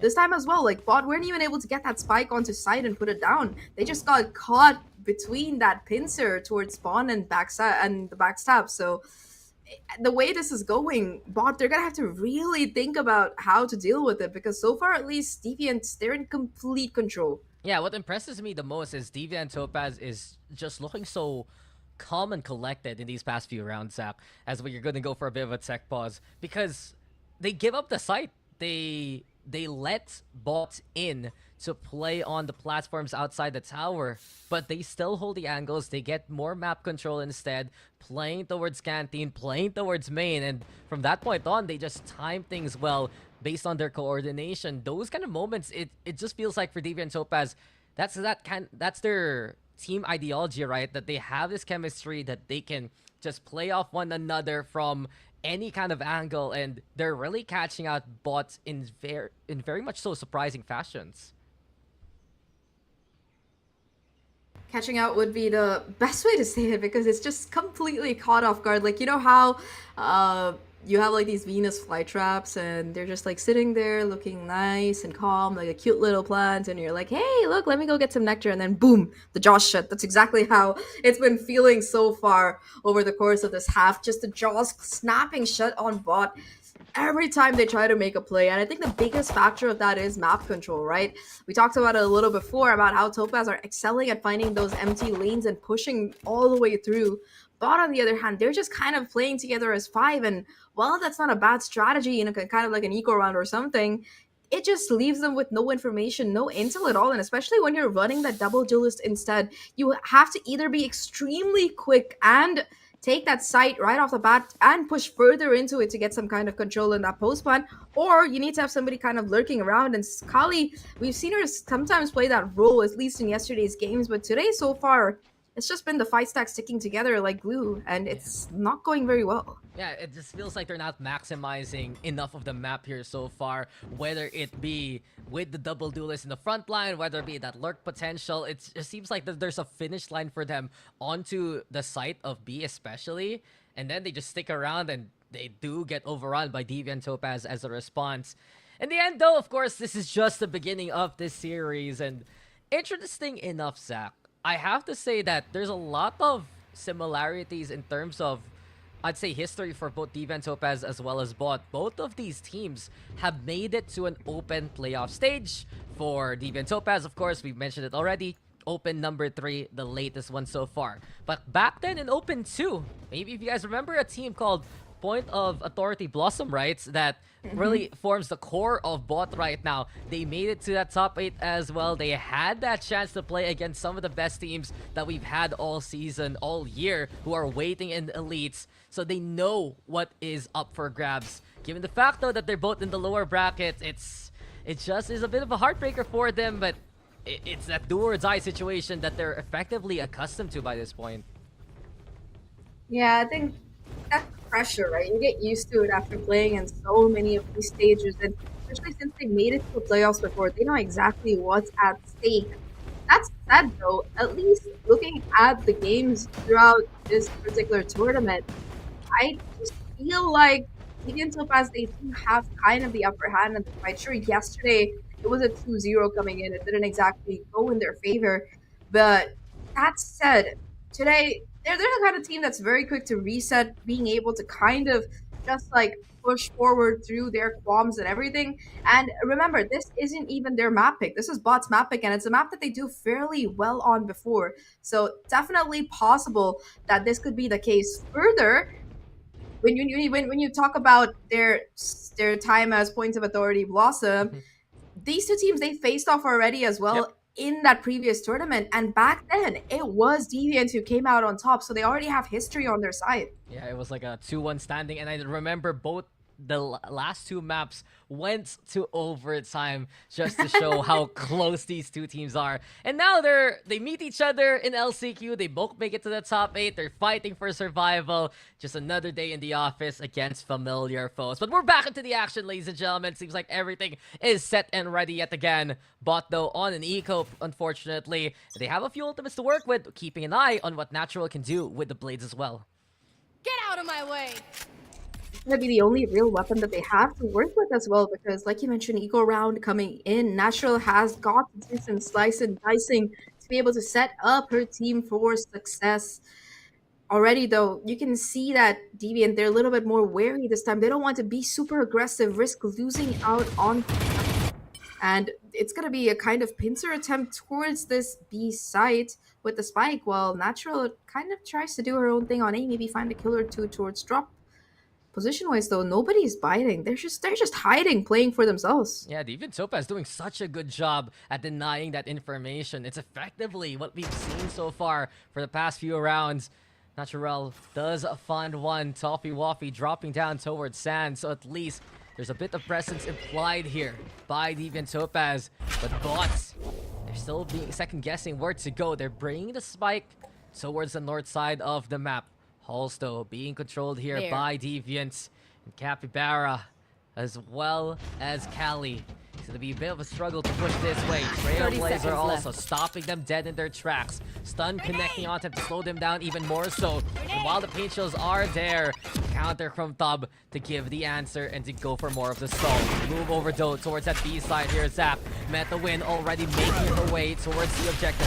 Smokes yet again. Familiar territory. Time running out even so fast. They are getting ready to go for the connection, to go for the contact. And Natural can't net that kill. Spike though planted. And as soon as it happens, Rolling Thunder into play. Main is taken, and no matter what, it took a while, but we're back to a familiar scenario. This is exactly what's been happening in this past few rounds, and it's netting the same results here for Deviant Topaz. They play from the connector, they play from the main angle, and from this point on, they net those kills 4-1.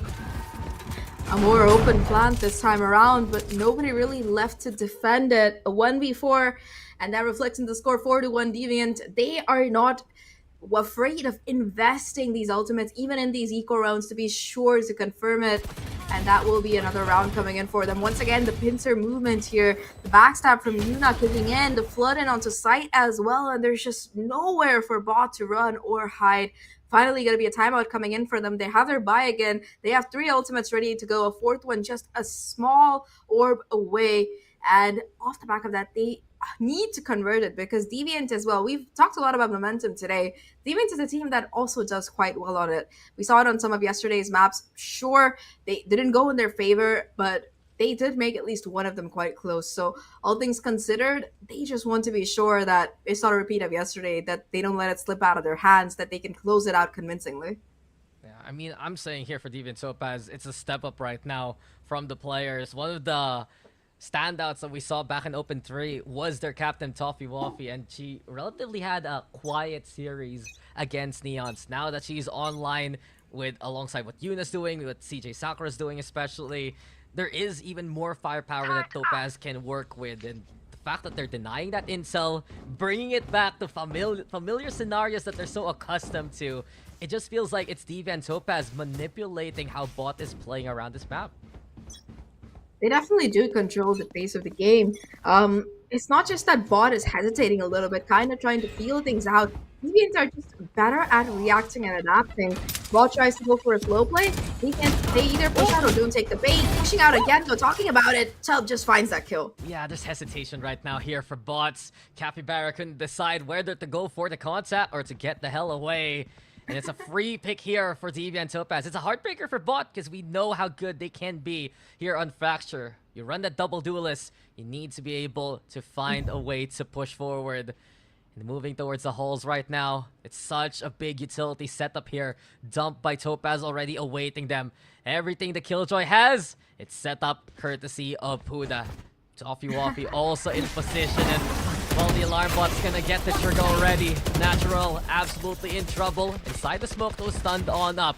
Cover be provided here for BOTT, so at least the cover is, or the cross it will come their way, and Bet the Win does find Tub. 4v4 for now.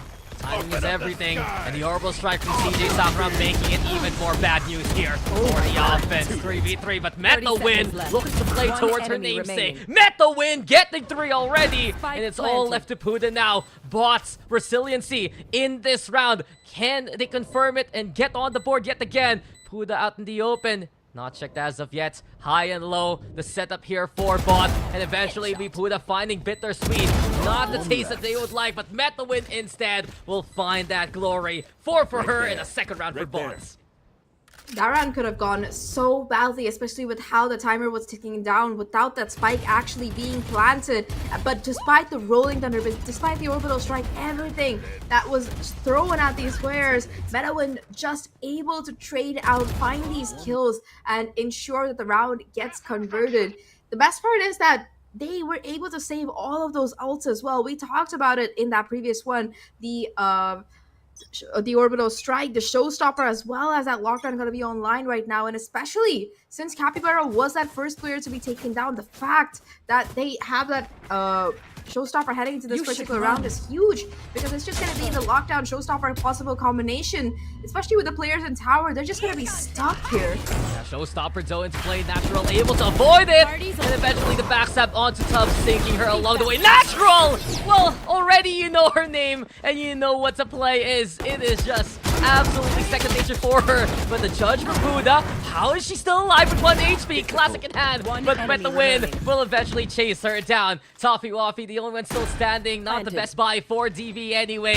And there's the spot. Toffee Waffy with the Bucky. Hello. It's 1v2 now. The flash into play. Gets the spot onto Bittersweet, but can't find the action from. Eventually catches the head. It's 1v1 now. And Toffee Waffy, the captain at the ready. Woo! She sets the example. And she sets up DV for success. This is what we expect from her. 5 now here for Deviant Topaz.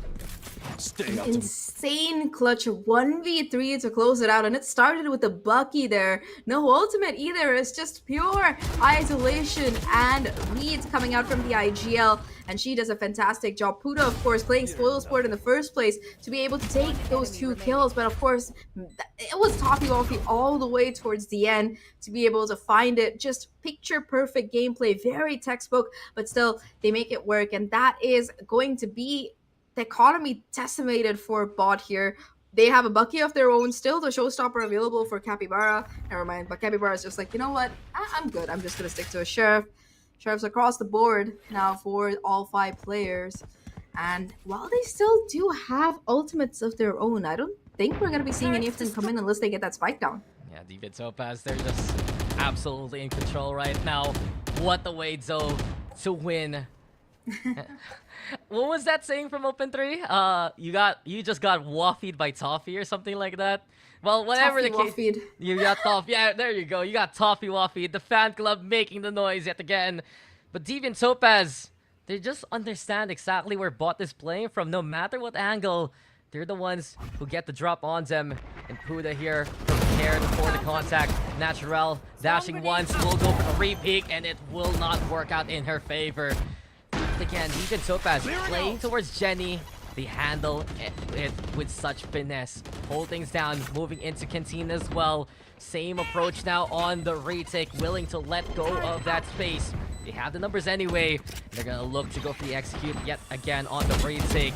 Here comes the boom bot, easily broken. Bittersweet sticking on around on the other side. It's Arcade here being held by BOTT. A few of the fourth line there's Metal to go for the stall, but they can't handle all those shots. Buda on the board. Bittersweet, that's a big pick. Tub though with the kill, and Bittersweet will go for the great escape. So now there's the stall thanks to the orbital strike. Look to regroup as well. Cali though not checked. This is BOTT getting things done. 2v2 as time is running out here for Deviant Topaz, and while they'll get the kills, they can't get the round. A steal here from BOTT.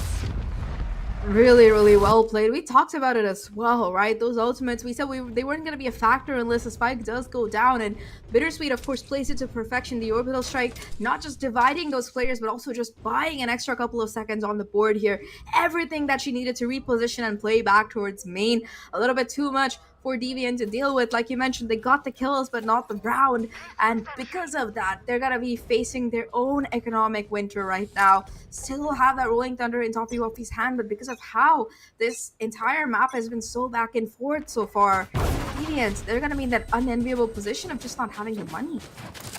Deviant Topaz, we've seen this situation from them before, but in the end, it will go for an all or nothing push towards main. And while this happens, BOTT have already taken that A site away. Showstopper into play. Spike planted. BOTT, though, getting exactly what they wanted so far all throughout this game. The speed to go for the execute, double duelist making that space. Spike's already planted, they smoke out the turret, but this already might be a semblance of understanding here from BOTT.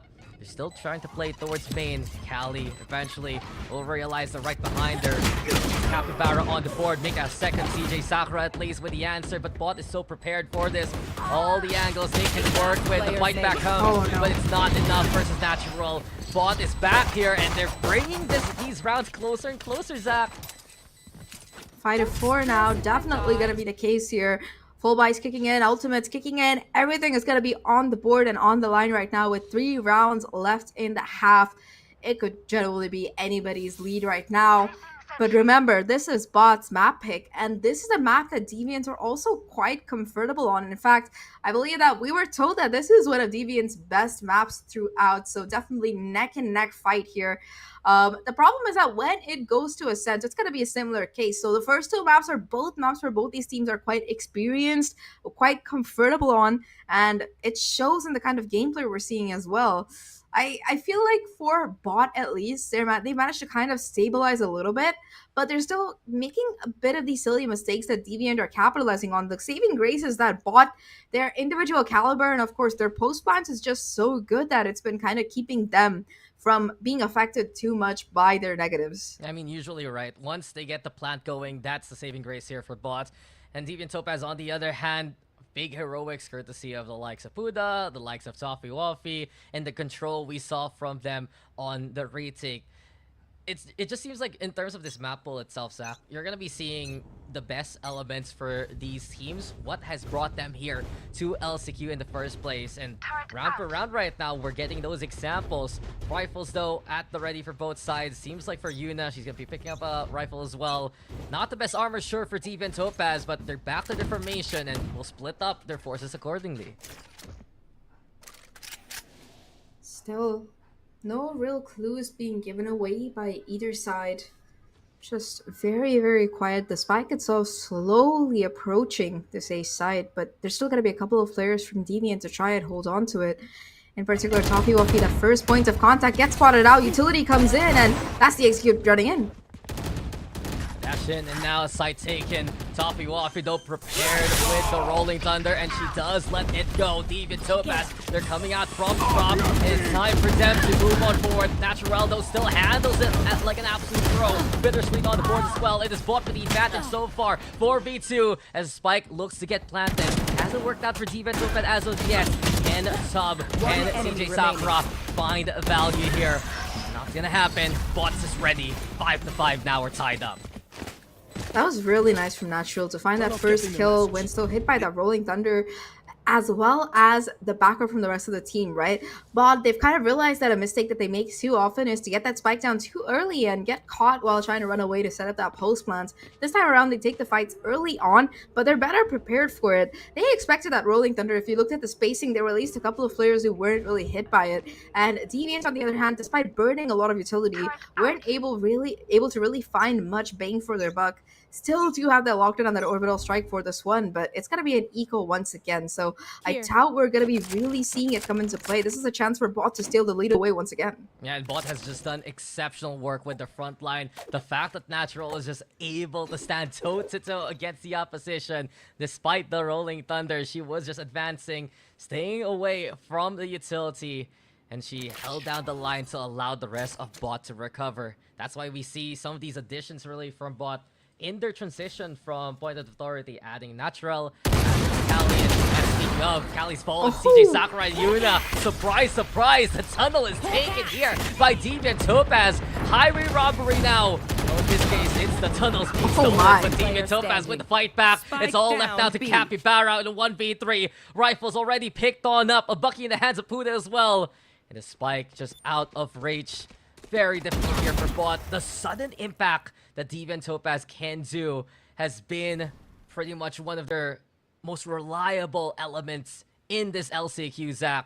And as Capybara is looking around for any kind of opportunity, Topaz is just 30 waiting seconds for left. their next victim.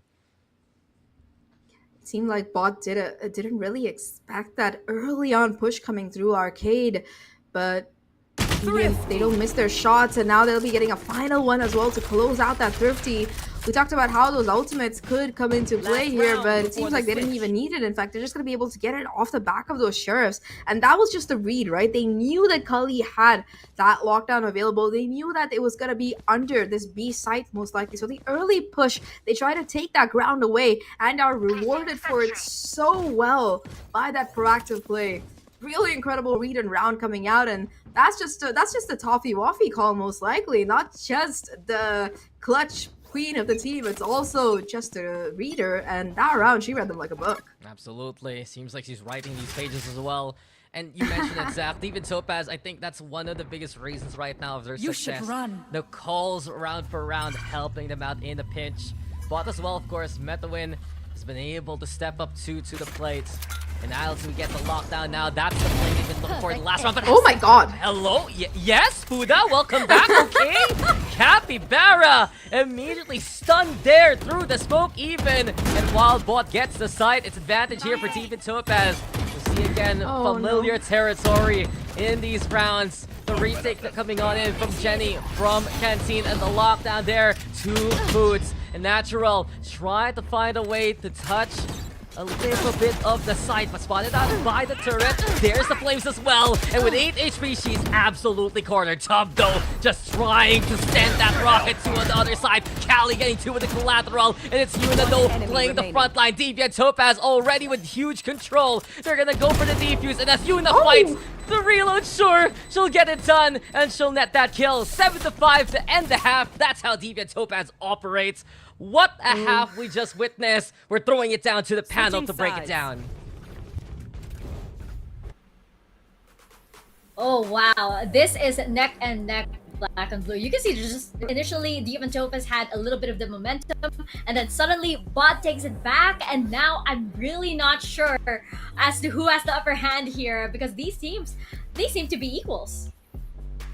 Oh, definitely, and I think a big part of the reason why at least Deviant Topaz are able to come up with some sort of lead at the end of this half is because of what our casters, Daks and Zahk, even talked about, where their mid-round decision-making has been bailing them out of the situations where you might have expected them to be a bit more of in a pinch, or they'd be struggling to find some footing, but then they make the right call, and simply enough, sometimes one right call, one right decision is enough to steer the entire ship in the right direction, and that's what we're seeing here for Deviant Topaz. So they're on the right path right now. Their defensive half looking pretty good. It's the attacking side of theirs that is, I think, a bit more formidable, and if you're a team here like BOTT, that's when you have to be a lot more, I guess, aware of and I guess scared of what they might bring. So they have to be ready for the second half. Yeah, I think that both teams, you know, suddenly you're going to see the dynamic switch all over again, and we could see 2 very different teams compared to our first half. We're going to find out as we step back into the map. Daks and Zahk, take it away.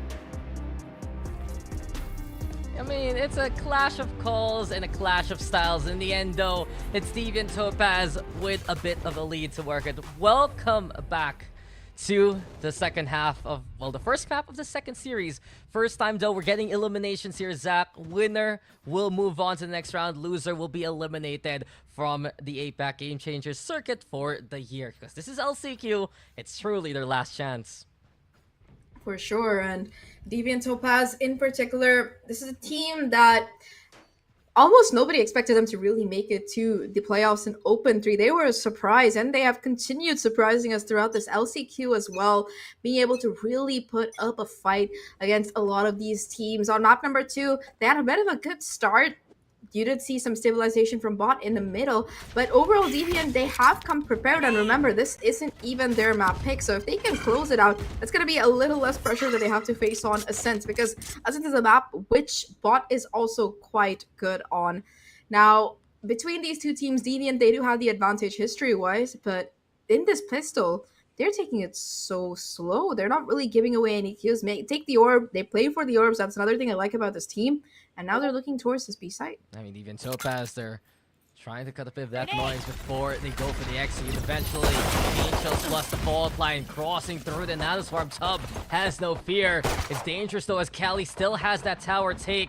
Already gonna get cornered from both sides. Buddha on the board. CJ Sakura with the overrun as well. And Deviant Topaz applying some well-placed pressure versus bot. 5v3 immediately. Toffee Waffy going back towards main to check out the flank. But while this happens, bot trying to regroup towards Jenny, Capybara, and One enemy together remaining. to get one, but that's all they get so far. All left now to Capybara. It's a 1v4, and you can see the difficulty here for bot. Deviant Topaz so sure of what to do. A quick spike plant and a quick push even to take tower away. From that point on, they're just in control here, Zahk.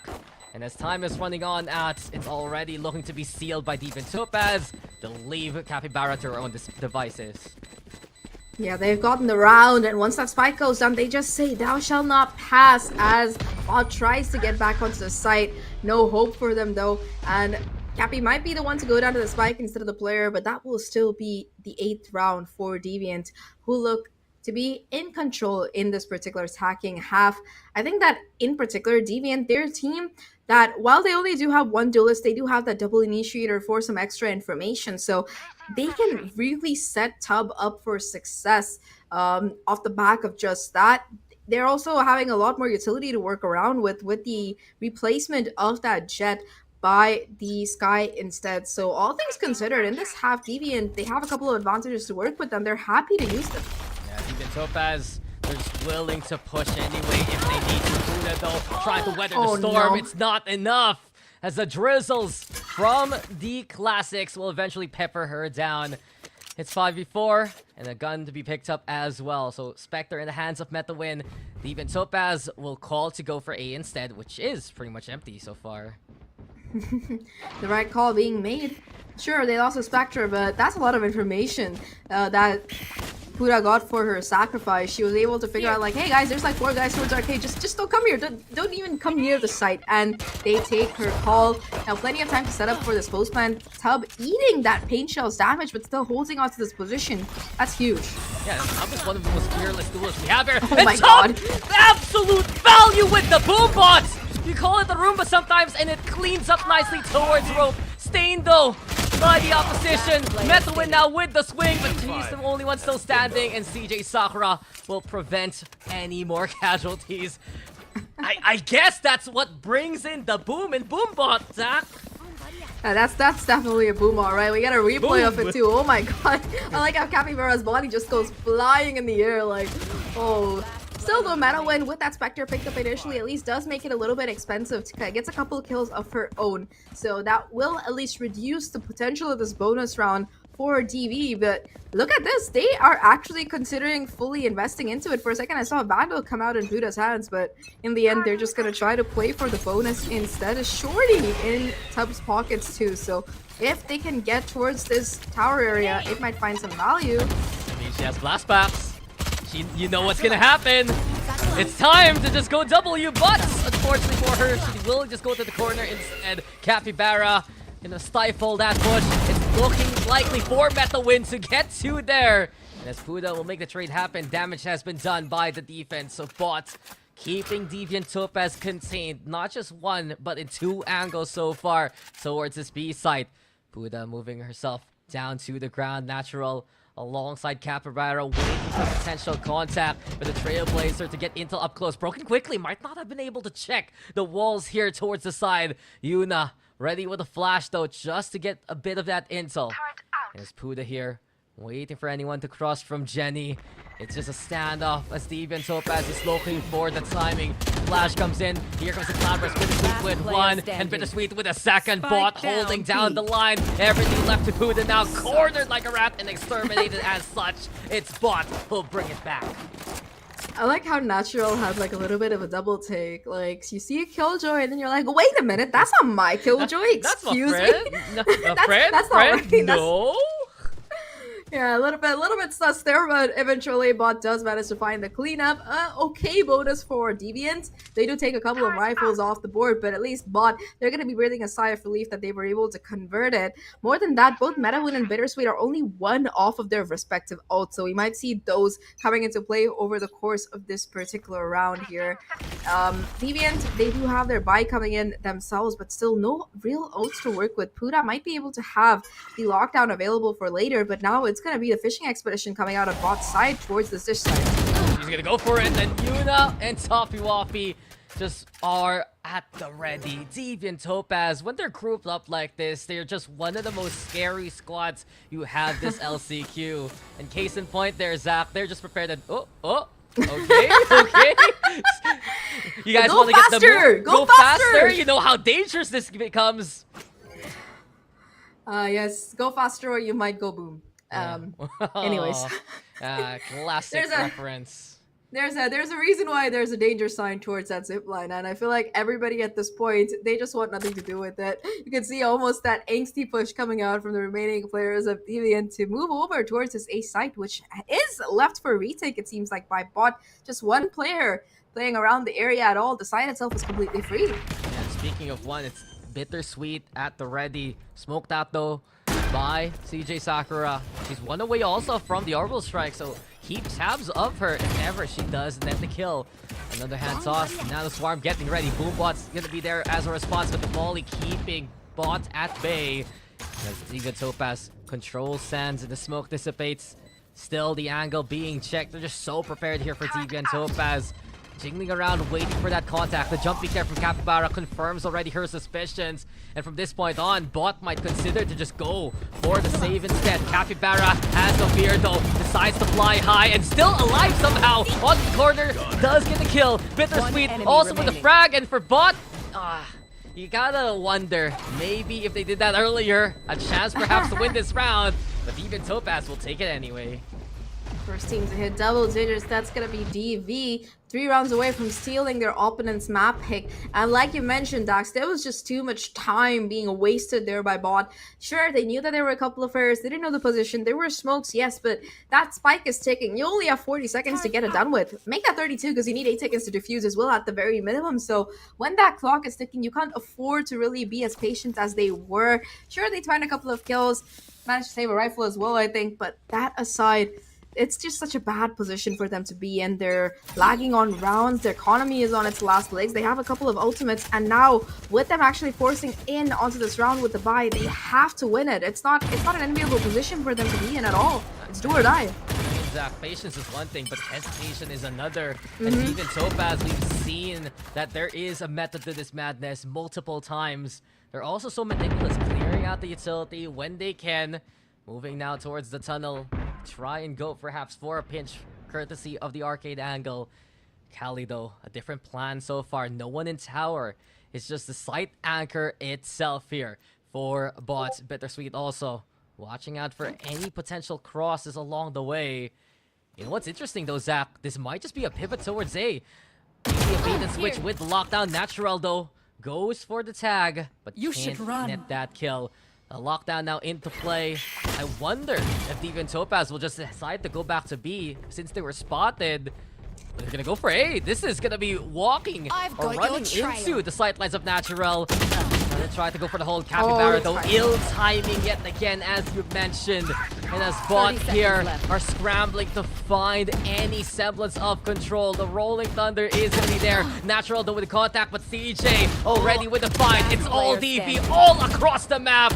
And Deviant Topaz, they're shining so far. Bittersweet, the only one brawling, shut down by Toffee Waffy. And it's truly a Deviant Topaz win here again.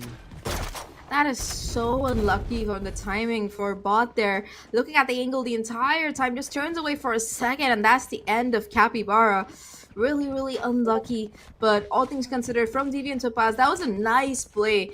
you know, they try to go in for the fake and rotate, but despite that heavy side presence on this A side, they still force the issue, and they're able to succeed. Despite those 3 players playing towards that side, they gave Deviant Topaz isolated fights, and they were happy to capitalize on it. So many times, especially towards that A main area, it was just free real estate that DV were able to take, and now holding on to 3 more ults, they're just gonna push the issue on this B side now. And Deviant Topaz again, there is purpose to these plays, and they move now towards B. They will be able to get that side tower, though being held here by BOTT, keeping Puda at bay. It's all about how Deviant Topaz will play the post back and flush out the opposition. Toffee Waffy though caught out for once, as Natural will surprise her. Showstopper Prime, but she still survives with 10 HP, and that's all she needs to get the tap going. A heartbeat here for BOTT to fight back with. The 5v3 setup. And now they move their way towards the site itself. Over the strike though is let loose, and the skies break to find those targets. Yuna also absolutely accurate. Advantage now swings back to DV's favor. Capybara and Bittersweet, what else can they do? Cali also will fall, and in this setup, it's all DV yet again to put themselves a match point. Match point. One more round, and Deviant Topaz, the momentum has swung firmly in their favor. And this round, right, despite that disadvantages that they found, they were able to just play it through to perfection. That early on control that they taken towards CT and the wraparound towards main, it gets them enough plays to play that post plant successfully. In particular, the saving grace for them was that orbital strike in CJ Sakura's hands. She kept herself alive to play for that time and play for the round, and that's exactly what happens. Basically, 2v5 to clutch it out, since one of their players did go down quite early, and they do it to perfection. Deviant, now they gotta be feeling on top of that world. The last ditch attempt by BOTT to bring it back in their favor. That was an eco round. They still have a chance. They're still fighting back here with the weaponry as well as those ultimates, but they need 6 wins in a row to keep this map going, Daks. Otherwise, it's just gonna be additional pressure as we head into that ascent. I just gotta say, it's just how cool and calm Deviant Topaz has been in this game alone. You see so many times that despite getting picked apart bit by bit there, they still knew the plan, they still had that backup, they still have exactly what they needed for the post plant anyway, and they execute accordingly. They're one of those teams that if they find their groove, it's really hard to jolt them out of it, and BOTT is struggling to keep up with Deviant Topaz and the way that they're playing so far. Struggling to keep up. I think they're just on a separate page at this point. Toffee Waffy is just so ahead of the curve, and her mid-rounding as well has been absolutely insane. Even in positions where Deviant, they don't have the advantage, she's still able to claw out a victory most of the time. And now, additional pressure as well. Trailblazers to smoke out Natural, but Deviant, despite them taking such early information, they're happy to play the patience game because they know that the pressure is getting to their opponents. They know that there might be a possible mistake that they can capitalize on. This time, BOTT not taking any chances. But again, this B side, there's only going to be Kali trying to hold this on. Bulldog in hand, how much can she do? Yeah, Kali. Vandal, sorry, I'm blind. She's just watching right now. Don't worry, it's a rifle. In the end, though, it will be Deviant here, putting the pressure yet again from 2 sides. Puda has been exceptional to play the solo endeavor in these kind of scenarios. They go for the boom bot towards tower just to make sure it's absolutely clear. DV, though, they have the sights, but they're not getting the, I'd say, ultimates in response as of yet. Waiting for the real world strike, as well as perhaps the potential showstopper. Toffee Waffy though, rolling thunder at the ready. Deviant Topaz is willing to play the timer anyway. And are BOTT gonna fall for it? They're moving already towards A. Here comes the rolling thunder now into play towards Canteen. And from this point on, it's CJ who goes for the push. CJ with 1, but finishing Capybara with the answer. 2 for 2 straight after everything said is done. And it's DV now who will go for the fight back. BOTT though, ready with the raid take. They're all over Canteen. Natural still fighting. And it's Toffee Waffy versus the world now. Goodbye to Bittersweet and hello to Toffee yet again in a 1v1 setup. Natural moving over to go for the defuse instead though. Toffee Waffy making her way through, but the defuse is done and the game is not yet over. 3 for Toffee, but it's not enough to finish off the job. Bro, stop fake moment coming in. This is number 3 today so far, Daks. I'm keeping count, trust me. And Natural, you gotta respect it. Just does not care. 1v1, knows Toppy Waffy's position, knows the spike is implanted for her, and just takes a gamble on being able to stick it all the way through. The timings work out in her favor, and Deviant, what could have been the end right there of this map, instead will endure for another. And for BOTT, their economy is still a bit shaky, forced with 2 Bulldogs, but at least they are able to charge up these ultimate Showstopper on Cappy, as well as 1 off lockdown for Kali, so definitely very viable for them to continue their streak. Well, Showstopper is ready, and Capybara looking for value here. TV, though, still suddenly a twist of fate courtesy of them. They get the advantage still. Meta, as well as Cappy, already felled. And while we get Natural and Bittersweet trying to play towards Sands, Smoke's down. looking for perhaps a nag of opportunity. The site already being taken here by DV. Pain shells lobbed, and it's Buddha looking for closer contact. Plant going on down. Meta win. Well, I've it's gonna got be your struggle trail. here. It's goodbye to Natural. Enemy Top remaining. with 3 as it stands. It will be DV with the victory. It felt like the writing was on the wall there, Zach. Like, even in the last round prior to it, they just got a defuse for BOTT. In the end, this was clear-cut DV domination. Pretty much so, yeah. It could have been a 13-6, sure. BOTT managed to act out their existence by 1 more round thanks to that ninja defuse. But that aside, throughout this map, Deviant, they just looked so much better whenever, especially when it came to execution, right? On that attacking side, they looked almost flawless, really incredible utility usage. And I think that while, if you look at the kill board, it could be a bit variable. For me, the MVP, it has to be Toffee Waffy, because that 1 round where she won that 1v3, I think that was kind of a major blow to the morale of her opponents. And that said, right, this is such a good position for Deviant to be in. They have map number 1 under their belt, and now they're heading on to familiar territory for them, map number 2, Ascent. But before we do that, I believe our panel has something to say. Mika and Blackenblue, all yours. Thank you very much, Zach, and to Daks, of course, as well. And I'm liking this new Deviant Topaz that we're seeing. It seems like, you know, that spark that we were talking about earlier has rekindled indeed for them, especially those last few rounds. I love that when the pressure, like, you know, really got to them, the pressure closing out really got to them, there was this renewed kind of, like, you know, second win that this team was able to get. Yeah, the second half really was a lot more of a convincing showing that we were, you know, getting, at least compared to the first half here from Deviant Topaz. And this is exactly what, you know, the type of Deviant Topaz squad that you would expect to show up in a moment like this. Like, we saw maybe some kind of fortunate moments here for a team like BOTT, where, like, one of those final rounds where the Rolling Thunder came towards CT, but because they pulled back a bit, able to dodge that, those moments that worked out in their favor. But in the end, the lead, once again, too insurmountable, as Deviant Topaz built upon every single thing they were able to plant. And so in the first half, they reap it in the second, and you have Toffee Waffy, who's just absolutely incredible. 21-9 here at the end of the game on a breach.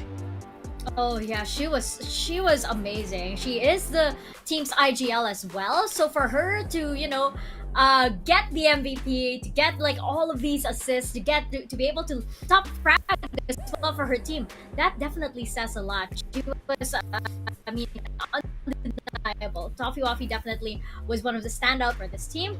And I think that, like, you know, what stood out for Topaz as well, their ability to, you know, innovate on the fly. You know, we saw them start getting a little bit more playful, a little bit more creative as the rounds went on, which I really, it also goes to show that have that confidence also, because, like, you know, if they didn't have that, then they wouldn't be able to do these kinds of plays. Whereas on BOTT, unfortunately, the rounds were just so close, Blackenblue. It was just down to the wire, and you know that, like, it could have swung any which way, but when that contact happened between these two teams, you know, you had the players from Deviant Topaz be prepared for that fight. Yeah, and perfect timing for the stat to come up too as well, because you can really tell that in that second half especially, the post plant was absolutely lethal here for Deviant Topaz. And you can see many times on over that they would have so much redundancies already set in place. Like, if maybe the setup here on the post plant goes down, they still have a molly on the spike. They have lots of different ways to stop that from becoming a loss. And Toffee Waffy, you talked about she's the MVP of this map number 1, and she might be the IGL, but she certainly is leading by example here. Definitely, and love the hair, girl. Love the hair. I feel like, you know, Deviant Topaz, that elimination, that pressure of elimination, just really was able to push them to their best possible. Which is so optimistic, you know, especially since this is only the first map going into Ascent now, which is a map that, you know, both teams have like moderate experience on. I feel like it's gonna be. It's gonna be difficult because then suddenly you don't have as creative of a landscape to play around, so to say, on Ascent, right? I think that it's really gonna boil down to the individual plays when we come down to this map. So it looks like Deviant Topaz is all warmed up for that, though. I hope that BOTT can manage to get that fire back up, though. Well, I mean, BOTT and Deviant Topaz, both as a unit, they're on this current iteration of rosters 50-50 for either side on Ascent. We're gonna have to find out, though, which way things will go when we come back from this break. One enemy remaining. One enemy remaining.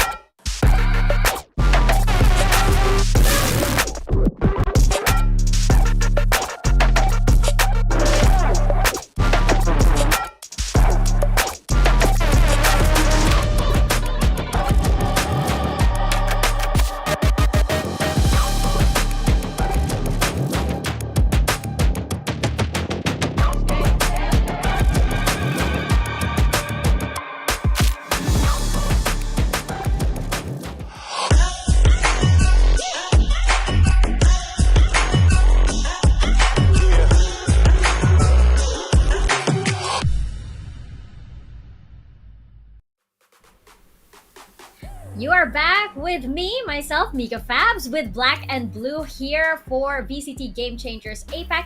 LCQ, we are down to what could potentially be the final map of today, but not unless BOTT has anything to say about it against Deviant Topaz. Deviant Topaz, though, I'm liking their momentum as we were discussing earlier. I like how they're getting a little bit more playful, more creative, which was something like totally different, a total 180 from what we saw yesterday, Black and Blue, against Neons. Yeah, and I mean, the way that we're finally seeing Deviant Topaz fulfilling, I guess, the expectations of what teams thought they would be like compared to what they were yesterday, it's a real big thing to get that confidence going in their wings, especially looking at how they're in the lower bracket right now. And for one of the teams to have that history of making it into a top 8, you know, during Open 3, that's definitely not the start that they were expecting, but Ascent here could be where they secure this series. I'm looking at the way they kind of built their composition in the past when it comes to Ascent, and you can see some stylistical things that might match up pretty well here, at least on Ascent. You see the Sky typically from BOTT when it comes to a map like Ascent, but the KO could be a big thing to shut all those plans down if it comes to it, coming from Deviant Topaz. Yeah, that's gonna be the main difference composition-wise for both of these teams, right? Otherwise, it is, you know, the typical Ascent map where you're gonna deal with a lot of individual plays here. And I am thinking that like Jet versus Jet battle, once again, is gonna be very, very important, especially on a map like Ascent, where you do have, you know, all of those levels, you have all that verticality that everybody always talks about. And I'm thinking that, you know, especially with like, you know, an IGL like Coffee Waffy, we saw an amazing performance from her in the previous map. I'm wondering what tricks she has up her sleeve as the team enters, especially since by now BOTT has regrouped, thought about this, has noticed what their tells could possibly be, and I think that, you know, if BOTT are smart, they are able to do this. They know in the previous rounds, in the previous map, they know where they went wrong. They know where they could possibly catch Deviant Topaz on guard if they were indeed paying attention to their little, you know, the little behaviors, the little you know, idiosyncrasies that Deviant Topaz might have. Funnily enough, on the map here like Ascent, Toffee Waffy typically swaps back to the Sentinel, where we've kind of come accustomed to seeing her, so she might even have a better performance here coming into map number 2. Who knows? It's typically Yuna and Yu-Chan who move on over to those initiating roles when it comes to Ascent itself, but I mean, we saw her lead by example the last time around. I want to see other members here, though, coming from Deviant Topaz, stepping up to that same park and plate as well, as I talked about Yuna and Yu-Chan as well. Not exactly the most, I guess, explosive game from them during map number 1. They didn't need it, but I think on Ascent it's going to be a different story here. When we look at BOTT and how they played their Ascent in the past, that Sky of theirs, the way that they played against the hero KDA, it was a problem for the hero KDA for quite a while, and that's meta win on it. So we might expect her to be once more a menace here. That might surprise them, but never mind. They swap meta win back onto the Sentinel. In this case, they don't have her on that Sky, and they run a double duelist comp this time around with Copypire on the Raze and Natural on the Jet. I don't know the last time I saw a double duelist set up on Ascent. It's certainly uncommon, of course. You usually see, you know, the lineup that Deviant Topaz has, you know, that's kind of like everybody's default, right? This is very interesting, and I kind of want it to work, but we're gonna see. Again, Natural and Copyfire, we saw them earlier. Like, they did have those rounds, you know, that they did win, but unfortunately on my end, I don't think it was because of the push that Natural and Copyfire were able to do. So I think it was more of, like, you know, plays that came out from MetaWin or Bittersweet. Yeah, I mean, in this type of case, though, you have to wonder if trying this new composition, new plan out this late, is it really the best idea? Have they practiced this enough, or is this kind of just like a one-off showing from them that we might see work out somehow? Ugh, I don't know. I think we're both feeling a little uneasy about this, but at the same time excited to see it. I mean, if it works, then great, right? We're gonna see if it indeed does work. Toss it on over to our... Well, this is interesting. Double Duelist brought out by BOTT when they're at the brink of elimination. On the other hand, Deviant Topaz, a few small adjustments here and there as well. Same comp, perhaps a few different agents being played by certain players. In the end though, welcome back ladies and gents. Can Deviant Topaz continue on with their wins as well as move on to the next round in lower bracket, or will we see BOTT bring it back to a decider? I'm Daks here with Zahk, and you know my usual question for you, Zahk, expectations right now, because I feel like this Ascent pick from the side of Deviant Topaz, there is a reason for it.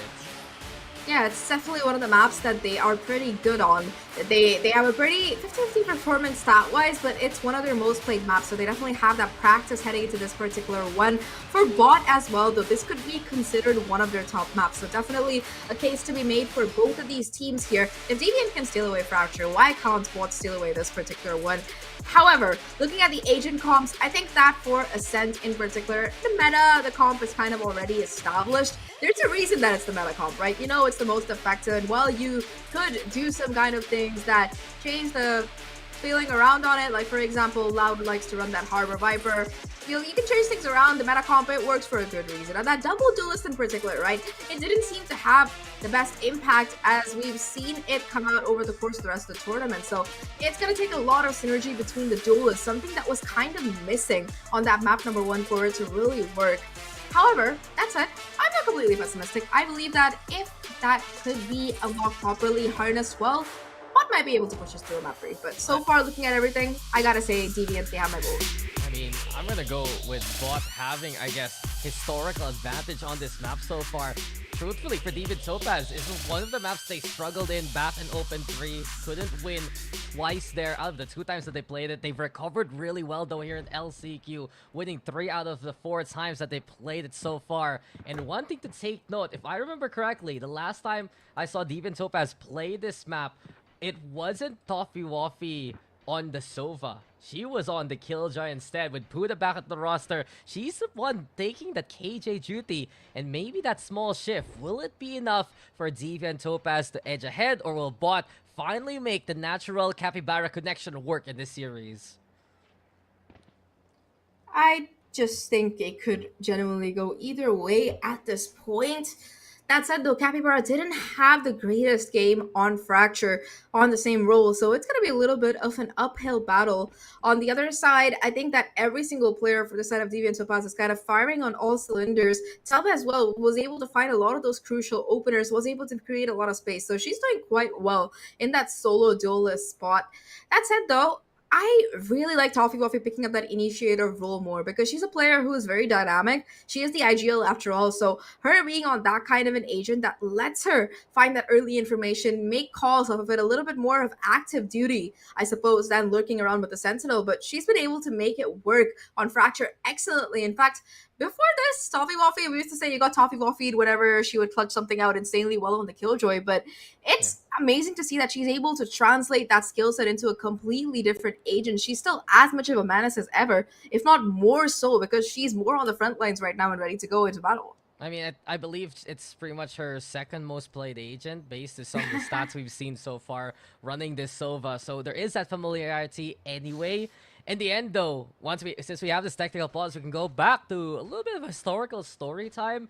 And this was one of the maps that Deviant Topaz and then now BOTT, the former point of authority Bossum, did play in. It went 15-13. It went absolutely close, but it was BOTT that actually took that win when they were still known as POA Blossom. So maybe Deviant Topaz, there are a lot of, I'd say, perhaps criteria that they're picking this map for. 1, because they've really improved on it in this LCQ, and 2, perhaps to get a bit of revenge from open number 3. It's a big statement though, Zahk, because I believe you touched on it as well. This is one of the most experienced maps BOTT has had in their history all throughout the year, and I really wonder for Deviant Topaz, have they prepared enough to really show what they've improved on here on Ascent?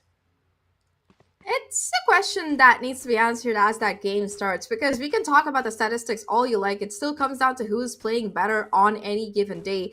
And so far, at least Deviant Topaz, I gotta say, they look a little bit ahead in that particular sweepstakes. They look a bit more calm, a bit more measured. I feel like losing yesterday the way they did has kind of gotten to them, but in a good way. It's like they feel extra motivated now, for lack of a better phrase.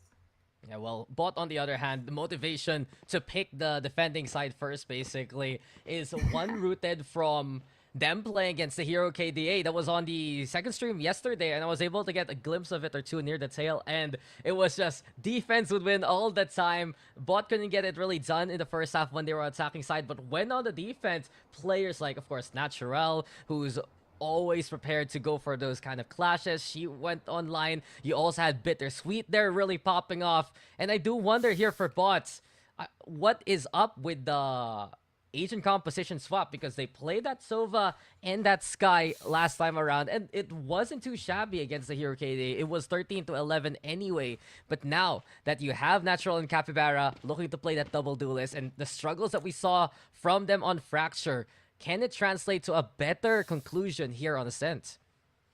I mean, it has to. Otherwise, they're kind of looking down the end of the line here. It's do or die on this particular map for this particular team. But they've had some mixed success over the years. Sure, they've had moments of greatness, but more often than not, they just seem to be struggling against the rest of the teams that bring in the game against them. And I think the biggest problem that they have is adapting successfully in the middle to what their opponents are doing.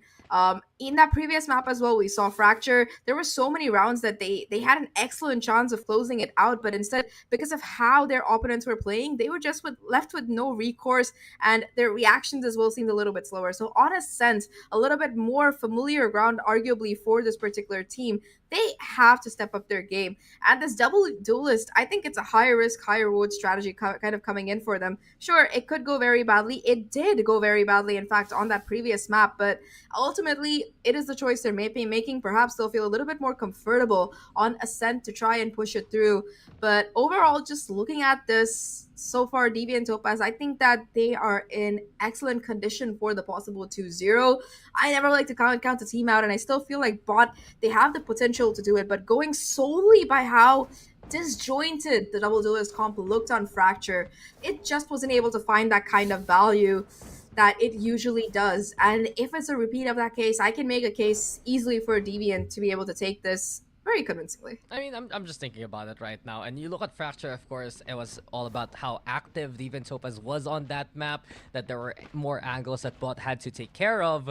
And you look into Ascent instead, it's very streamlined. If we see Natural as well as Capybara clear these sites and make their way towards the objective, then that can be enough for Bot to just actually put that spike down and play in something they're a bit more comfy with. Because we saw in their post plans in that first map, once they got that spike down, everything felt like it was more controlled. The biggest problem for them wasn't even making that space. It was about timing when to put the objective down, just because of the pressure being applied here by Deviant Topaz. It's going to be a problem for the second half though. Bot right now, they're going to be on the defense, and I wouldn't be surprised to see some aggressive plays from the two duelists, because you know that they want to synergize just to find advantage early on. I just don't know here, Dax, because looking at how that map one went, it's still kind of stuck in my head, like how it didn't. It felt like they could have just had so much more of an impact if they did go in for any other agent pick apart from that double duelist. In particular, Capybara, so many rounds you saw her not really getting the value you'd expect out of that raise kit. So I'm just a bit cynical here after watching that particular one. But for Bot, it's just a lot of weight on their shoulders. Not only is it a map too that they have to win. They have to win it against their opponents who chose it, who have arguably a lot of advantages going into it against the most meta comp ever. And Natural and Capybara, Natural was able to find a lot of openings in that first one, but Capybara, on the other hand, it was a very, very quiet map one that we saw from this particular player. So it's going to be even more difficult for her to kind of come swing back into this. But finally, we're going to be done with our technical break podcast. We're going to be heading back into the game here.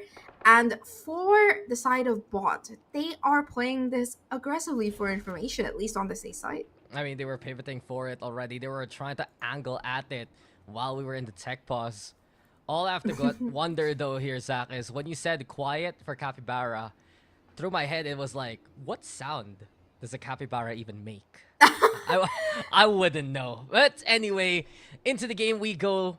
And it's Capybara looking to go for a quick contact. CJ double fault first and foremost. Capybara drawing first blood. And while this happens, Top dashing on forward. Deviant Topaz coming out from 2 angles. And the split approach towards A surprises Bot immensely. Huda on the board. And this should be a plan for Deviant already. Placing swamp Keep the numbers as well. 4v2 situation, and they set up for that post plan. Both the players from bot kind of late as they get onto site, and with that door closing as well, that's going to be an even additional obstacle that they have to try and get through. They just want to try to stick together and trade out, but numbers firmly in favor of team. DV's just so prepared for this tree area here for bot, trying to play from the guard especially, but Huda with the shutdown onto bots. Oof. And Deviant Topaz, they've called it already. Victory for them to start off the first, or rather the second map. Incredible first rounder coming out of them. Despite that early aggression from Cappy, who was able to find the kill, it just wasn't enough heading into it because Deviant, they were so quick to regroup, trade, and take the side off the back of that. It's like, you know, a little bit, it's like if you poke a snake with a stick, you know, and you're like, this isn't doing anything, and suddenly it just rears up in your face and kind of goes for a giant bite. That's how that entire round felt for bot, at least. Why would you do it, Zach? Do you want to tell us something, what you do in your downtime? I sleep and I play Valorant, as you can see. I don't have a life. Okay. I thought you were one of those Nat Geo documentary hunters or whatnot. Oh hell no! I'm scared of snakes and insects. No. Don't be afraid though, because here comes bots. They go for the aggress and even bringing the fight to them towards spawn. Well done by Capybara, coming online in this map. 2 already with a classic, and the spike has been left behind. Eventually though, Huda thinking about how she's gonna pick up that spike. Bot though, still playing as a group, leaving that spike behind for Deviant to try and at least take it back. Crossing through to the opposite end. Sub going for that contact, keeping them away with the Spectre. Eventually though, Deviant Topaz, the transit of the spike, will make their way towards B.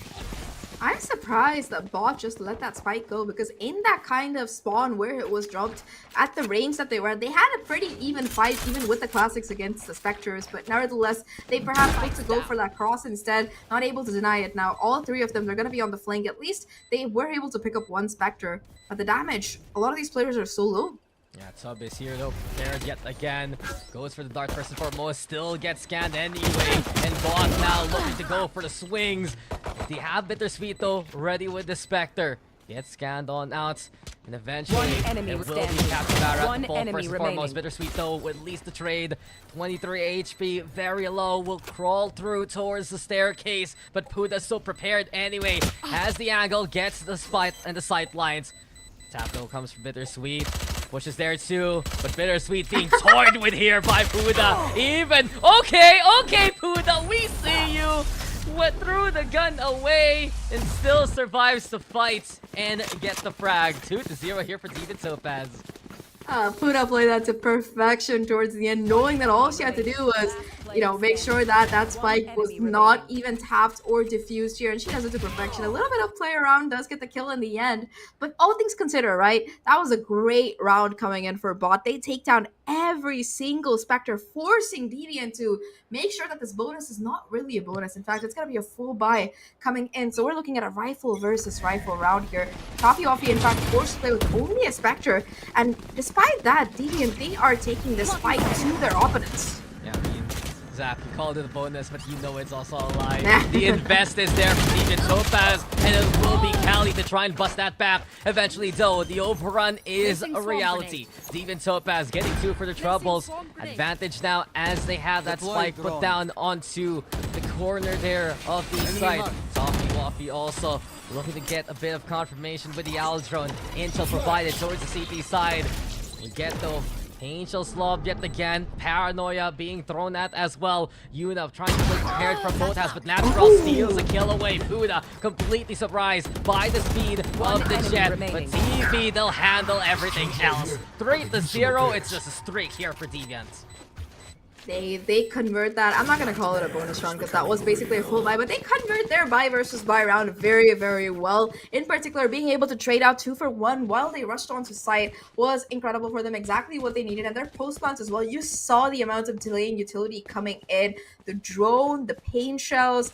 It was the drone as well as the molly. Smokes, flashes from the KO, everything at the kitchen sink just being thrown at that choke point to deny BOTT the ability to even come in. And just like that, their full buy not going in their way, they're going to be forced to play with just a couple of shares. Sure, they've proven themselves to be capable so far in the past, but it seems like this time around, Deviant, they're not going to be even taking the bait on the aggression, just holding, getting the information, and then playing off the back of it. Oh, that's close. I mean, they're looking for the timing after the scan. Still, though, Deviant Topaz, you can feel that they do want to play a bit careful after what they've seen for the past few rounds already. Bittersweet, though, with the find. Yuna answers back. And this is still dangerous for Deviant Topaz because BOTT is so prepared. Oh, no. Capybara going online with these pistols from the Classic to the Sheriff. She hasn't disappointed so far on the Eco State. But Deviants, sure, they're down a man. They still have a chance, though, to try and play from A main. It's 3v4, and you also have Cali hanging back towards B so far. Eventually, someone's gonna need to play the entry. It might be Yuna because of the flash potential. But Bittersweet, Capybara prepared yet again. Also the lurk, courtesy of Natural. Already taking the attention away Fuda. Cappy on the board again. Toffee does make at least one happen. Showstopper's ready. Cali though, surprise, surprise! And it's bots all over the place to find DV where they can get the opportunity. Really, really nice shots coming in, and in particular, when you don't have the weapons, you want to take the fight up close and personal, and that's exactly what BOTT excel at doing in these kind of scrappy rounds here. You saw the quick push down towards mid, the awareness that all these players were towards A main, and yeah, they invested the showstopper. Even if that particular ultimate didn't find a kill, it was enough to bait these players out of their positions, and off the back of that, it was around that BOTT did not let slip out of their hands this time around. Deviant, they lose it, and now they're going to be in an eco of their own. 3 ultimates to work with, but no Blade Storm for Tubbs, so not much in the way of weaponry. The nice thing is, we just saw what Sheriffs could do, so they're not entirely without hope. That's already going to be gone as Natural will find the lurk. While this happens, though, the side take looking possible here for Deviant Topaz as BOTT is playing keep away instead. The Owl Drone, though, searching for a target or two. CJ can't get the plant going as of yet. Pressure being applied to Capybara. Truly is looking to collect these kills. Cappy with a second. And well, she gets all 4 that are left. A flawless win for BOTT. Just authority there, truly. Finally, we talked about how Cappy wasn't having a great game 1, but she's back at the vengeance for game number 2. She used her showstopper last round and already has half of it back online. A testament to how online in particular she's feeling. And this double duelist setup, it really lets BOTT kind of play the waters here, go all the way around the map, get that aggressive early presence, and walk away with a couple of kills. For Deviant Topaz, despite that last round being an eco, still Puda not going to have enough money for an actual rifle. They do have a lot of ults though, in particular that null command from Yuna. It might be enough to really try and bring him to the site. They're going to be going fast and heavy into the C side. It's time to go for the push. Stop getting primed with the dash as well. And now they look to leap towards Jenny. CJ though finding Natural to begin with. And a beautiful kill to begin this push here for Deviant Topaz. Planting towards the dice though. It's Bittersweet now. And Cali towards the high ground, breaking the door here for BOTT to find even more angles to work with. Scan comes on in. Sub found alongside 1-4. Capybara still seeking and searching. And she's just on the roll to pass you around. Victimized though, it's gonna be Meta. CJ Sakura! Absolutely in full bloom here. 3 for her already. Looking for more targets from the high ground. The dart is gonna be into play, broken quickly. But you already know Deviant Topaz has a good handle on things. Tub is ready, and Tub will be set to collect. It's now Deviant Topaz bringing it back. Nice discipline coming out of CJ Sakura there to, even though it looked like she was baiting her teammate a little bit, just the fact that she was able to hide her position for so long, despite that boombot coming out, MetaWin doesn't wait to peek out and immediately gonna be punished there. Free 1v1s that both Tub as well as CJ Sakura are quick to capitalize on to find those kills. And the only ultimate that they really used was that null command, which means that this lockdown as well as the Hunter's Fury that Toffee was able to find in that round are going to be carried over. Though for bot side, they're finally going to be investing in that operator. Natural, that's a huge opener. Yeah, well, immediate returns with that investment. Up finds one, and down goes Tub. She's so critical, though, for the DV attack. We've seen from her make so much space, no matter the situation. And the stack now here from Deviant Topaz, just bumping into one another in the tight corridors here. Towards main instead. They're struggling to find any kind of footing as Natural picks apart another member from afar. Yuna, the next victim. It's DV here, forced basically to play from B main. And with a bit of time to work it, they're trying to cut noise, but you can already see BOTT so prepared. They've oppressed mid with the operator. They're setting up a bit of a crossfire right now, if ever. Met already with the find of Toffee. The scan is there to boot.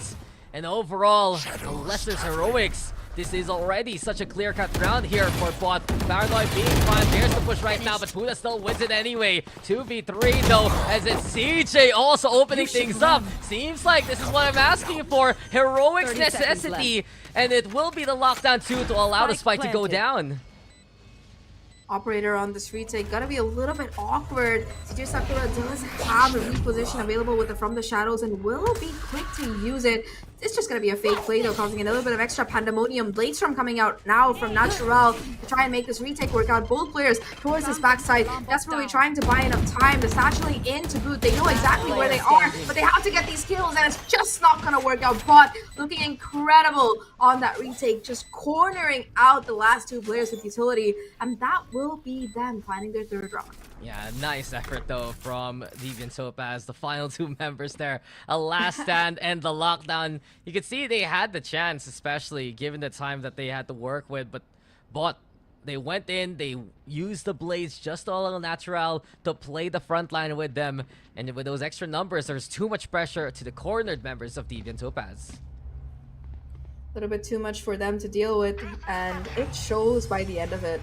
The kind of difficulty that Deviant were under, tagged up heavily by their opponents, not having much to work with in the name of utility. There's just nothing that they could really do. And of course, Natural is going to be holding on to that operator as well. Already we saw the potential that it had in that previous round. Once again, it's just going to be her taking a lot of space off the back of that drone. I mean, Natural has been stellar so far with this operator. Looking yet again for another potential target. And Tub has been sunk here by Natural to begin the round. Yet again, the pressure of the operator is something Deviant Topaz is struggling to find an answer for. They are looking to go towards main, but without Tub, you know the struggles of the entry is afoot. Toffee Waffy though, ready with the drone also. Paranoia looking to be primed as well. Meta win. It's up to her to go for the stall. But DV is just waiting for any opportunity. The lurk there from Puda though nets nothing so far as BOTT are holding towards main instead. Here comes Natural ringing out the shot. Puda still alive, ready to fight, ready to cause a distraction. But in the end, it will eventually be the A take that DV's been looking for. Suppress is valuable and Yuna finds Bittersweet. It's time though for the showstopper to fly on high, and Capybara collects with multiple explosives, fireworks, and the paint shells. Now it's Meta Win who finds one more, and it's all BOTT here as they tie up the score. 4-4. Really nice patience coming out of Medowin on that side. Of course, huge damage from Capybara to be able to find those 2 kills with the ultimate. But more than that, this is what we talked about as being a factor, right? The fact that these double duelists, they need to put up the numbers, they need to perform. And so far on this map, they are excelling on it. In particular, the damage being done off the Raze utility has been consistent throughout this game. More than that, though, just the number of first bloods, right? If you look at how both of these teams are playing, BOTT is so far ahead in that metric. They're able to find these first bloods so often. And even though there are rounds where Deviants are able to bounce back, just them being that consistent with finding those opening frags put that much more pressure on their opponents. Natural, with that operator now in these last 2 rounds, has found that first pick consistently, and it's still going to be a factor heading into this next one. Timeout gonna be called by Deviant, but they don't have the economy to work with. They only have that Hunter's Fury as well in Toffee Waffy's hand. It's gonna be an incredibly difficult round to say the least. Look, BOTT is just making a case to make this double duelist strategy work. And you absolutely hit the point on its head there, Zach. The first blood potential, of course, it's apparent now with Natural, with the operator. But early on, Capybara, right? With the pistols, she didn't disappoint. Picking up the rifles as well. 13 kills. Such a strong recovery from her after her performance in the previous map. So for BOTT right now, if they can keep up this kind of momentum here on the defense, you already know they're gonna get more and more map control along the way. Contesto towards mid, the dart being lobbed. Yuna looking for the lineup as well, but Natural's at the ready. And look at the two duelists go yet again. Sharp shots from Capybara and Natural. BOTT is just absolutely on top of things. Indeed. They seem to hold all the cards here in this round already. 2 kills to open up, and whoever remains, they just seem to have nowhere to really go. Puda being caught out by that drone as well. Lucky that there's not an Odin on the other side. Otherwise, that could end very, very badly. 3 remaining players, though, they look to regroup, try to find something to make it work. Bittersweet still there, though, watching the cross, watching the angle.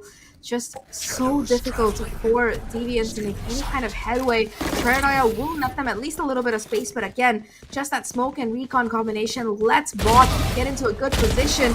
Patty already able to find that first one, does get a trade though, and now it's a 2v4. And the answer immediately with the Paranoia here from Bittersweet. The pressure's already on, and BOTT are looking to come and collect. Well done though by CJ to still fight back. A fighting chance here, the 1v2, teleports on over, left. And might surprise Natural here. Ooh. There you go, hits the head, but Matt the Win will make sure that she is dead. BOTT takes this lead. Here. Could have been a win there for CJ Sakura. Super well played, but just didn't expect Meta Win to still be in that corner. The positioning there being held by Natural, it kind of made sense that there was another player who had already pushed up because they weren't really watching for that lane angle, especially with the sound of that teleport. But nevertheless, Meta Win's slightly unorthodox position does net her the win. All things considered, though, that was a pretty good eco coming out of Deviant's side. Problem is that they still have to find a way to deal with that operator. So far, Natural, she has had full sway, full authority over this particular side of the map. Now looking for a little bit more with some backup. And with that operator, finally a shoulder pick not quite connected. I mean, she has been absolutely unstoppable here with the op. Across though from DB to play towards mid, instead breaking the door. They're looking to go for the rush down, but Natural doesn't disappoint with the shot. Toffee Waffy though sees her dashing back. And it's DV now who'll make it 3v3. Sights taken, exactly what Deviant Topaz has been looking for. They have control, they have the spike, and they're going to be able to put it down at the very least.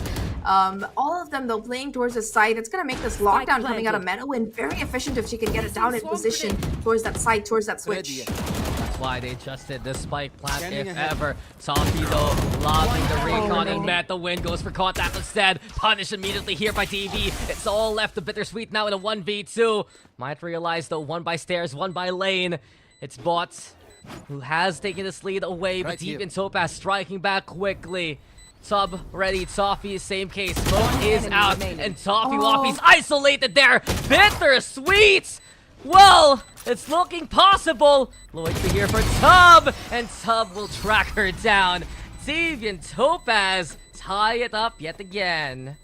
Race it to the spike side. Really nice start cover there to be able to isolate that fight, but in the end, with that clock ticking, Tub was able to take advantage of that timer to be able to push it forward. 5-5 right now. Still gonna be enough money in the bank for another operator for the side of BOTT, but that said, their economy, it's in a bit of an awkward position for some of the players.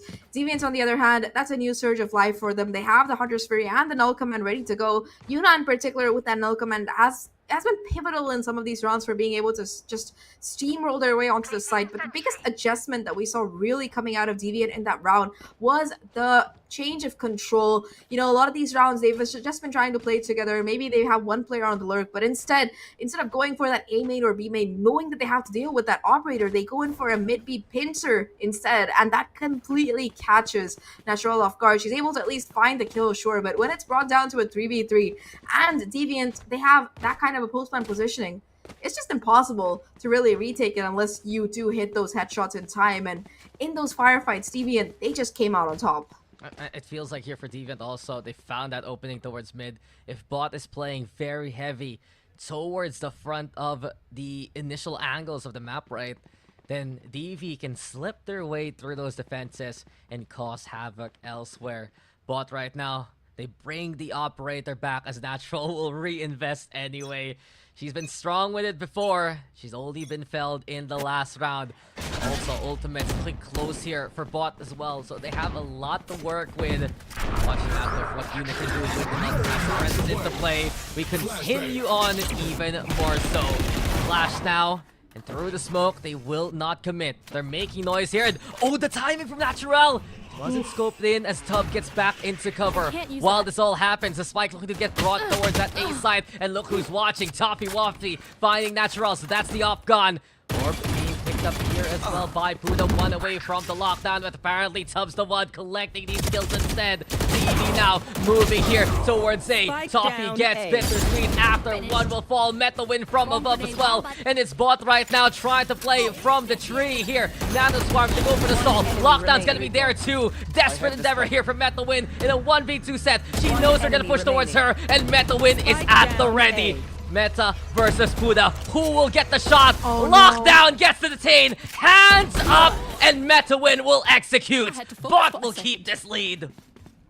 That was such a clutch lockdown Last and a round in clutch the coming half. out of Metawin towards the end of that round. Especially the fact that she was able to use it to isolate those fights, win it out in her favor. And so many times, right, when that lockdown goes down, you just don't realize that it's a timer that's ticking. You have to take it out or get detained. And the choice made here by the side of Deviant to fight, I'm not sure if that was the right call because they had the time. They could have gone back towards main and pushed back into the site.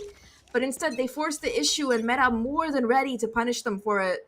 Really, really nice round. And there you go. Bot just wants to keep it up to end the first half on a high note. The lockdown now into play, but you know who's bringing the lockdown instead. It's Natural with the lock and key to boot.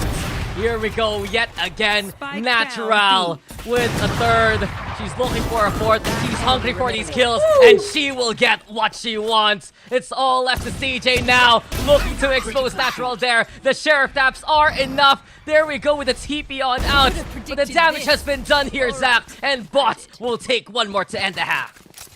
Corner 5, they have a slight lead here, sides. but Deviant, this is their map pick after all, so I'm pretty sure that they have a plan heading into this next half. But before we jump into the action, let's see what our wonderful panel has to say.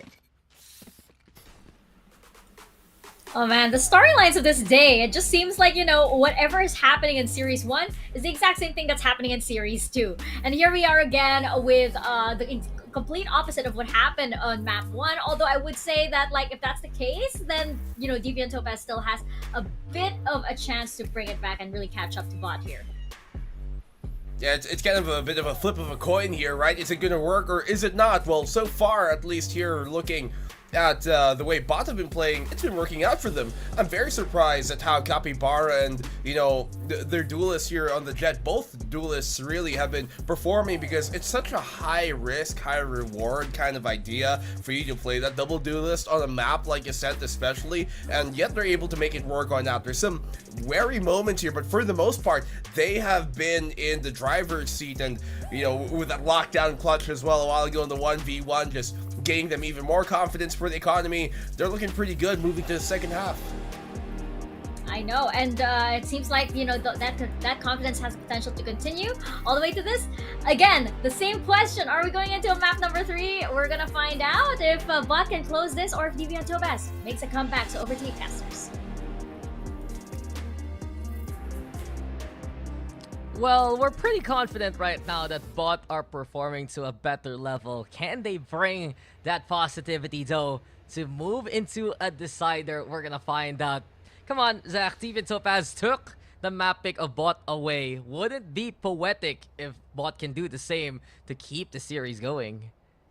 I'm certainly sure that they would want to at the very least. However, Deviant, they're gonna be having that side switch coming in a sense. No matter what changes have happened, no matter what comp you're really running, it has historically always been that defender sided map. So I wouldn't be surprised to see Deviant be able to retake that lead in this particular one if bot aren't careful. However, bot, they do have that double duelist dynamic that we talked about, and we mentioned what an important factor it could be over the course of the series. So with those duelists firing on all cylinders, it makes sense that bot might be able to close it out here, and they're already just running it down towards mid.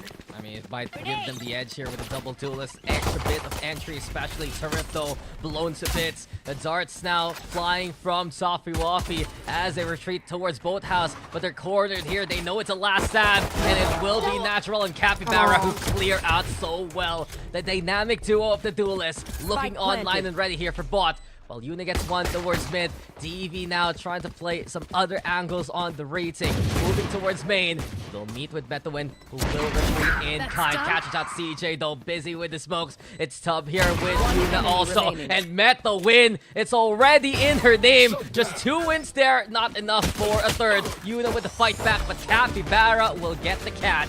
Bot here still keeping on going.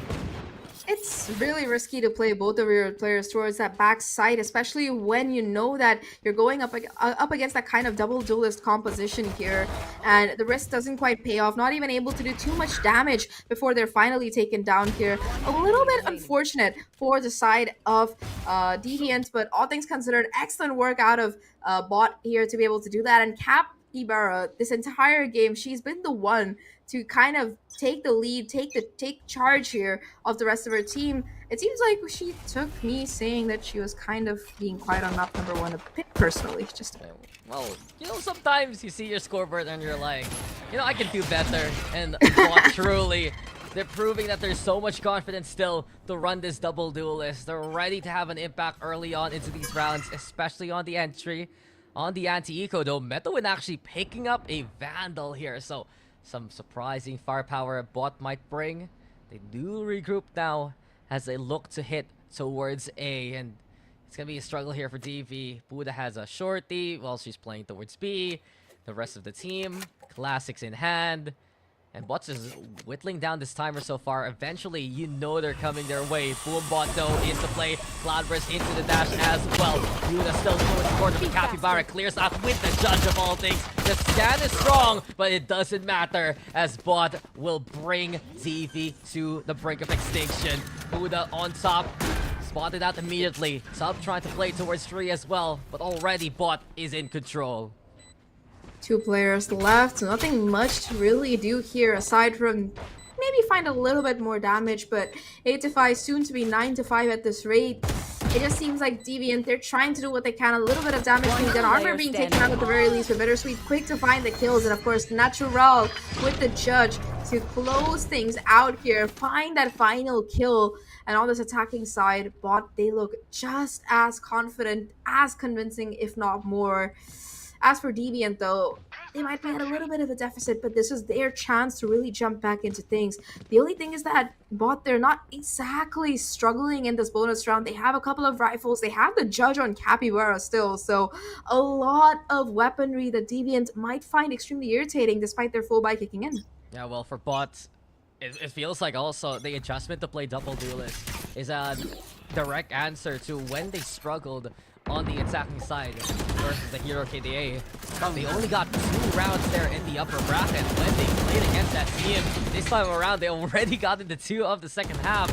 Buddha, exceptional. Capybara will be found. Bittersweet though, stellar trade, and now it's 4v4 as Bot have already made their way towards the site. Natural caught that by Yuna. Really the problem here for Bot is when they're trying to go for the escape, when they're ill-prepared for DV and the angle. Stoppy Poppy is ready. Here comes DV, looking to go for the split push instead, and now it's all left to Bittersweet. 3 against her, and well, there is just nowhere to hide. Deviant Topaz will bring it back with the buy. Really, really nice here. Of course, that opener coming out of Kuda was nice so that they could at least keep the numbers in. But despite it coming down to a 4v4 in the middle, the fact that that recon out of Toffee enabled them to take out Natural and just swarm on the side after that, there was barely enough time for the reposition to come in. And that was something that Deviant took full advantage of. Now, they're going to be heading on to this next round with enough money to match the full wide coming out of bot. They also have a null command available to shut down utility here. So definitely things looking up for them. The score might not still be in their favor, but they're finding their confidence again. I mean, we've seen how effective the null command has been for Yuna. It's the one thing absolutely unique here for Deviant Topaz, especially the suppress value. But Tub now dashing forward. There you go with Dart, getting the scan and forcing Bittersweet to TP on away. Link control here from DV, bit rare so far from what we've seen in this map. And because of this, bot is split into two separate forces. Paranoia also there. Seems like for Capybara as well as Natural, they want to go for the close contest instead. DV now backing on away towards Cubby, towards mid. And it's Yuna here who is just ready for anyone coming her way. Two with the shutdown. And Deviant Topaz in control so far.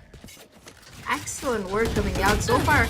They do know that bot. They've been willing to get a little bit antsy, a little bit eager here, and they're not there. Quick for the punish. Meta Window still on the lurk, trying to find a little bit of value, but manages to back away in time to keep Assault alive here. In this 2v3, she might be enough to do the damage. Bittersweet now has the information, knows where the last two players are, and will go for a quick rotate over to his A to try and play out this 1v2. I mean, Deviant Topaz is so prepared for this. Poo that's up on the rafters especially. They heard that spike being planted. They just need to be careful. No dropping down now. And well, that was close. But no cigar there for Bittersweet. Puda's prepared to make the trade happen. And Deviant Topaz, it's another one in the books for them. That could have almost gone very badly because there was a chance that Bittersweet could have had the free 1v1s, but thankfully for Puda, she's able to confirm this final kill. Not enough time for Bittersweet to adjust that crosshair onto her head. And now that said, bots, they're going to be looking at a little bit of an eco situation. Bittersweet still going to be able to pick up that hero rifle or at least some kind of gun to back up the team, but just sheriffs for everybody else. No Blade Storm either to work with for Natural, unfortunately, so a little bit of a dry round for Topaz. Toffee Waffy, look what she has, Daks. Oh, and especially a map like this, Sam. Odin on Ascent on the Sova. Can't believe Wow, we're seeing this. What a surprise! It's as unique as can be. Yeah. I'm so shocked. You know, one of the most solved maps in Valorant with such a distinct meta composition to play double initiator. Wow. Well, jokes aside, we're in a tech pause, so we could have actually just kept going with it. It does seem like, though, for Deviant Topaz, once they got the guns here, Zach, this is where the utility finds more value. Yuna is such a big problem here for bots, whether it's the null command or the 0 point. Any bit of suppressing values here from Deviant Topaz, they just get so much out of it. I just have no words. Deviant, you know, they started this half behind. They didn't get off to a very good start either, but the minute adjustments, they've been fantastic for this particular team. And in particular, what has been paying off the most for them is just this patience/teamwork combination coming in. We talked about the Odin before. Toffee Waffy isn't able to find a little bit of early damage, but still quite a bit of chip being done to Capybara. Natural tries to sneak in, but Puda with the swing able to catch her off guard, and that's gonna be first blood again coming in for Deviant. Say chip, there's the chomp onto one more. And well, bots are lacking a member quickly. Tub here, so willing to be aggressive. And we've seen from Tub, honestly, in her career, it hasn't worked out all the time, but space is always made and risk is rewarded in this instance. 5v3 already. Moving towards Cubby here for bot, but look who's prepared on the other side. CJ's there, Yuna can reinforce as well as we see Tub take the high ground instead towards the window. Paranoia though, absolutely primed and ready. It's such a strong position. Keep an eye out on Capybara, looking to lurk her away over onto the opposite end. But now, the Paranoia is there. Callie finding Yuna. Capybara, that's a crispy shot as well. But CJ finds the target that they need. And Deviant Topaz searches and destroys. We're one away from getting a tight scoreline here. But probably best to play as a Really, team. really clean round. So, Sure, they lost a couple of players, but they didn't have to invest any of these ultimates, and that's going to set them up huge heading over into this next round here. Still holding on to that null command. Also, a couple of other ults that have charged up in the meantime. So, a lot that is in favor of Deviant Topaz. Not only have they built up an economy, they also had a lockdown for a possible retake here. Bot on the other side, they have a lockdown of their own. So we might see these come out to try and counter each other, or in general, just play off the back. It's kind of like a game of who's chicken first. You know, you put your lockdown, I put my lockdown. Not using yours, I'm not using mine. So I think the null command might be the difference maker, though. If they can get that spike down and pop it, it might deny that second lockdown from coming in and just let Puda take the side for free. I mean, yeah, honestly, Yuna has been such a big bane to the plans here of BOTT. You see Capybara, you see Natural. They're always in a, I'd say, desperate scenario, honestly, to find that impact if they're hit by the suppress. And from that point on, everyone from Deviant Topaz has actually stepped on up. Sophie Waffy has netted so many kills in this second half alone compared to her initial performance. Same case for like CJ and everyone else here. Deviant Topaz on this defense looking to be a well-oiled machine. And of course, the main frame of all that is the double initiator utility that they have to just figure out where BOTT is coming from. Yeah, it just seems like BOTT, they're kind of struggling. They started off this map very strongly for sure, but the way that Deviant has kind of jumped back into it is just a little bit too much for them to really handle successfully. Now, once again, that one way coming in early on, just denying an additional push presence coming in. That showstopper from Capybara, it might be the ultimate make or break this particular round. Well, BOTT, they're still sticking around here towards main. Slow play this time as they're trying to get the attention towards B instead. The lockdowns, though, prepared for both of these teams. The Cubby still being held here by Deviant Topaz, and interesting enough, Sophie Waffy as well as Puda, they're playing on the opposite end towards staircase instead, just to allow them to funnel the opposition towards lane if ever. But beyond that, BOTT is playing with his timer here, Zahk. They're waiting for any kind of opportunity. Perhaps Kali here can pick up the orb and get that Hunter's Fury. Still cutting noise, waiting for any moments that they can work from. But even Topaz, very disciplined right now. Well done on the defense. Eventually, though, BOTT will be forced to go for the execute. Smokes out. Here comes the counter with the utility. Showstopper into play, but Soft Waffy catching out Veto win. And BOTT now is on site looking for the plant. 4v5 for the time being. Spike is set up as well. And such a slow round in the end, though. Deviant Topaz, they are ready to go for this raid take. Door is up and broken. Here comes the lockdown as well. The game of chicken you've been saying for. There's only one pen here ready to roost. And from this point on, it's Deviant Topaz who finds the farm in them, collects all these kills, and they're ready now to go for the defuse. Fragment for the stall. Flash is there too. No chance for BOTT whatsoever. Oh my god, it's a flawless retake. You're not losing a single player in the box. In fact, going on the hunt as well as Tub finds that kill onto Capybara. I think the highlight of that round for me, though, was the moment you hear the words fire in the hole, immediate null command from Yuna to just deny it. Just not happening. Deviant Topaz, the protocols throughout the round were perfect. You know, you did see the lurk coming out from Meta and almost got Puda off guard, but Toffee Waffy was still hanging around for the backup, and that was the first kill to really come in. After that, the null command, it just denied BOTT from really getting any utility on that side, forcing them into such an unenviable position and not letting them put up that lockdown off their own in time. Just such an easy retake to equalize. You should run. And BOTT can't just afford to hang back like that. They need to be the ones setting the pace and the plays with the double duelist, or else even Topaz, they have more utility to just play the anchor. Angel's gonna be there though, giving space here for the BOTT, and from that point on, Capybara will come to collect. Well done there with the initial lob, courtesy of the Rays. This big chance here for BOTT to keep this lead in their favor. Already finding 3 so far. You hear the voice though. Enemy remaining. It would be hero time here for DV as Capybara is just keeping on with the pressure. Well, Tub, what can you really do in a 1v5 ace clutch? You know how difficult that truly is in these scenarios. BOTT is all over the place, and well, it's the first maybe chance, maybe a hope. Up draft, sure, but down she goes. 4 for Capybara, and a round again for BOTT to keep this lead. Really nice little set play there to deny these players to escape from the lockdown. They're on site, and I feel surprised that they decided to play on site knowing that MetaWin had that lockdown available. It's just such a dangerous kind of play to really risk it, but they still go for it, and that's the strategy and punish immediately there from BOTT's side. BOTT back in the lead here. First team to hit double digits. It's still going to be economy quite decent though for Deviant. They're going to be able to buy up that operator as well. And we saw how Natural was able to use it to full use in that previous half. Oh no! Ooh, it's Tub's turn. Yeah, Tub gets a bit of revenge from what's happened in the first half. Op is out, and Deviant Topaz is looking to put bots on notice. Aldron though realizes there's still the close encounter of the Raze kind. The pain chills there to keep the push at bay. It's DV looking to vie for mid control as well. So already, speed hold looking strong here for Deviant Topaz. But needs to carve a way to move towards A instead.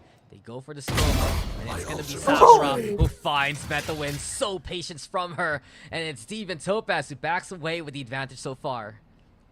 Just so much discipline. Peek, get a kill, fall back. Peek, get a kill, call, fall back. They really don't want to risk it. It's okay if they don't get those multi-frags necessarily. All they want to do is maintain that advantage. And so far, at least, it's been an excellent job coming out of these teams. Impeccable paranoia as well. Category, though, able to satchel it and get the kill. The trade is immediate, and now it's a 2v4. Look, nearsighted people can still see, and that's how you do it. In the end, though, it's Deviant Topaz. Same here. 30 Well, seconds left. Yuna's so ready for this, and I honestly thought real quick that was her, but Huda's the one who finds that final blow. 10 to 10.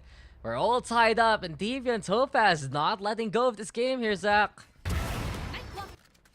Not at all. Tub with the operator making a statement of her own. If you can do it, I can do it better. And all things considered here, that paranoia had completely slowed down the push onto that A side, sure.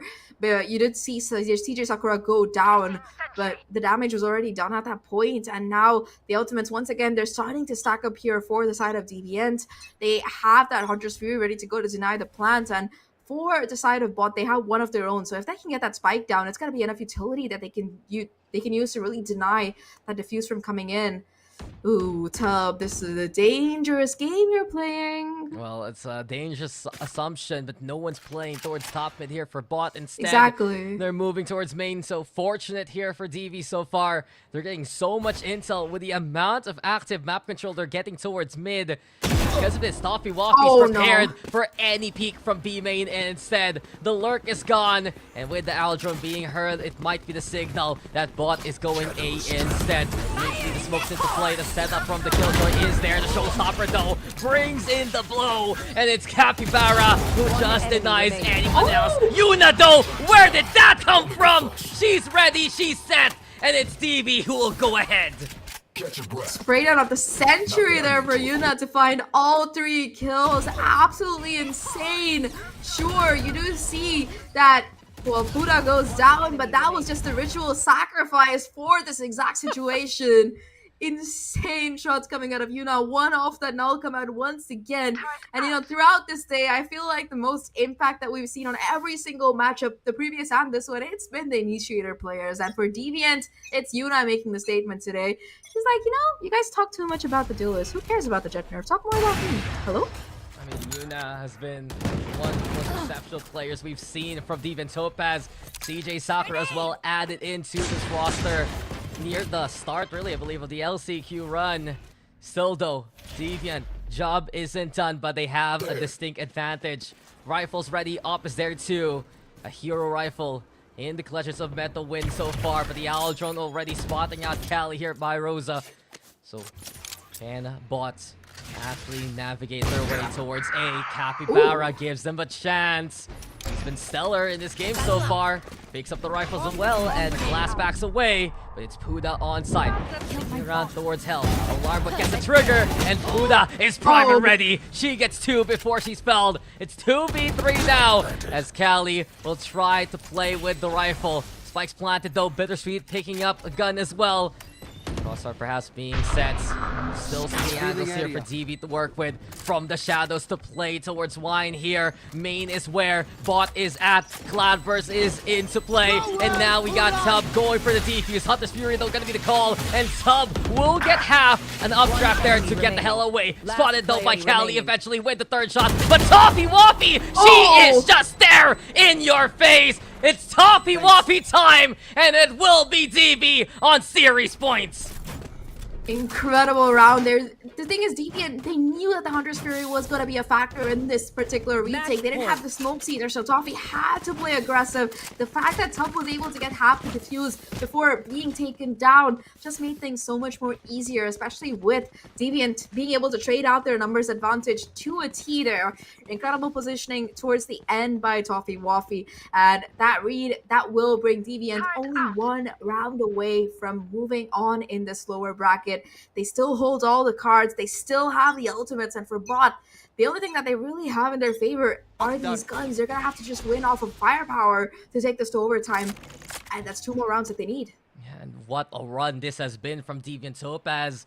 But unfortunately for BOTT, the struggles that they had versus Hero KDA on the offense, it's happening yet again despite the double duel setup. DV has just shut down BOTT's intention again and again, courtesy of the utility from the likes of Yuna and CJ2. Huda also, of course, big threat on that Killjoy. Here comes Toffee Waffy though. She's not done from the last round, keeping up that momentum. Bittersweet though with the trade at least. Toffee now with the intel. Huda knows exactly where Natural's going, and she is found and outed. Met the window onto the side alongside Cali. They're at least gonna get the plant going, so it's 3v3 for the time being. Spike though planted, and they know they have cornered the opposition. Huda is prime again to be going for those shots. Met the win with a bit of a stand. 3 here for Huda. Make that a quad, and it's over. It's done. It's Deviant Topaz moving on to the next round, eliminating BOTT from the LCQ. You know, Blackenblue mentioned it. Well, he was on the panel. I was willing to hedge my bet to this direction as well, and Deviant, they do it in style, especially in the second map, right? In that second half's beginning, they fell a little bit behind. It was 9-5 at some points, but they were able to completely reset. Once they had their buy coming in, they were absolutely dominant throughout, and once that operator came online, my god, it just seemed like BOTT, they had no chance. Very unfortunate that that first map didn't go in their way because they really needed to win it. Deviant, they continue their winning ways in a sense, and my god, there were so many players on that map who were just incredibly impactful. Well, I just gotta say, welcome back to Food again. Back into the rotation. Just a standing ovation there. She stood up. She was just like, this is over. I got this. And truthfully, for Deviant Topaz, this is what we expected from them in the upper bracket. This is a team that made waves in Open 3. You have absolutely incredible players, incredible calls, and what a day it has been today. We'll see Deviant Topaz move on, ladies and gents. Great effort there from BOTT, but they're eliminated here from the LCQ. It's time for us to call it here for the casting side. Let's go over to the panel to break down what happened in that series. Thank you very much to our casters, Daks and Zahk. You guys did an awesome job. And who else did an awesome job? It was Deviant Topaz. I had a feeling. I was like, I looked at the scoreline at some point and I was like, oh, this is potentially going to a map 3 here. It looks like a map 3, but nope. Deviant Topaz says, no, we're finishing this right now. Yeah, I mean, we saw some great moments like Toffee Waffy once again stepping up to the plate, and this time around she wasn't the killjoy that we typically see them move her onto on the map like Ascent, but doesn't matter, still on that sky, delivers absolutely, had that clutch there against the opposing Sova, got the job done, and you know, for a bit, BOTT were kind of pulling away. They were building upon that lead, right? They win the pistol, they win the round right after the bonus, and then you're thinking, this might go map number 3, but when it came to the end of things, even a Bugatti needs gas, even a tank needs diesel, and they just seem to have ran out of gas in the end. Yeah, that was unfortunate for BOTT, and this is an elimination match, so this is it. This is the end of their journey here at VCT Game Changers APAC. For Deviant Topaz, though, they continue, and I'm happy because it seems like the team, you know, they really found this kind of a synergy here, particularly on the last map on Ascent. You really saw each of the players actually get their own moments, right? You saw the picks coming out from Tubb. You saw Buddha with those, you know, with those clutches really being the anchor of those sites, right? You even saw the 3K from Yuna. So I really like how they were passing around this kind of momentum and this energy, and I really hope, like, you know, this carries them through the lower bracket. And what a way, right, to announce herself back into this rotation here. Puda swaps on in, the only map she's played, and she absolutely delivers. We saw that clutch here come in for her, and as a killjoy, it's very important to have that reliability be on the back line, and She certainly delivers time and time on over. Toffee Waffy once again leading by example, of course. But let's sing some praises to a player here on the opposing side, Capybara. She, coming from that Blossom squad in the past, point of authority, she was always one of those players to look out for, and once more she was a menace here. It's just unfortunate that BOTT weren't able to at least capitalize off of that and take the map win, because it certainly could have. Unfortunately, this will be their final stop. Yeah, they had it in so many rounds, you know, and this must be so frustrating for them because they were so close. And I can honestly say, like, for this map, you know, they were actually just outplayed, right? There were so many rounds where it was, you know, down to the wire, or it was just that, you know, the positioning of Deviant Topaz just really carried them through and gave them more favorable angles. But on bots, I can honestly say that a few rounds wherein they made, like, you know, very, very grave mistakes here. And I think that, you know, there is a lot of potential for this roster. It's just this own kind of roster mania that's happening here at Game Changers that is mixing things up. Good thing though for an IGL like Toffee Waffy, it seems to be no problem at all, Blackenblue. Well, she had an almost 2.0 KDA, and that's absolutely huge to have from especially a Sova here in this case, leading by that example, as we said, first and foremost. But it really came down to as well the retake game here of Deviant Topaz. I think they're able to win like 4 different retakes coming in that second half. It just made the post plan so much more of a unreliable aspect here. If you are BOTT, it made it a much bigger, you know, liability, and you can never have that, especially on the map that you need to get every attacking round as much as possible. It just became such a big liability here for BOTT that you can tell that Deviant Topaz, they knew we don't have to anchor down the site every time. We can play that retake and they can do it quite effectively. And that was that calm decision making, right? The ability to be able to call things like that, where they could just hang back and, you know, you just say it's okay. Well, let's put ourselves in a more favorable position to win this round. And it's something that, you know, that really shows, like, again, a testament to Toffee Waffy and her ability to really keep the squad together, because there are so many. If it was down to like individual plays or something, you just know somebody would be rushing on in there, but she was able to just rein her team together. Considering also that they did have a last minute change to their roster, right? I believe Sakura came in just for this LCQ. So you know, the fact that everybody, like, especially on this map, it seems to be on the same page is a testament to her. Fortunately for us, we get to actually talk to her a little bit here on the panel. So let's bring her up to your screens for a very quick interview. Toffee Waffy, are you there? Oh. Hello. Hi, Toffee Waffy. Hello. Congratulations to you and the rest of the team. And I mean, like, to you in particular, you were basically MVP. You were top frag, I believe, in both of those maps, and your IGL as well. Can you give us like a sneak peek into how you're able to balance all of these, or does the top frag maybe just come naturally to you? I think for the most of the ideas, I would call like at the start of the round so it doesn't get too messy. And I try to set up like protocols so that it doesn't get too hectic for me to call mid-round game. And after that, I also will like put in players' input into like how they think the round went and stuff. Okay, hold on. I believe we are technical issues. Are we? Oh.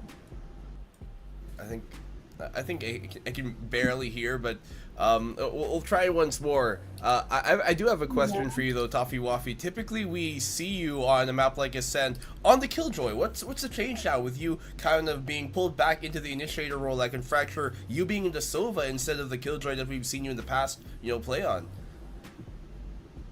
I think what changed is like I could go with the team more, so I'll be there to like know what's happening and make the right call from then on. Yeah, I think that's the major difference that we were lacking in the previous games. Alright, okay, that makes sense because we really see her fragging out. We can really see you fragging out by being part of that team, being part of the push instead of being in the back line more. So, Mika, any final thoughts? I am so curious.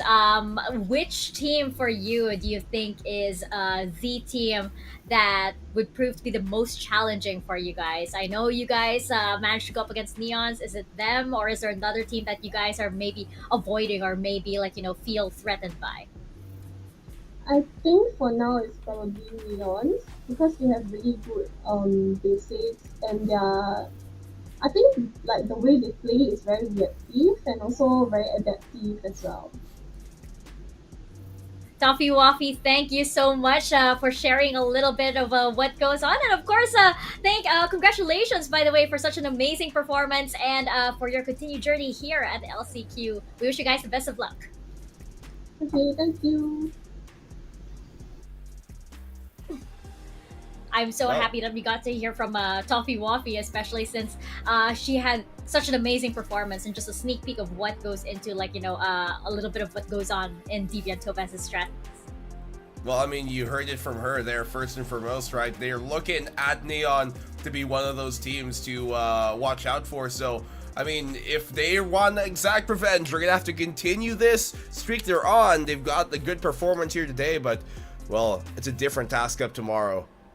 Oh, that is right. They are gonna be up against Nyx Kiyose up next, so that is gonna prove very, very challenging as well. But over there on the upper bracket, I see we do have MLT Esports, and we do have is that not Neons over there proceeding into the upper bracket. Unfortunately, this does mean that we do have to say goodbye to Be My Team and BOTT for today, as they both these were both elimination matches on this stream and our concurrent or our secondary stream. So unfortunately, it is the end of the road for both of these teams. But congratulations to those who still continue their journey here on the LCQ. Well, continuing our journey tomorrow, we still got some of these teams fighting for another chance, fighting for the final slots.